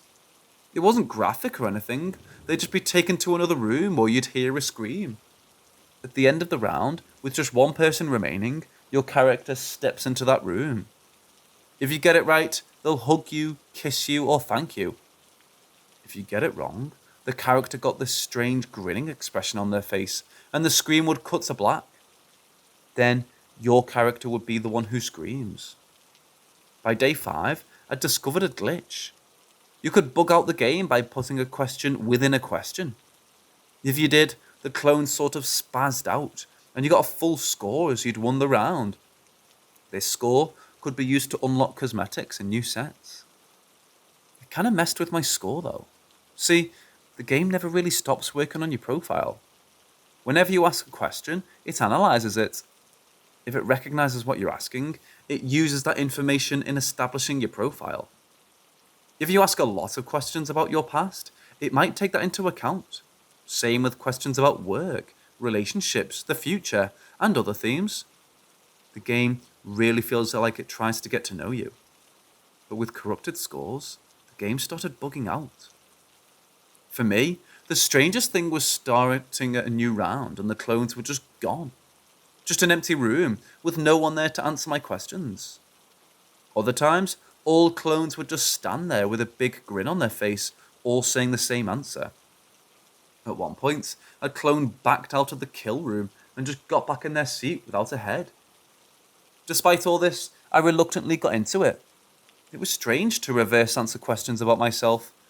I felt like I was teaching the game who I was. Hell, I didn't even mind the bugged out stats. In some cases, it just added to the atmosphere. I took short breaks every now and then, but came back to try out a new strategy, or to see if I could get a new unlock. I also got into the lore of the game, trying to find secrets hidden in the main menu room. There were a few folders and videos. Folders told the story of a pharmaceutical company who were trying to perfect an algorithm for spotting imposters. A series of in-game cutscenes told the story of a team who'd unleashed something horrible and were looking for a way to circumvent an upcoming disaster by building a protocol. The game took place in the 70s, so we got some of that analog horror vibe going. 2 weeks into playing it, I unlocked a character called the Boss, who was the final archetype of Changeling. Boss was by far the toughest one. She did the thing where all the clones had identical outfits, and they'd sometimes switch places if you weren't paying attention. Beating her was an absolute pain. It wasn't just about having a 1 in 4 chance of guessing right. She would sometimes actively make herself suspicious and then switch places with the original. It was, by all means, the equivalent of a boss battle. I tried using the glitch, but it just didn't work on her. All it did was throw me back to the main screen. I had to power through, grab my notebook, and actually make an effort. She was just odd. When you brought her clones into the kill room, there was no scream. It just got quiet and the lights flickered a bit. But Boss didn't thank you when you saved her. Instead, the lights just start to flicker and you're thrown back to the main menu. When I beat her, I got the final unlock, a character called Blameless. While other archetypes had icons of people when you started a new game, Blameless just had some sort of blue-tinted sunflower icon. The tooltip said debug, while other tooltips had at least hinted at a viable strategy. As soon as I started it up, I figured something was wrong. The loading time was several minutes long, and once it loaded up, the game camera was stuck in another room. It took me a few minutes before I realized that the camera had switched to first person, and that I was actually in the interrogation room. To my sides were clones of my avatar, looking at me with those distorted pixel faces. On the other side of a window, I could see the white hair and dress of Blameless, motionless. It was all switched up. The game started asking questions for me to answer, forcing me to defend myself. I figured if I was honest and revealing, the game could figure out I was the real one. So I got into it. I did my best. But the questions were getting out of hand. Some of them were way too personal, and others were just too strange. Asking things about my sex life, my religion, my childhood trauma, my fantasies. At one point, I got asked the same question 4 times in a row. Would you kill for your god? At some point, I just felt uncomfortable playing. The clones in the room were just staring at me with those creepy smiles. It was the middle of the night, and I'd been playing for hours. I decided enough was enough, and stepped away to get a drink. I was standing in the kitchen, Coke in hand, when I heard it from the other room. I said, "Would you kill for your god?" I nearly choked on my soda. The game was paused. I had no idea how to beat Blameless. I'd lose over and over again, and I'd see my character taken into the kill room. The screen would just go black, and then I'd be back at the main menu. I tried adapting to her tactics and listening for clues, but she was so unpredictable. The clones would copy part of what I answered and switch a few words up. Blameless would get it wrong over and over and over. Was she bad at the game, or did she just want to kill me? Maybe for her, the game was killing the real one instead of saving them. If so, they were really good at it. Or was my character a clone all along?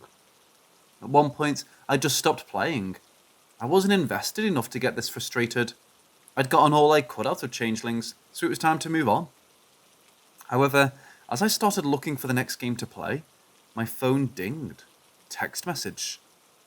Game over. I turned off my phone and backed away from my computer. I just stood there, panting. Unknown number. No way. No fucking way.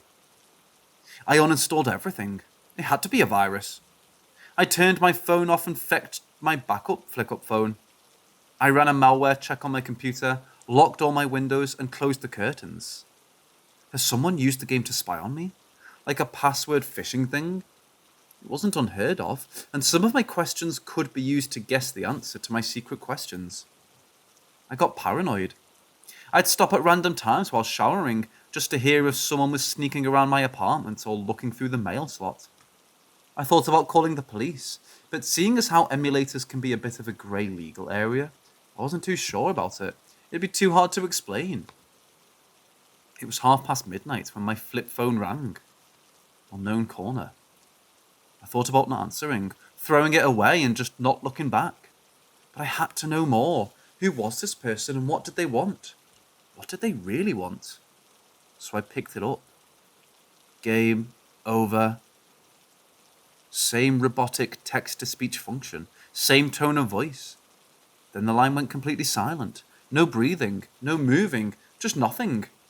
Just a faint electric buzz.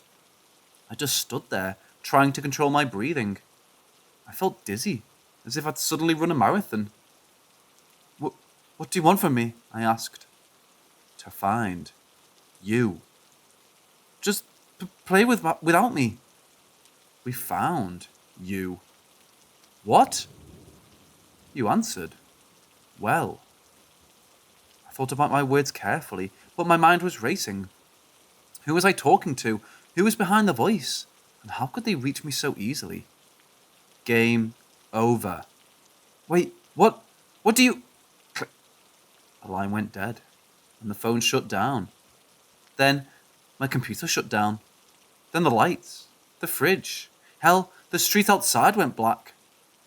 I scrambled for a flashlight when I heard something. Footsteps. Someone was at the door. I couldn't find my goddamn flashlight. I considered my options. I live on the second floor, so a jump might just break my legs. That won't get me anywhere. I didn't have a firearm, but I could get a knife. With my phone dead, I couldn't call the police. I had to do 1,000 things at once, but that wouldn't change that someone was trying to get in. Before I could fetch a single racing thought, the door swung open. For a few seconds, I just held my breath and listened. There were several people, and I was just standing around the corner waiting for something to happen. I felt so goddamn powerless. This was my home, my space. As they got closer, I backed away. When they suddenly stopped, I realized I'd been heard. I had too many options to choose from, but I settled on the balcony. I burst through the balcony door. The air was surprisingly cold, and there was frost on the ground. My heart was beating so fast, and I was hyper-focusing on anything and everything. I could barely see anything from the cloud of my breath, but I could see the two people on the other side of the door. They were me. I thought it was a broken reflection at first. My mind was playing tricks on me. But no, it was me. Different set of clothes, different hair, but two variations of me. One of them was taking something from my computer, but the other had just stared at me with a tilted head. He had made no attempt to open the balcony door. If he did, I wasn't sure I'd be able to stop him. We just looked at one another. I could see my mannerisms, my quirks, the way they moved, the way they looked at me. I'd seen it in the mirror every day. They were me. I hadn't even noticed I was screaming. The sound just escaped me.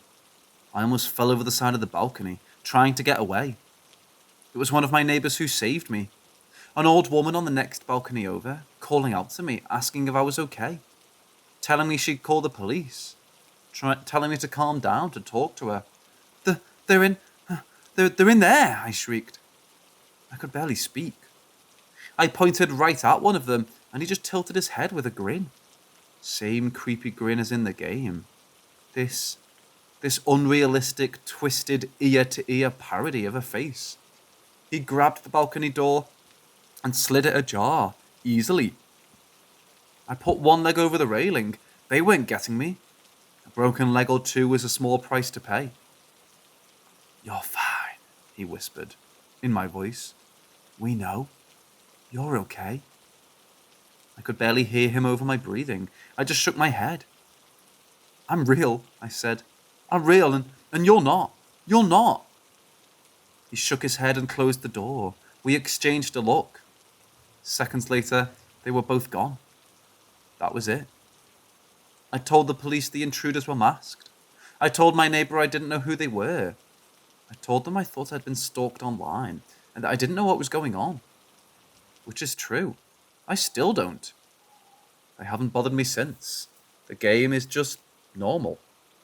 It's like the corrupted file just reset itself. In every way, it just seems like everything has cleared itself up. But I don't think it's that easy. Something has changed since that night. Since playing Changelings. Sometimes when I'm in the bathroom, I get this strange feeling. A mood. And when I look up, I'm grinning. Exactly the way they do.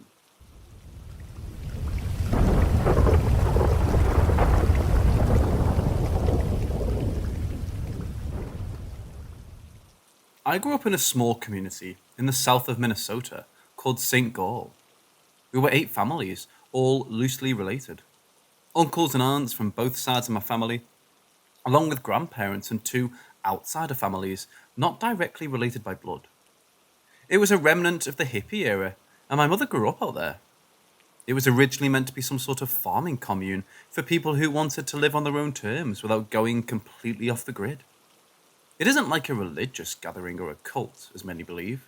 It was all about a different way of life and living closer to the earth. My mother left St. Gall for a few years to study sociology, and that's where she met my dad. I was an accidental pregnancy, and my dad didn't want to stick around. My mother moved back to St. Gall and had me in the early 90s. I was born in the house I grew up in. Life out in St. Gall wasn't as odd as one might think. I still went to school. I just had to take an earlier bus. We still went into town at least once a week, and I had many friends that I got really close to over the years. Still, there was always that air of being different around me. My mom explained that a lot of the parents of the kids at school didn't like the people from St. Gall because we were different, a bit odd. My mom was terrified of a lot of things, but mostly blood. That was her number one fear. And if I ever hurt myself, she would try to cover it up as fast as possible. It was strange, because I saw kids skin their knees at school all the time without anyone freaking out. I never hurt myself like that, since my mom was adamant about me being needlessly careful. It came to the point where I sometimes had to wear elbow and knee guards to school, which landed me in plenty of trouble from bullies. But my childhood came and went. Elementary school turned into middle school, which turned into high school. Things got rough then, fast. On the best of days, I was a Gaul kid, but most of the time, they just called me Jesus freak, cultist, or even school shooter. I was branded an outsider without there ever really being a reason. I guess that's just what it's like being a teenager. I also refused to take the precautions my mother asked me to. I stopped wearing elbow and knee guards to gym class. Our teacher had a deal where kids could go to the gym instead of playing team sports, but I was tired of being separated. I'd compromised with my mom by wearing several layers of clothes, but I'd usually just wait for her to be out of sight before I took something off. If she ever knew I was pretty good at both soccer and basketball, she'd have a heart attack. It was during those first few PE classes that I started noticing something was different about me. Sure, we were all still growing up, but I was growing a bit different. I was almost completely hairless in comparison to the other boys, and my hair was growing lighter. I'd gone from brown hair to strawberry blonde in about 2 years. I would also start to notice a weird smell coming from the other boys. They really stank. It took me several weeks to notice that they weren't actually the ones who were different. I was. They smelled like people were supposed to smell. My sweat, on the other hand, was sweeter. Not necessarily in a good way, but just weirdly sweet by comparison. Not sugary, but more like the smell of thick dairy. I hadn't thought about it. I just figured that was the way sweat was supposed to smell. It wasn't. I'd made one friend in high school, Darren. Short guy who dropped in and out of social cliques like it was a job. I talked to him about it and asked him to smell me. Weird, I know. And he agreed that something was off. He convinced me to talk to the school nurse, thinking it might be something like diabetes. I was scared he'd tell someone about it, but he never did. Good guy. I had a long chat with the school nurse, Anita. She was very reassuring. Apparently, puberty can have all sorts of weird effects on the human body. A sweet smell coming from your sweat was hardly the worst she'd seen. It was weird, sure, but this was a weird time to be a human. Still, she decided to run a few blood tests just to make sure my iron levels and white blood cells were okay. As soon as she poked the needle through my arm, she recoiled and crinkled her nose. The syringe dropped to the floor and I got up. She got a tissue and started to blow her nose repeatedly, over and over. "What the hell was that?" she exclaimed. "What did you—" I had no idea what she was talking about. I looked at the drop of blood poking out of my arm, and I didn't notice anything odd. I just put a band-aid on it while Anita tried to regain her composure. Come back tomorrow," she coughed. "We'll talk more, okay?" But she was sick the next day. I felt uncomfortable with the whole thing, and I wanted to talk to my mum about it. But I also didn't want her to get worried. When you have someone in your life that's always on the breaking point, you make a habit of stepping carefully. It took Nurse Anita the rest of the school week before she returned to her job. I was immediately summoned to the nurse's office. She'd lost weight. A lot of it. She was drinking water from a large bottle when I got there, and she had dark markings around her eyes. She didn't seem well, but she lit up as she looked at me. Anita asked me for a new blood test, and I agreed. She lined up 4 syringes. Her hands were shaking, but she regained her focus once the needle got closer to my arm. Step by step, she filled the syringe, but she seemed to get more and more excited as she did. I could swear she was sniffing my neck. The whole thing was weird, and I left as soon as she gave me a band-aid. She promised to run some tests and let me know as soon as she was done, but she wanted me to return at least once a week for a checkup. Apparently, sweet-smelling sweat was a bigger deal than I'd anticipated. I asked her if I could see a doctor, but she just shook her head. As I left the nurse's office, I looked back. She was standing in the doorway, staring at me from across the hall. Her eyes never left me. She was staring at my neck, drinking from a water bottle. This time, I told my mother. I had no idea how much she would overreact. Instead of talking to Nurse Anita, she pulled me out of school the same day. She threw our entire lives into boxes, breaking at least half of our dinnerware in the process. In less than a weekend, she'd packed up everything and hired a truck. I barely had the time to hug my grandparents goodbye before we were out of town. I was forced to switch phone numbers, and my mother swore that if I didn't remove my social media accounts, she'd smash every touchscreen we owned. I'd never seen her like that before. I was terrified. That's how we ended up in Sabre, Michigan. Of course, my mom couldn't check on me all day long. I did get time to check in on my social media. Darren, still in disbelief about me leaving so soon, told me things had gotten weird at school. Nurse Anita had started asking questions about where I'd moved, and when the principal couldn't reveal that information, she got aggressive. The police got involved, and it was revealed that she'd taken my blood samples home. Things got unclear at this point, but Darren, whose mom works at the sheriff's office, had spoken over dinner about Nurse Anita, apparently drinking blood straight from the syringe. That wasn't all. In the days that followed, she was taken into custody. She was doing some sort of hunger strike and couldn't even keep down water. She actually died from dehydration, right there in the county jail, surrounded by paramedics trying to understand why her body was actively resisting an IV. By now, my mom and I had settled in a 3-small-bedroom apartment. I confronted her about Nurse Anita and what had happened. My mom finally opened up to me. "You know what capsaicin is?" she asked. "It's a thing in spicy food that makes your tongue and throat hurt. It's a kind of self-defense thing that just is supposed to make us stay away." I'd heard about it, and I was aware of the concept. "This thing that is supposed to make us stay away just makes it more enticing," she explained. "People can get addicted to it. To many, it has the opposite of the intended effect. It became something to be desired instead of something that protects the plant. Do you understand what I'm telling you?" I sort of was. I didn't want to think I was, but I was. "Our family is different," she told me. "I was hoping this wouldn't happen to you, but it did, and we had to move." She really did try to bring me a normal life. She tried not to worry, but whatever is inside me was growing extremely potent. I started to understand why our family had lived isolated and why she wanted me to be careful around the others. As a kid, it wasn't as dangerous, but as a teenager, it was stronger than ever. That's why even I was noticing my own smells. They'd gotten stronger. But the years passed.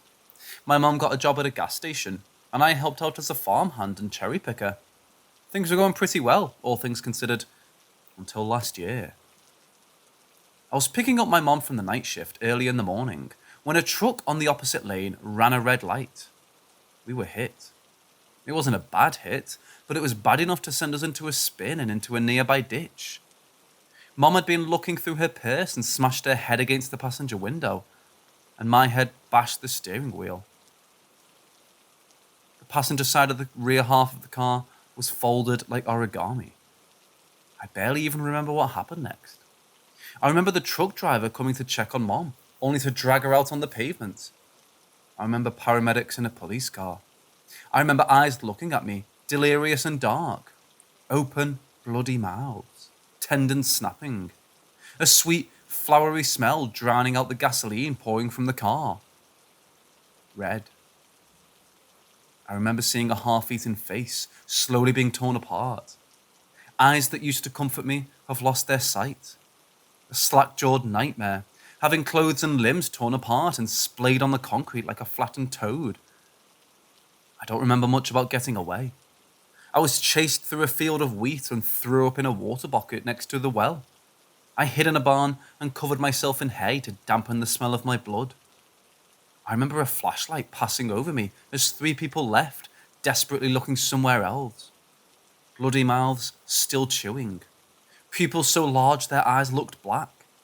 They were barely even breathing, their breath so short I couldn't see their chests move. I made it. I would never speak of this in person, as I don't want to risk anyone finding me. I've moved twice since that incident, and I'm starting to understand what I am. The problem is, I've started to get cataracts. I know, it's at an early stage, but it's definitely there, and it's progressing rapidly. I'm going to need surgery. Someone has to operate on me, and I fear I'll never wake up from that surgery. I have no idea what to do. I can't live like this, constantly fearing someone will get too close and catch a whiff of me. No wonder my mum had to leave my dad. No wonder she was always afraid. You're all haunting me. You just don't know it yet.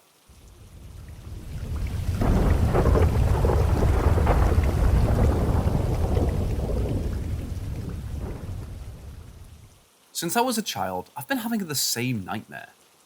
I dream of lying on my side in bed, looking at a tapestry of flowers. Then, a stranger reaches into my room. He pulls aside my covers and pushes a blade to my throat. I look up at him and see a large pair of blue eyes. He smiles as he pushes the knife into my throat. "I release you," he whispers in a comforting tone. The same dream every single night. I knew of that dream before I even knew what a knife was. I would wake up screaming, clutching my throat, crying at the top of my lungs. I started having that dream before I could even walk. It's one of my earliest memories. I went to therapy for years. I'd be scared of flower tapestries, or sleeping with my door closed, of sleeping with the lights off, all manner of things that reminded me of the room from my nightmare. I was put on anxiety medication when I was 5 years old, and antidepressants just 1 year later. I was deeply paranoid and had to go through therapy, as well as regular checkups. I had high blood pressure from the age of 10, and various stress-related issues, including violent outbursts and insomnia. I couldn't go to a normal school. As you can imagine, it was an enormous strain on my family. Sometimes they had to tie me down to keep me from jumping out of bed, screaming. I was given sleeping pills, making my sleep completely dreamless. It tired me out to the point where I'd go about my days completely dazed. It made me sleep 14 hours a day, but at least I could function as a human being most afternoons. When I was 13, I was invited as a flower girl to my aunt's wedding. I was flown out to their place in St. Gall, Missouri, where I stayed the night. There was a large party the night before the reception, and I had to turn in early. The entire guest house was completely dark, but after 3 years of heavy medication, I wasn't as anxious about darkness as I used to be. That's why I didn't notice the flower tapestry. That night, one of my aunt's guests stepped out of the party. He was wildly drunk and had seen me earlier that night. He owned the building where I slept and decided to pay me a visit. He had a knife and large blue eyes. As he opened the door to my room, I turned around and saw him, just like in my nightmare. But this time, it ended differently. I could act. I wasn't locked to the actions of my dream self anymore. I'd been prepared for years, so when my attacker entered the room, I burst into action. I threw my bag at him and crawled out the window, which I'd left open. He followed me, screaming the same thing as in my dream. "I will release you." He hurried down the creek behind the house and waded out to my knees. He followed me. He'd left his shoes by the entrance so I wouldn't hear his footsteps. As he waded out, he suddenly crouched, screaming. It was so dark out that I couldn't see anything but black water, but I knew he'd stepped on something sharp. He fell forward, reaching towards me. I pounced and grabbed his knife. Long story short, I made sure he would be no threat to me or anyone else ever again. The police stepped in. I was interrogated and released within 12 hours. I was ecstatic. My nightmare after all this time would finally be over. I slept without sleeping pills and didn't have any problems. I was fully rested and relaxed for the first time in my life. Euphoria. In the aftermath, my life slowly got back on what can be considered a normal schedule. Sure, I still had trauma from the assault, but without the stress of a mangled sleep cycle, I could adapt over time. I started doing better in school and even made a few friends. As the months passed, I started to have ordinary dreams, pleasant ones even. I would look forward to sleeping, wondering what magic I might see when I close my eyes this time. But something has been bugging me for years now. It started as a nagging thought. This man, this attacker, was foreseen. I knew he was coming, but what if there's a second one later in my life? A third, a fourth? I will die someday, and without knowing how it's going to happen, I'm at a loss. I found myself scared of doing the most basic tasks, like crossing the street or cutting vegetables. Death could be anywhere. Back to therapy. Again. For years, I couldn't stop thinking about what was going to happen, when I started noticing things around me that no one else seemed to see. I would see large blue eyes staring at me from across a busy street. I'd hear someone sharpening a knife in the back of a movie theatre. I'd hear those words in any movie, in any TV show, in any conversation. I release you. Those words would hurt me like a cigarette burn in my ears.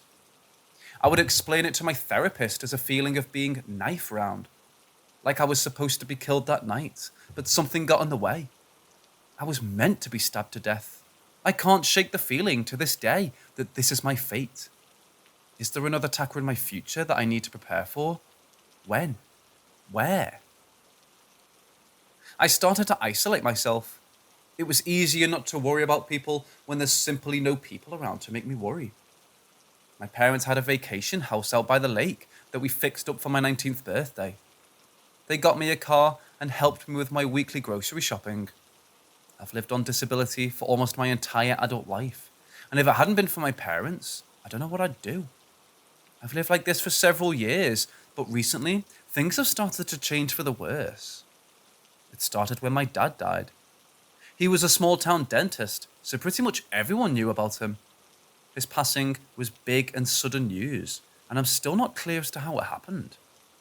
My brother Jacob, who was also a dentist, took it especially hard. A lot of people from both sides of the family had completely forgotten that I existed. At the funeral, I was approached by half a dozen people at least, who just asked about my relationship to the deceased. It was embarrassing, but I was too distraught to make a scene. Still, there were plenty of people there that I'd never seen, but I couldn't be bothered to ask them all who they were. My therapist had talked to me about making thresholds for my paranoia, and that there were limits I must keep myself to. It's one thing to politely ask someone their name, Another thing entirely to catalogue the entire wake and comb through the guest list for suspicious motives. Still, I saw several suspicious faces in attendance. Large blue eyes flashing in the distance. Familiar whispers. Tinges of metal against the church pews. Ordinary people leading ordinary lives suddenly turn towards me, their eyes changing colour and size. They stare, and I know what they want. Something inside them stirs, trying to push them towards me, blade first. Now, when I'm at home, I don't feel safe. In the morning, there are footprints in the mud outside. I can hear someone tugging at the doorknob in the night. I see blue eyes passing by the window. There are knives missing from my kitchen, and I wake up to whispers in my ear. I release you. Last week, I went into town to get my own groceries. There were 8 other people at the supermarket, but they all stopped as soon as I entered. All of them just stood there, staring at me. Everyone with the same big blue eyes. They were smiling at me, like he had smiled. Harmless, royalty-free shopping music blared through the aisles. I'll release you, the cashier said with a smile. I release you, repeated the old woman by the dairy shelves. I left in a hurry and haven't been back since. I see those same eyes in every passing car, walking down every street, and I sense the knife's edge in every conversation I overhear. At night, I know they're just outside my window, waiting to see me through the curtains. It can't just be paranoia at this point. It has to be my fate. I am knife round. They're coming to release me from this constant worry.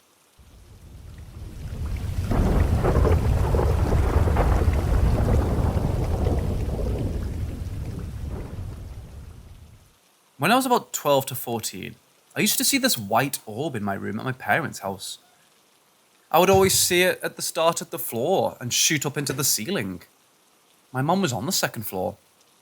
Now, I don't believe in ghosts or paranormal stuff, and I've always tried to figure out ways to explain it.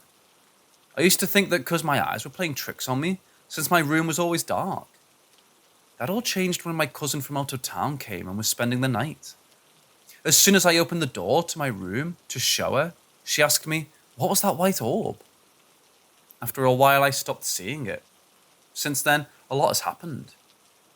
I've moved out, then back in, then back out again, and now due to COVID, I had to move back and it's no longer my room. During a summer when I was 14, I used to have an urge to check the kitchen for anything. Like, I know it sounds crazy, but I couldn't sleep till I stood in the kitchen in the dark and counted in my head till 10 or 20. I have no explanation for it. It just kind of happened. I remember I would sneak downstairs and just stand at the bottom of the stairs in the dark and quiet. Once, my auntie even caught me, and that was a hard thing to explain to her. Sometimes I wouldn't even realize I'm doing it, and it just seems like a normal thing to me. I remember one time when I was a bit older, about 18, my parents went out of town and it was just me and my brothers home for the weekend. That night, my brothers went out with friends, so it was just me. I was upstairs playing games, and it was about 2 or 3 a.m. when I decided to call it quits for the night. I got thirsty and decided to go downstairs into the kitchen for a cup of water. My basement doorway was inverted, the stairs and the kitchen. As I was walking past, I heard what sounded like a woman's voice singing. It wasn't in English and wasn't Vietnamese. So I thought maybe my brothers left the TV on or their computers on or something. I checked both of their rooms and nothing was on. My game was already off, and I didn't have the courage to go check the basement.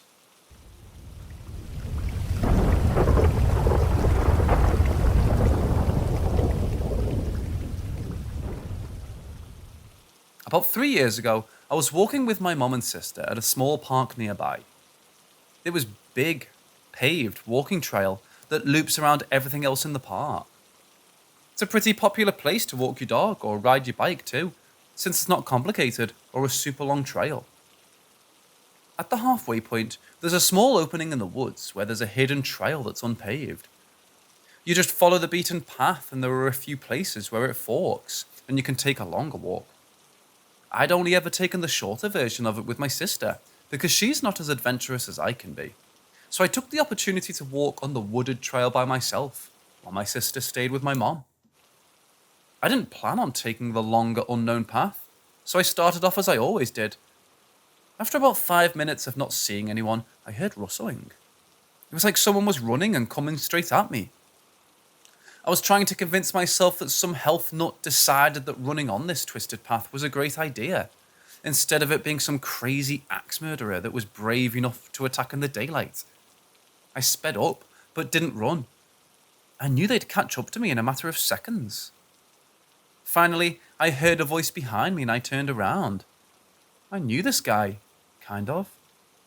I didn't know his name, but he bought soup and toilet paper once a week at the store I worked at. He was probably in his late 70s or older and always seemed nice. I told him I remembered him, and he recognized me too. I could only think, how was this old man running that fast? He told me that he walked in those woods every day for years and wanted to show me something. I was definitely creeped out by this point, but I'm an anxious person and didn't want to be rude, so I agreed to follow him. I must have a death wish. He took me deeper into the woods, and I made sure I held onto my phone in case of emergency. I also snapped a blurry photo of him from just behind, in case someone managed to find my phone and not me. I would lie and say that I don't know why I followed him, but I do know. It's because I'm a people pleaser with anxiety, and I'm also an idiot. We walked to this tree that was split in half, and he told me about how it was struck by lightning on a specific date that he somehow remembered, because he knows when all of the trees that have fallen fell. He wanted to keep showing me more trees and take me deeper into the woods, but I'd had enough. This old guy was in shape and I wasn't. My anxiety was making my heart pound, and the rugged pathway and humidity weren't helping me settle down. I told him that I needed to go, but maybe some other time, and he followed me out. He stood at the edge of the woods and watched me as I continued on the paved trail and caught up to my mum and sister, and he just waved at me. I somehow stopped seeing him at work for a few months, but then he came back. He didn't remember anything. He couldn't even find the soup. My co-worker said that a few weeks after I told her about seeing him, that he'd ask if I was around, and then his memory just seemed to deteriorate entirely. His wife had to come find him and take him home. I quit my job a few weeks later because I had found something related to my degree, so I don't know if he's still alive and active. And I haven't been in those woods again since, because I don't want to have him find me again. Maybe he was just an innocent old man obsessed with dead trees, but regardless, it was a creepy encounter that I'd like to avoid experiencing again. Logically, I probably would have been able to beat him if he did attack me, and we were within running distance of the trail if I could find my way back on my own. Just don't be stupid like I am and follow an old guy you know nothing about into the woods, so he can show you something, and then realize that he's extremely experienced with the woods that you're in, alone, and this guy showing you dead trees and telling you about the storms that caused them to fall.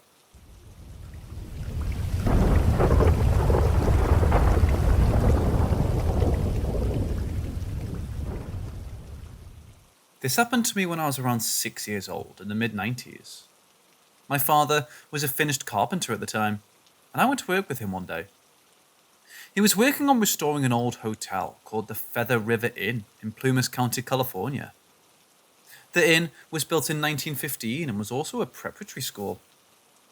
It's now been vacant for a long time. At the time, I knew the inn had a history of being haunted, or at least very spooky. My dad had told me about the place and about the stories he'd heard. He later had his own story. I was little at the time and didn't really think too much about it, but I remember I was excited to go and see it in person. The third floor was abandoned and was in really bad disrepair. I remember it being really dark and in shambles. Think any kind of old abandoned building.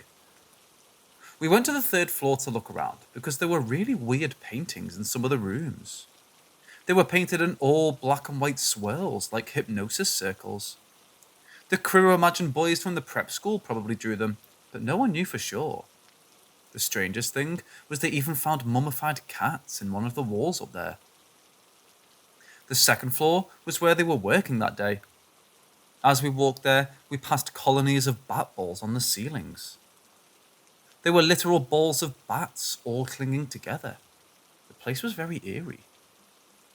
So I remember the second floor was shaped like a big square with one hallway around the perimeter. The halls were very long. The part of the hall they were working in was in good shape and lit.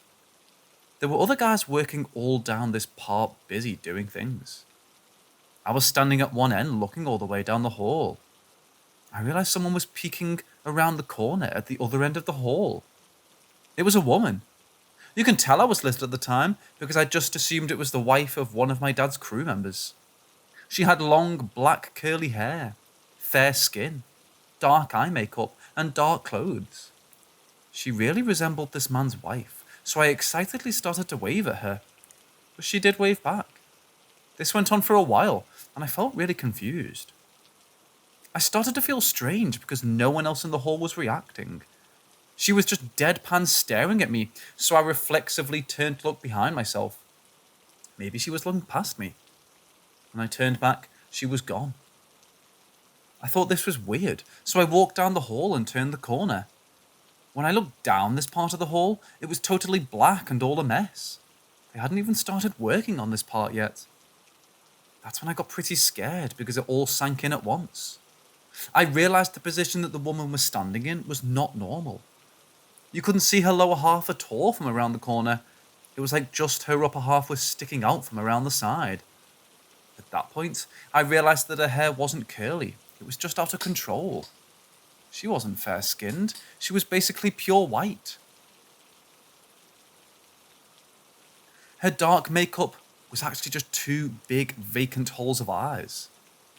It's crazy looking back on this experience because it's like, what on earth was I thinking waving at that? It's also strange that it took a while for me to process how creepy she looked. I can still totally see her and the whole experience in my mind's eye. I can't totally remember her expression though.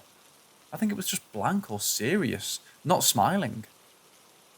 I can't remember what I did next, but I know I've talked about it with my parents in the past. Basically, everyone who has spent time there has had a strange experience. Whatever I saw, it was so vivid that I interacted with it. Any thoughts or ideas?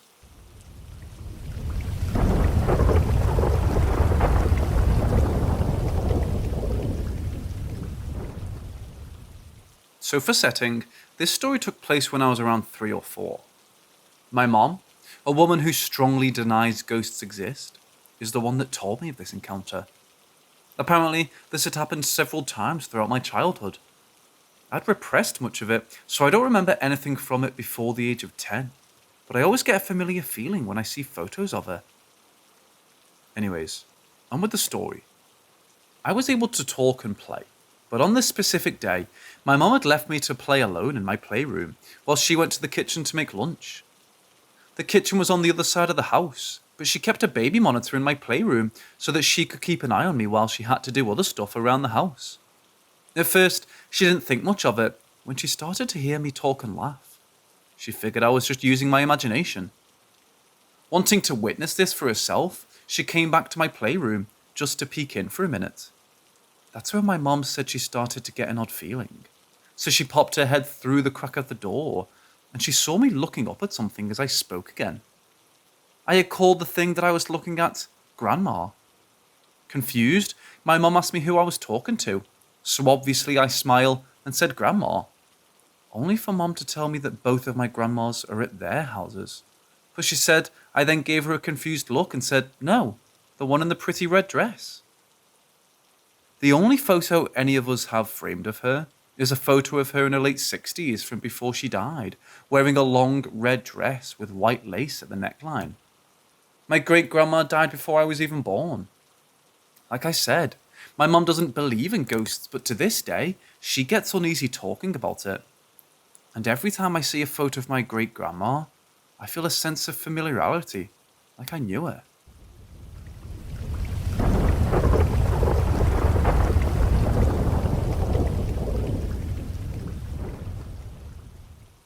This happened when I was about 6 years old, but I still remember it well. Like many kids that age, I was scared of the dark. so I often moved to lie with my head in the bed's foot end, as it allowed me to peek out the door and into the living room, where my parents usually watched TV after tugging me in. This particular night was no different. It was dark and quiet when I woke up. My parents must have gone to bed. Then I saw a slender woman who looked to be no older than 30. Her fair hair was long, almost down to her waist, and she wore a simple dress that reached her shins. She wasn't transparent, but she had this weird, faint glow, and she held her arms to her chest as if she was carrying a tiny infant. I knew instantly that it wasn't my mother who had short hair, almost a bobcat, and she never wore more than underwear to bed. Maybe a t-shirt at most, but certainly not a long nightgown. Furthermore, my younger sister was a toddler at the time, far bigger than the infant-like thing that the woman was holding. She walked silently with a face directed down towards the infant, paying me no attention as she slowly made her way past my bedroom door. I knew it wasn't my mother, yet I felt absolutely calm despite my usual night terror. It was as if I recognized instinctively that this woman, whoever she was not a threat to me. And so I lied still, waiting for her to return and pass by my room again. She couldn't walk more than 3 or 4 steps past my door in the direction that she was going, due to an old wooden dining table blocking the way. She couldn't even walk around it either. She would have to turn around. But no matter how long I waited, she never returned. In the end, I got tired and got out of bed to check it out. Nothing. There was no one in the living room, nor the kitchen. I even went to check on my parents, who were sound asleep. Puzzled, I headed back to bed and eventually fell asleep. I asked my parents at breakfast the following morning who the lady from last night was, as I had never seen her before. Had they held a late get-together? But my parents had no clue about what I was talking about, and I ended up just shrugging it off. I never saw her again, but my fear of the dark ended soon after, as if the encounter had somehow assured me.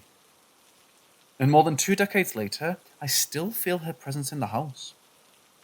My parents and sisters have noticed it too, although they've never seen her. Sometimes we all joke about it, except for my sister, who feels uncomfortable and creeped out about it. My childhood home isn't particularly old, but had been owned a few times before my parents purchased it in their late 20s. We're not religious, and I don't know who or what she could be. The house would feel oddly empty without her, and I like the small signs of her there. I do wonder, however.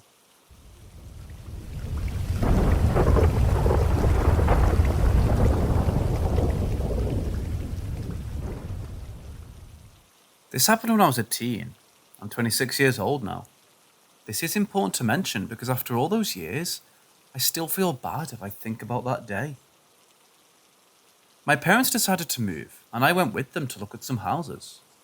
The first 2 were okay, but not quite what my parents were looking for, since they wanted a house with a big backyard. The realtor decided to show them a newly vacant house. The owner was an old lady who had died, and their sons decided to sell the house. My parents aren't superstitious or religious people, so we didn't see a problem with it. We arrived at the place, the realtor opened it, we entered the garage, everything was fine. Until I went to the living room. I almost let out a gasp because the atmosphere was so oppressive. Like there were invisible eyes everywhere observing and judging me. It felt like there was a weight on my chest. I couldn't even breathe properly. I left the room and went to the backyard to catch some air when I saw a small room connected to the back of the house. I entered it out of curiosity and saw it was a small empty room with humidity stains on the walls. Just when I was about to enter the room to see if there was anything interesting, something just figuratively punched my chest with so much sadness and anger, I almost ran screaming. I slammed the door and entered the house again, going to one of the empty bedrooms and sitting on the floor, trying to catch my breath. I couldn't stay though, because the feeling of being watched or judged by numerous invisible eyes returned with even more intensity. At this point, I left the house to find my parents talking with the realtor in the front garden.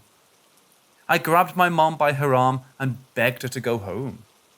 After some awkward excuses, my parents finally went home.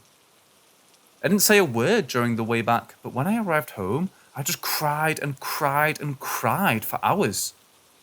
My parents got concerned and asked me what was happening, and I just kept repeating, I don't know. I don't know, I'm feeling so sad. I felt like I'd never be happy again. I still think about that day and still get shivers. As I write this, the hair on my arms is standing up. Last thing I heard about the house is that someone else bought it and turned it into a restaurant.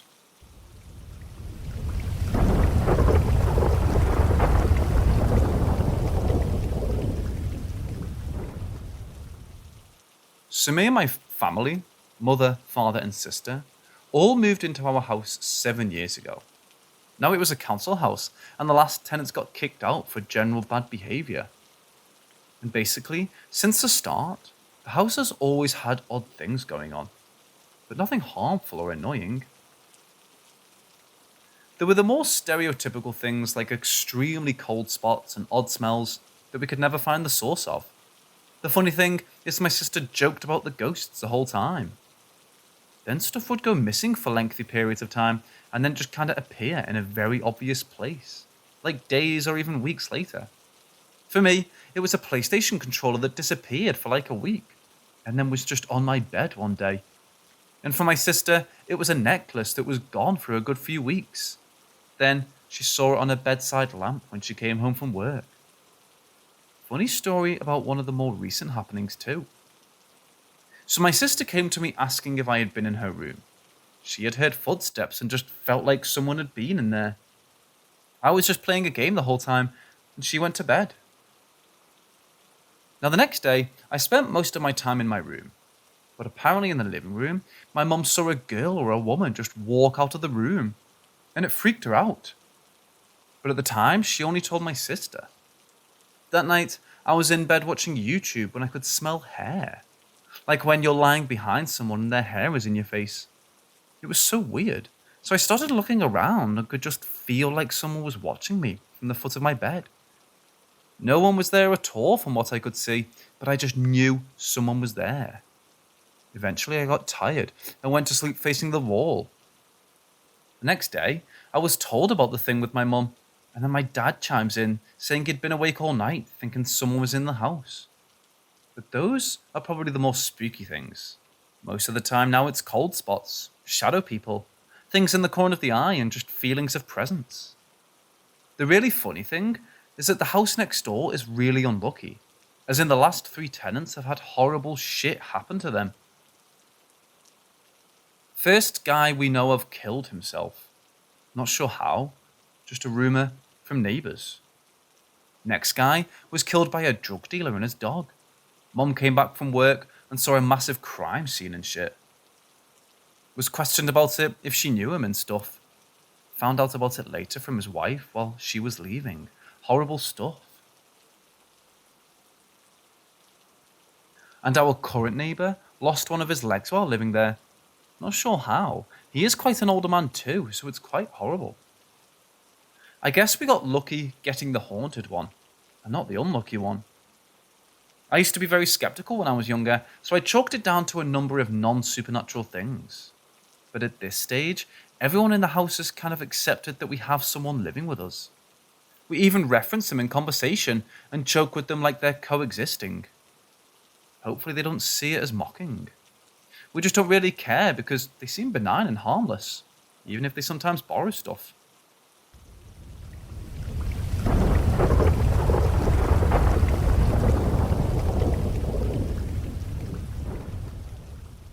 I was in my 30s when this happened.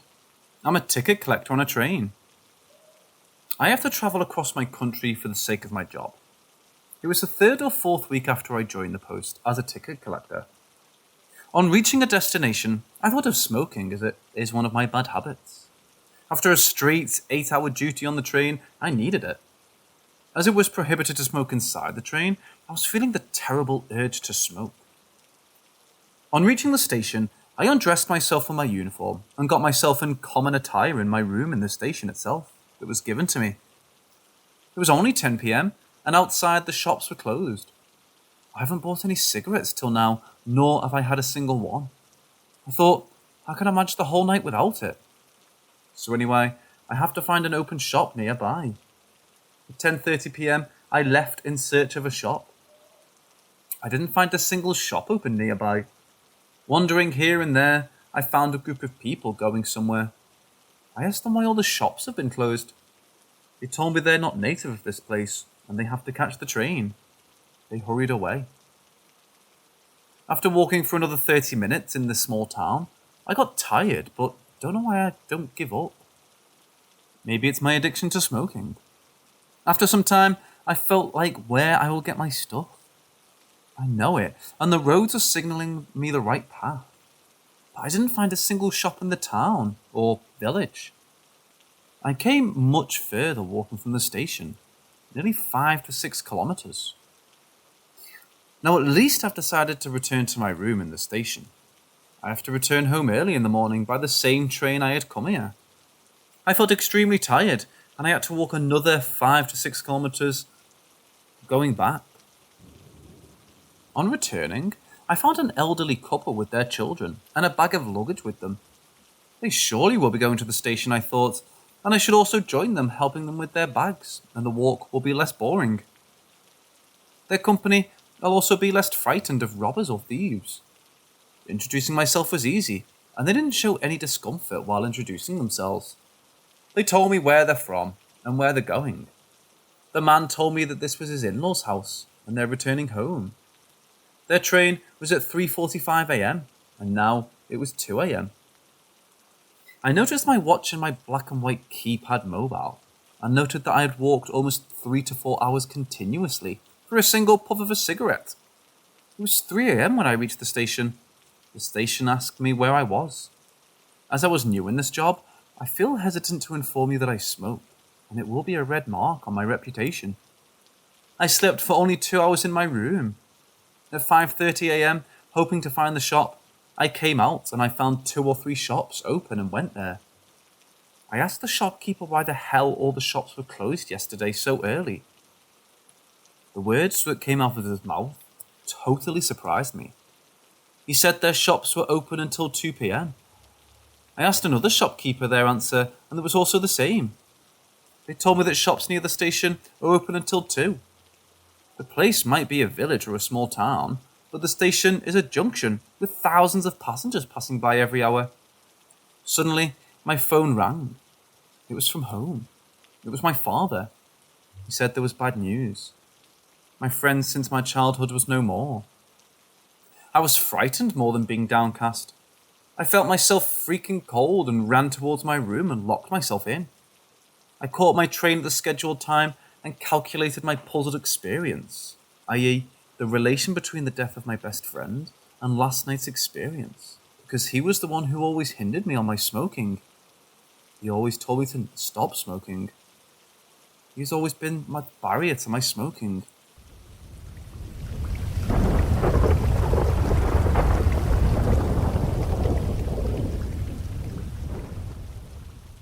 Long time ago, my mother at random and rare times would go on these drives. Her definition of a drive sometimes meant going from a town over an hour away to visiting a city a state over. And I would sometimes join her on these trips when she called, because, I've nothing better to do. This happened on one of these many trips. We were returning back to our town that we both lived in. It was in the afternoon, 2, maybe 3. And the weather throughout the day was fairly good with some clouds. We were going through a town where I used to go to school, where she turned to me and asked if it was alright we took a detour to check her then boyfriend's place and animals. I know these roads, so I just shrugged and said, sure. It was a 15-minute detour after all. So she turned off the main road and down a road I knew all too well. As I said, I used to go to school in the town we just passed, and this road we were currently on was the road my bus would take. And after all those years, I still knew the road. I knew every corner, every bump, every hill. The road itself was somewhat small, enough room for 2 cars to drive on with ease. Anything bigger, well, someone was driving on the curve. So here we were on the same road I took when I went to school. The same road I dreaded so many times. As we made our way down the road, I turned to ahead of us, and in the direction we were going was a figure. From the distance we were at, I could see that it was a man, but more importantly, a farmer. If you could imagine the stereotype of what a farmer would look like, you'd be close to what he looked like. The wide brim hat, overalls, boots. As we got closer, I could see more detail about him, and more red flags were just going off in my head. I could see the white hair, the colour of the flannel shirt, him having one of the straps of the overalls off. However, he just looked off. His clothes looked like something from the 60s or 70s. And second, he seemed to be oblivious to us. I thought he would turn to look at us or just walk slightly off the road to give us room, but he didn't. Soon, we were only mere feet away and I was focused on him. And as we passed him, my eyes followed him, and as soon as he reached the side passenger window where I was at, he vanished. Completely evaporated right in front of me. I turned so hard to look behind me that I would have given myself whiplash. I was looking to see where he went. All I saw was the road. A single tree and the fence line to paddocks. No farmer anywhere. As I stare, questioning my sanity, I hear, "You saw him too?" I turned to my mother, asking if she saw a farmer. She responded with a yes. I then described what he looked like, and again she confirmed it. She saw the same person as I did, and I saw him vanish into thin air.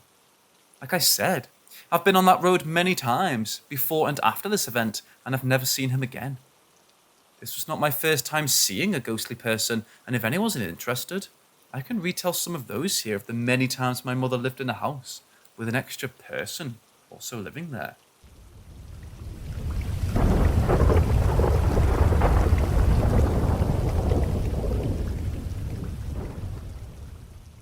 About a year ago, I was in a very dark place, spiritually and emotionally. I rarely prayed. I had so many insecurities, worries, and problems in my life. It was a struggle just to get day by day. It was at this period in my life I started to wake up to black demonic figures in my room almost every night. I can't remember when it started, but I remember the worst nights to this day. Usually, they show up either beside or at the end of my bed. Tall, sinister, and blacker than black. I never had sleep paralysis, and there was never anything in my room that could look like these things, yet I still saw them. It got so bad, I had to sleep with a flashlight next to my bed, because the only way to get rid of them was to quickly shine my torch at them when I woke up. Usually, I'll wake up to one in my room which would freak me out on its own. But one night I woke up and saw 3 of them all surrounding my bed. All the same height, and all facing straight towards me, not moving or talking. Just watching. That terrified me. Now, all this can be explained rationally, right? Overactive imagination, or just being half asleep, right? Well, I have 2 reasons why I think these things are very real.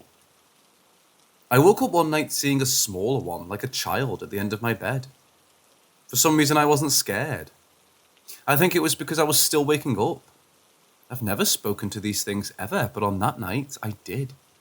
I just said, "I can see you," while looking towards it, and the creepiest thing happened. It started moving towards my desk and literally stood behind my desk as if it was trying to hide. Fucking crazy if you ask me. My other reason is earlier this year, some missionaries came to our place for dinner, and I asked them to bless the house and our family. After that, I never saw one in my room again. Call it coincidence. I don't think it is. I think those things were very real. I don't tell anyone in my family because I think they would be creeped out to say the least, and I don't want to scare them.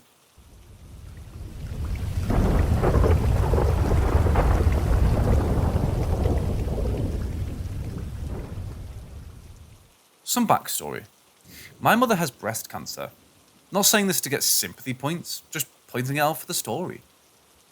Before our town got a cancer treatment centre at the hospital, my mother would have to travel to a city 4 hours away to get treated. At times, this would be 3 days. She'd leave, get treated, and then come back on the 3rd day. At this time, my brother was in his early teens and was going through that rebellious stage of his life. So guess who gets called to look after him when my mother does her treatment? Day 1. My mother leaves early about 6 in the morning and tells me she would send me a text once she gets into her hotel. I, who came around yesterday so my mother could leave early, told her to have a safe trip. Eventually, my brother wakes to get ready for school. I give him his lunch and he's off. I spend my day just sitting around my mother's house, keeping her cat's attention, giving the dog some food, watching TV, the basics really. Sure enough, my brother returns back from school and we do the typical brother things. Night comes, he goes to bed, and I stay up for a while watching TV. About 10, I turned it off and made my way to the spare room, where I was staying while Mum was away. I get underneath the blanket and close my eyes. As I could feel myself on the verge of sleep, I heard it. Thud, thud, thud. The sounds of footsteps like someone was quickly moving back and forth through the living room. My eyes shot open. My thoughts quickly went to burglar. Someone was in my mother's house, quickly moving around to find anything to steal. But as I listen, I notice something. I would hear it, then a pause, then again. Like someone was running back and forth, only stopping for a moment to do it again. The sound was too light for a grown person, but something more of a child. I sighed, believing this to be my brother. My mother had told me before she left how my brother would sneak out of his grab and phone or Game Boy and play it when he was meant to be sleeping. Believing this was the case, I got out of bed and made my way into the living room. As I did, the noise stopped. I continued on, up to my brother's room. I opened the door and peek in. He looks like he's sleeping, but looks can be deceiving. Returning to the living room, I decided to pretend to have fallen asleep on the couch so I could catch my brother in action. Somehow I fell asleep. I awoke to something brushing my nose. Turns out it was the dog. I looked around to see the slightest of light coming in the windows. If I had to guess, it was maybe 2 or 3 in the morning. Tired, I get up and make my way back to my bed. Once again, as I felt myself about to drift to sleep, the noises started up again. In my tired state, I just noticed that there were possums on the roof and fell asleep. Day 2. It was Saturday, so I let my brother sleep in. The lazy bastard didn't get up until 11. They went well. We hung out, had lunch, played some games, nothing really major. Well, not until that night. Once again, I stayed up while my brother went to bed, and again, around 10, I turned off the TV and went to bed. Sure enough, as I was about to drift off, thud, thud, thud. Those damn possums, I moaned to myself. Then I heard a little girl giggle. My eyes shot open after hearing that, and the running resumed. I sat up hearing the playful running back and forth in the living room. I just sat there trying to figure where the little girl giggle came from. It sounded like a 7 to 10-year-old. I turned on the window, seeing the next door neighbour's light still on. I began to think the noise I was hearing was coming from them, that they had a little girl over and she was just being a pest. A good possibility, except for one thing. The couple who lived there were old and didn't have any grandkids. I heard that giggle again much clearer now, like it was just in the living room which was outside of my door. Needless to say, I didn't sleep that well that night. Day 3. That morning I was uneasy, but was glad my mother was returning. About 1 p.m, she got back home and I began to pack up to return home by myself. But the events of the last 2 nights still stuck with me as I returned back to her. Getting the courage, I asked her if she ever heard a little girl at night. Oh, her, my mother states. Yeah, she's quite a mischievous one, isn't she? I just smiled and left. I spent other nights there looking after my brother, but never heard from her again. And when my mother moved to another house, with another ghost.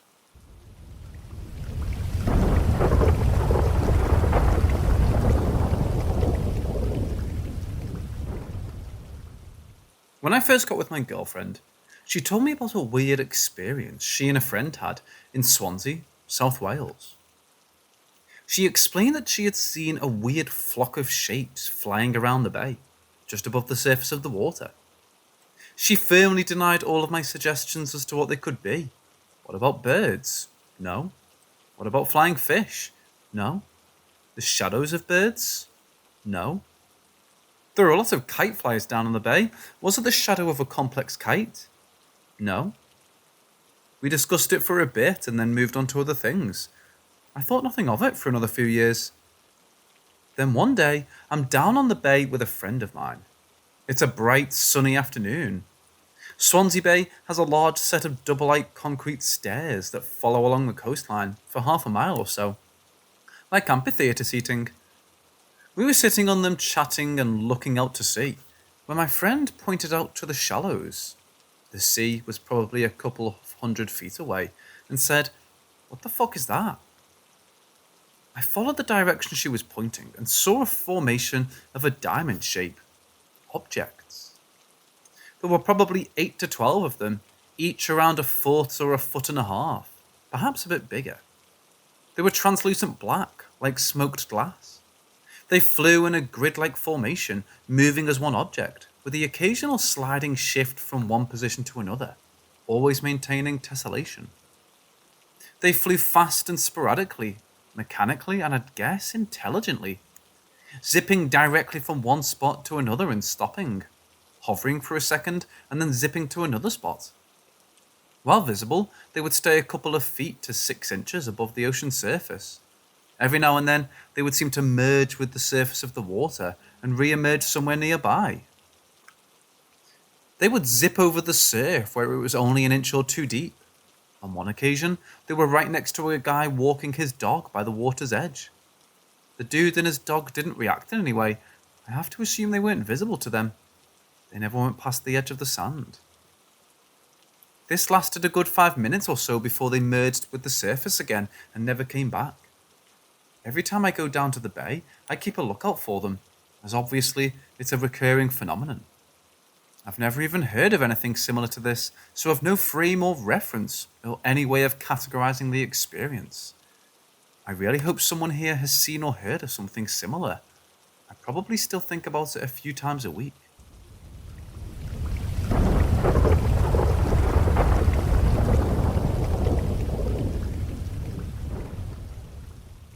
As part of my doctorate, I was hired as a lab assistant working with pediatric treatment.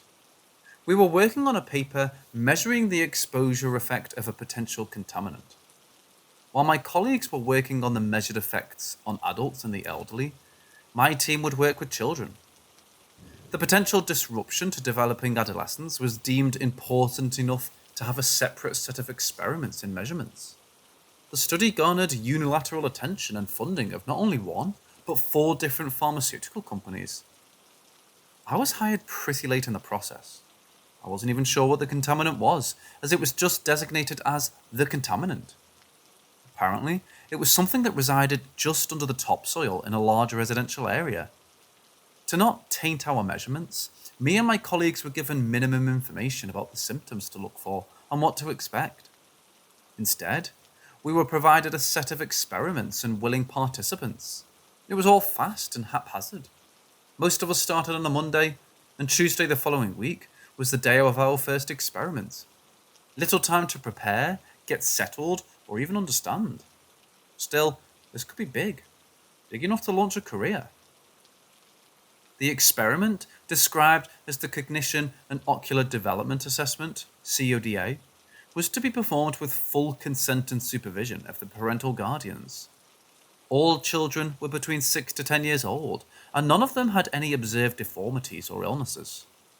We were given limited access to certain medical records to make sure our study didn't have the potential to cause any harm. Then again, I'd read the experiment checklist, and there was nothing that could damage anyone. If anything, I argued the results would be pretty much useless. As Tuesday came around, me and my 2 colleagues had prepared as best we could. The 3 of us would put 1 participant each through a series of tests. The CODA was 3 tests over a total of 3 hours. The parents were to be asked for consent before and after each step, and given the ability to stop any test at any given time. The experiment overall was surprisingly simple. It was supposed to be a measurement of cognitive and emotional development, mostly tested through facial and spatial recognition. The day of the experiment, I first met Logan, an 8-year-old kid sporting a baseball cap and a brand new Pokemon t-shirt. His mom was a bit anxious, but from what I'd been told, she'd been generously compensated. As I met them in the parking lot and led them inside, I promised her we'd go through the specifics. Don't worry, I said. We're mostly going to look at pictures. Doesn't sound too bad, huh? He shook his head, but I'd yet to see him smile. Maybe his mom's anxiety rubbed off on him. The testing room was somewhat small and made entirely out of concrete. There was a pair of opposite two-way mirrors on each side of the room. The walls were painted this sickly mint green, a colour so neutral it hurt to look at. The first test was all about emotional intelligence. In sets of 6 pictures each, I was to show Logan various expressions and ask him which mostly correlated to an emotion. If they answered objectively wrong, according to a chart, we were supposed to ask them to explain their choice. Simple enough. I'd done something similar before. But this is where I first realised that Logan wasn't some ordinary kid. As I laid out the first image set, I asked him to identify the happiest face. Clearly, it was card number 3, and Logan answered as such without hesitation. In the second image set, he was asked which one was the saddest. Again, it was number 3. He answered correctly again. In the third picture, the 6 pictures were a wild mix. Some sad, some happy. One guy was sleeping in the corner. Which one is the angriest? I asked. There was a correct answer, number 4. A woman furrowing her brow and exposing her teeth. Yet Logan looked at them for all a long time. Number 6, he said finally, pointing at the sleeping man. How come? I asked, following protocol.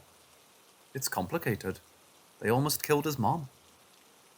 The kid seemed almost distant, staring at the picture. What the hell? He answered the rest of the questions flawlessly, but that answer stuck with me. Such a strange reaction. Not only did he answer an obvious question wrong, but it was also such an odd explanation. Logan himself seemed to have trouble finding the right word for it. The second test was similar, but there were new cards. In sets of 3, Logan was supposed to explain each emotion presented by the people in the pictures. Happy, sad, angry, scared. It was similar to the first test, but much more detailed. For every image, there will be a description and a short explanation given by the participant. We pressed forward. First 3 cards, no problem. Happy, happy, sad. Easy explanations. Second set of cards, same result. Surprised, sad, sad. But when the third image set came along, I didn't know what to say. 3 people, all completely neutral. Not a single emotion on their face. They looked almost computer-generated. Logan didn't skip a beat, though.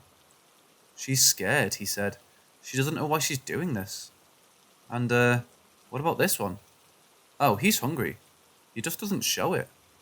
Hungry? Is that an emotion? Yeah, he's really hungry. Dangerous. And the third one? Logan took a long, hard look. After a few seconds, he looked up at me, almost like he forgot about the picture for a while. Okay, I think he's obstinate. Obstinate? Yeah, obstinate. What do you mean? That's what he is. I don't know a better word for it. So why is he, obstinate? He saw something he shouldn't have. We continued with several more image sets, and Logan gave mostly ordinary answers. But every now and then, he'd throw in something absurd sounding. Obstinate was the first, but there was also ADR, gold, and SRIP. The descriptions were outlandish and, frankly, nonsensical. Adder. He started too long into the light. Gald. He didn't go swimming, but his feet are still wet. Srit. He fell between the cracks. By the time I was about to start the third experiment, I had a few moments alone with Logan's mom. Still anxious, she held her arms close to herself and didn't meet my eyes. We'll be done in a bit, I said. He's doing great. He's such an imaginative child, you know, she nodded. He makes up things all the time. You should see his drawings. Does he have any trouble at school? No, not really. No, she smiled. Well, mostly not. Some of the other kids can get a bit creeped out when he starts making things up. I checked the clock. It was time to start the final experiment. All kids have a quirk or two, I smiled back. That's what makes them kids. The final experiment was about recognizing places rather than people. One by one, I was to show Logan pictures of various places. Ordinary places like supermarkets, playgrounds, and factories. They were pretty easy to recognize. First, I'd show him the pictures. Then I'd ask him to describe the scene. Logan didn't seem to mind. The pictures themselves were easy enough for Logan to recognize. One by one, he explained what he saw. Factories with lots of cars parked outside. Empty playgrounds. But as we got to a park, he sort of stopped. His expression shifted. "That's a graveyard," he said. I had to stop myself from correcting him. It was obviously not a graveyard. "Can you describe it?" I asked. I really don't want to. There's a lot of people there. What kind of people? I was going off script, but I was just too curious. Logan leaned in to look closer at the picture. "There's a lot of strange colours," he said. "The people who used to be there are gone." I couldn't tell what he was seeing. The picture was empty. As we finished up, Logan went to the bathroom. I got some time to talk to his mom on our own, and I brought out the picture of the park. "Do you have any idea what he sees here?" I asked. "No," she said, shaking her head. "Could be anything." "It's just strange," I said. "Usually kids make up stories about dragons, lasers, wizards, that kind of stuff. Not graveyards in parks. Are you calling my son strange?" I lost my train of thought. As Logan came back, she grabbed him by the arm to leave. Before they did, I caught up to them. I had to try something. "Logan," I said, "just a moment." "I was thinking about buying this house," I said, bringing up a photo of a place I'd been checking out a few times. "What do you think?" He just stared at me as if he didn't understand. He took off his baseball cap and scratched his ear. "Looks dirty," he said. "A lot of row. Right there, in the... Come on, Logan." His mother tugged his arm, and he was almost dragged down the hall. Turning back to me one last time, he yelled back, "He looked up," and then he didn't. I didn't lie when I said I was thinking about buying that house. There was an open viewing the next day, and I decided to drop by on my lunch break. There were about 8 other people there, all couples. I kind of disappeared among them. Maybe I wasn't being considered as a serious buyer. The place was a bit too large for me after all. As the realtor ran off to speak to a pregnant couple, I stopped in the foyer. I had this strange feeling in the pit of my stomach. "Row," I whispered to myself. "Right here." Just saying it out loud almost made me feel it. It was something so specific, so unique. It wasn't an emotion as much as it was an experience. A story. I could imagine myself lying on the floor, looking up at the wood-brown ceiling. I could feel my back growing stiff, as if I'd been lying down for too long. I could feel my eyes growing thick, like blinking through mud. Every breath a conscious effort. Arms unresponsive. A prayer for my heart to keep beating. Then, nothing. Row. To look up and then to not. I had this strange understanding. Like I'd seen something I wasn't supposed to. Didn't the kid have a word for that too? God, I felt sick. Everyone was gathered around the realtor in the living room. I don't know what gave me the courage to confront him, but I just blurted it out. "Did the previous owner die here?" I asked. "In the foyer?" No, they didn't," he answered.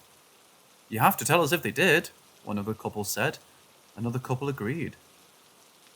"Okay, yeah, I mean, no one has died here, that much is true. No one did. But yes, they were found unresponsive in the foyer. There were loud sighs. A couple immediately left. Another left shortly afterwards. There was a queue to talk to the realtor, and within 10 minutes, I was the only one left. Row or not, I got the place too cheap to care. This made me curious as to the words the kiddies used to describe the various places and emotions. Over the following days, as I transcribed our findings, I started thinking about them a lot more. Staring into the light too long. To get wet feet without swimming, it was all just cryptic nonsense. But what I'd felt that first night in my new house was Row. I could feel it. It was the right way to describe it. One night, as I stood in the bathroom, I thought about the word adder. It was what Logan had used to describe staring into the light for too long. It felt fitting, but I didn't know if I'd experienced it. I tried looking up into the bathroom light and just saying it out loud, but I didn't get the same feeling as when I'd said row in the foyer. This wasn't it. This wasn't adder. I sort of gave up on it after a while, but as I was watching TV, the thought came creeping back to me. There was a news segment about a patient with severe brain damage, a woman who couldn't breathe on her own or speak. She was aware, in a sense, but completely imprisoned in her body. The segment focused on how her family was caring for her, but I just leaned in closer and looked at her. Adder, I whispered to myself, that's it. And it was. No question about it. She was Adder. From staring into the night too long, I could feel it, understand it. Over the next couple of days, I started chasing Gald. The world meant someone whose feet were wet, despite not swimming. It took me a while to get this one, but I finally found it in a newspaper article online. I felt Gald from reading about a man who had died from an overdose down at the beach. His body had apparently choked itself, causing him to sweat to death. As he was homeless and living close to the beach, he had been found by a couple of teenagers building a sandcastle. But that feeling of drowning on dry land, next to the ocean, that was Gald. With the right word, I could feel it. I could empathize in my mind. I could be there with him. But the final word I'd noted, srit. That was a difficult one. Over several days, I looked all over the internet. I searched forums, read obscure articles ranging back to the 90s, but I just couldn't shoot blindly into the web and hope for the best. I had to find out more, get something substantial. That thought made me take a step back. What about the photos? The photos we had shown Logan in the first place. Who were the people in the photos? I checked the inventory list for the experiment. Most of the cards were just mentioned as a number and an emotion, but I noticed that some of the faces were repeated with the same actors.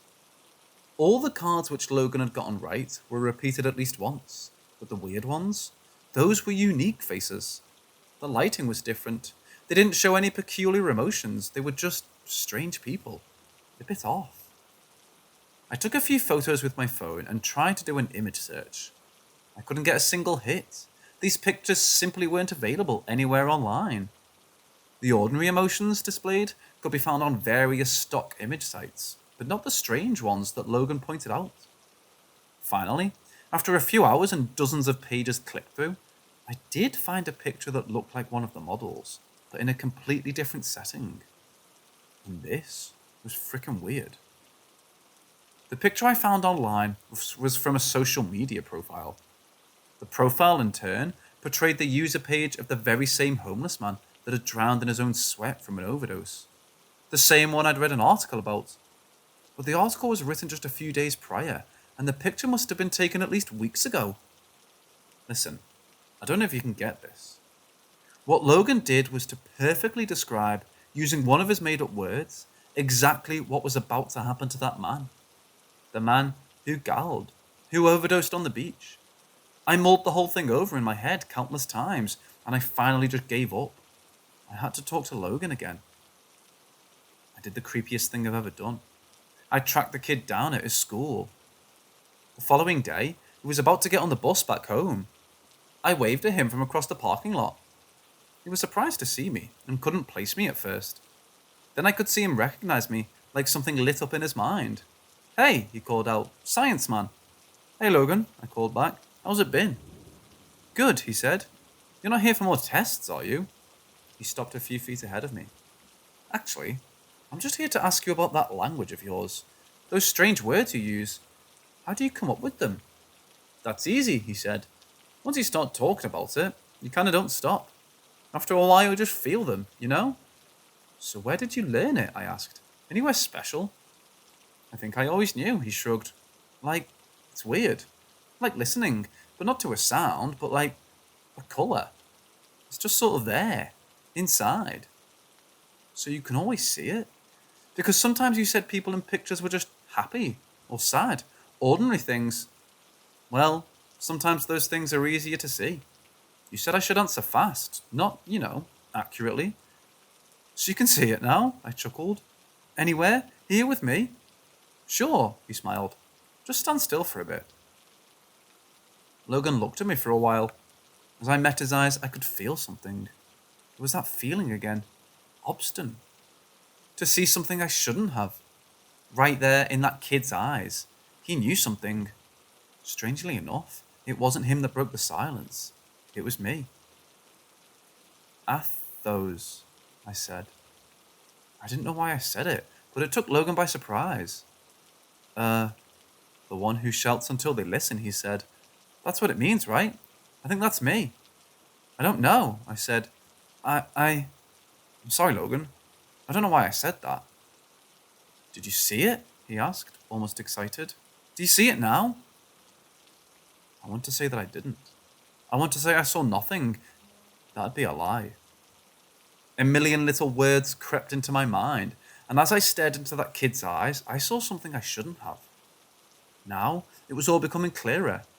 The more words I knew, the better I understood. The word I'd looked for, srit, was a lot more complex than Logan had made it out to be with human words. It was contextual. The man had died in an earthquake. He fell between the cracks. No, he hadn't. He was going to. It was describing events destined to unfold, but it was also describing something that had happened. Was it both? Neither? I see it, I admitted. Right there, I could feel the parking lot falling away in insignificance. With a single unspoken word, we could tell each other infinite things. These mundane expressions were just the tip of the iceberg, a dumbed-down shadow of what was truly being said. The words told us of things that were, things that could be, and things that currently were. And in that moment of silence, of understanding, I heard the vibrant colours so clearly I could almost see them. They were piercing into my mind, forcing themselves into my understanding, screaming to me that once you understand something, you can't unlearn it. I forgot to breathe, as to not accidentally say something I shouldn't. You weren't talking about the picture I held up in the test. You were looking at me, I said. Obstin. I'm Obstin. You didn't even look at the picture. He didn't have to answer. I knew it was true. It was written into the word itself that my realization would come. Then, as possibilities came rushing towards me, I could feel an enormous weight come down on me. My mind couldn't take it. My body was shutting down as I fell to my knees, screaming until my neck felt raw. The world started to fade as my heartbeat swallowed my hearing. I have a hard time describing what happened next. When I closed my eyes, I'd see millions of possibilities. Mostly pain, suffering, and terror. My own thoughts and emotions multiplied like a torch in a hall of mirrors. I'd see myself waking up in my bed, only to get murdered by 1,000 different weapons. I'd see myself drowning in my bathtub, breaking my neck, falling down the stairs. Death. So much death.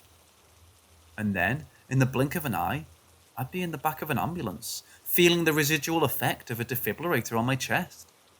As I blinked, the ambulance burst into flames. The driver crashed into a tree. Someone carved their initials into my chest with a scalpel. None of it was real, but I couldn't tell anymore. Different words with nothing but a well-placed syllable. All the while, I was just spitting out seemingly random words. My eyes lost focus. And as I lost grip of reality, my body shut itself down in self-defense. Thank God. This was back in January 2019.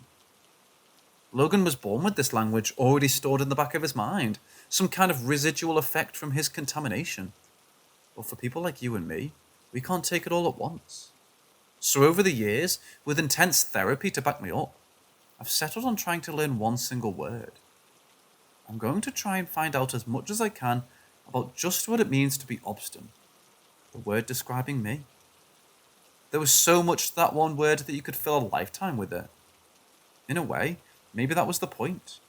A good language, meant to fit all of our very beings into simple expressions, like compressing a folder into a zip file.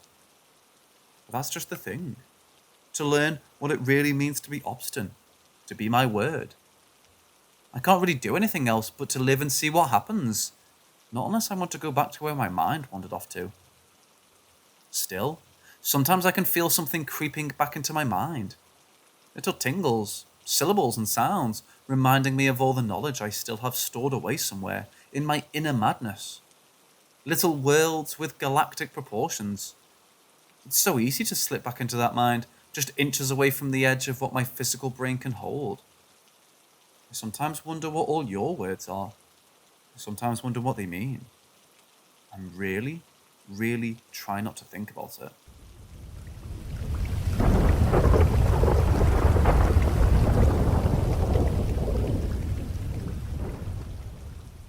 My girlfriend and I were just chilling late at night on a Tuesday about 2 weeks ago, in our apartment.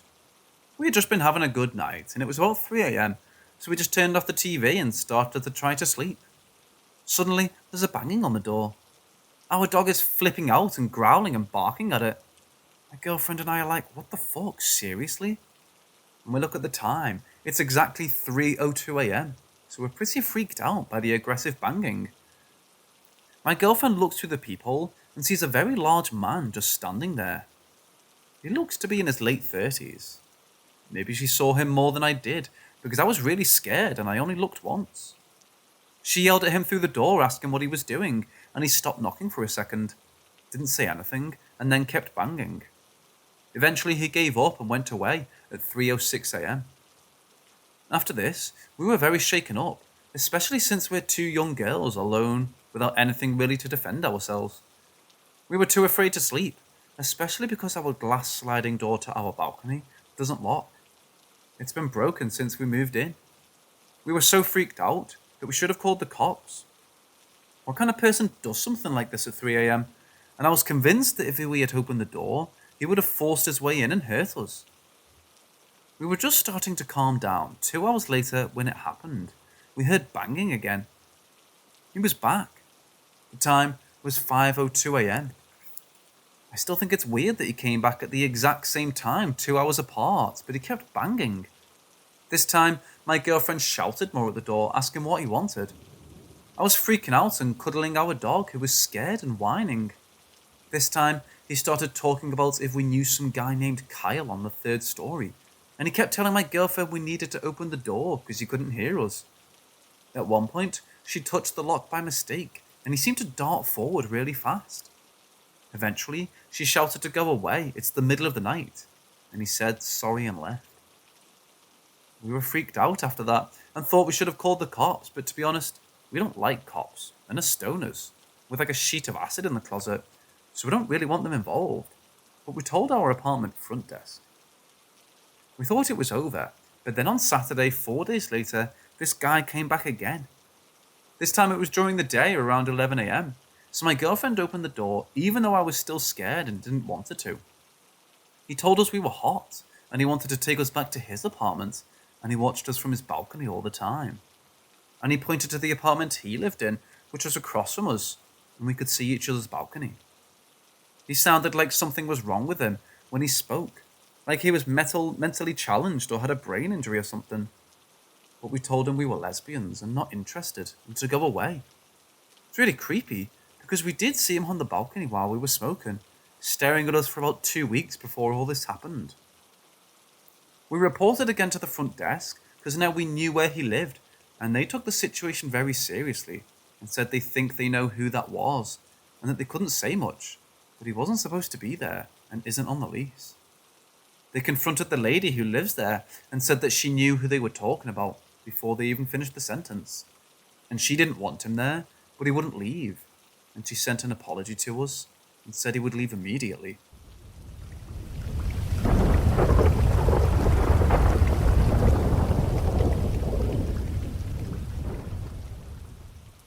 My parents put me in a new high school when I was starting my sophomore year. I didn't know anyone except my older male cousin, who was in the grade above me. My parents dropped me off and I saw my cousin Anthony. He was waiting for me. I was 16 and previously homeschooled for the past 6 years. My parents called him and said I was nervous and asked him to help me. He greeted me and said I could hang out with his friends. He brings me to a group of 6 guys. They're odd, sporting death metal shirts and didn't talk much. I was an annoying 16-year-old girl that did ballet and was rather outgoing. So I inserted myself, and they all started to call me their little sister. One guy, we'll call him Mark, took a liking to me. He was by far the weirdest, always talking about death metal and death in general. But he loved me like a sister, and we hung out all the time. Fast forward to my senior year. They're all just graduated, but my cousin and Mark were going to the same college and sharing a dorm. They told me I could make the 45-minute drive whenever I wanted to stay the weekend. So I did. Every weekend after ballet, I would drive up and visit. One Friday night, my cousin called and told me under no circumstances was I to come up. I got upset and asked why. He said Mark was being weird. I questioned him further. Apparently, my cousin went to work. Mark texted him and said he was going to robo-trip and asked my cousin if he wanted to join. My cousin said no, and that was that. 2 hours later, Mark called sounding fucked up and told my cousin not to come home, but to go to his parents for the weekend. My cousin was frustrated because he didn't want to drive 45 minutes back home. He asked him why, and Mark just said, "The voices are telling me to kill the next person I see. I don't want to kill you, Anthony." Mark has always been a little weird. At parties, he tries to get people to stab him, gets in random fights, and really just gets joy out of watching other people get hurt. So I listen to my cousin and agree I won't come up. About 30 minutes later, Mark is calling. He asked me to come over. I lied and told him I have ballet the next morning, so I can't. He's annoyed, but says okay. The next day, Anthony picks me up and we go to his dorm. Mark is passed out with a knife in hand. He carved into the walls, "I must kill," over and over again. He also had numerous cuts and smeared his blood on the walls. We took the knife and woke him up. He said he started a robo-trip and then heard voices. The voices were telling him to kill. Pretty sure if I would have gone over there, I'd be dead right now.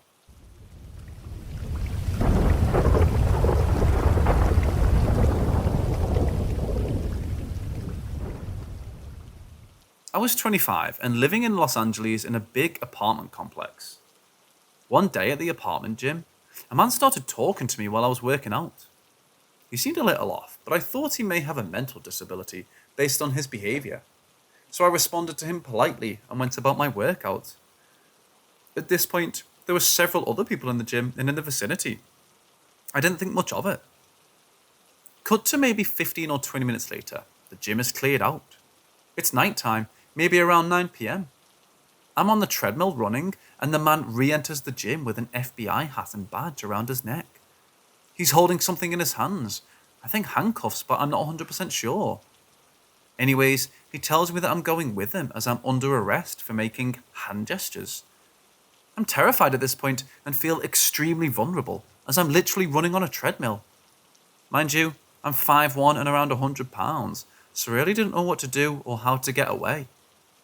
I have no idea how much time went by as I'm still working to piece a story together since I remembered it a little over a year ago. To be honest, I didn't even remember how I got out of the situation. My husband had to remind me a lot of the details. But thankfully, at some point during the encounter, a woman came into the gym, so I got off the treadmill and ran back to my apartment to call the police. I had my husband walk over to the gym just to make sure the guy wasn't still there and going after the other woman.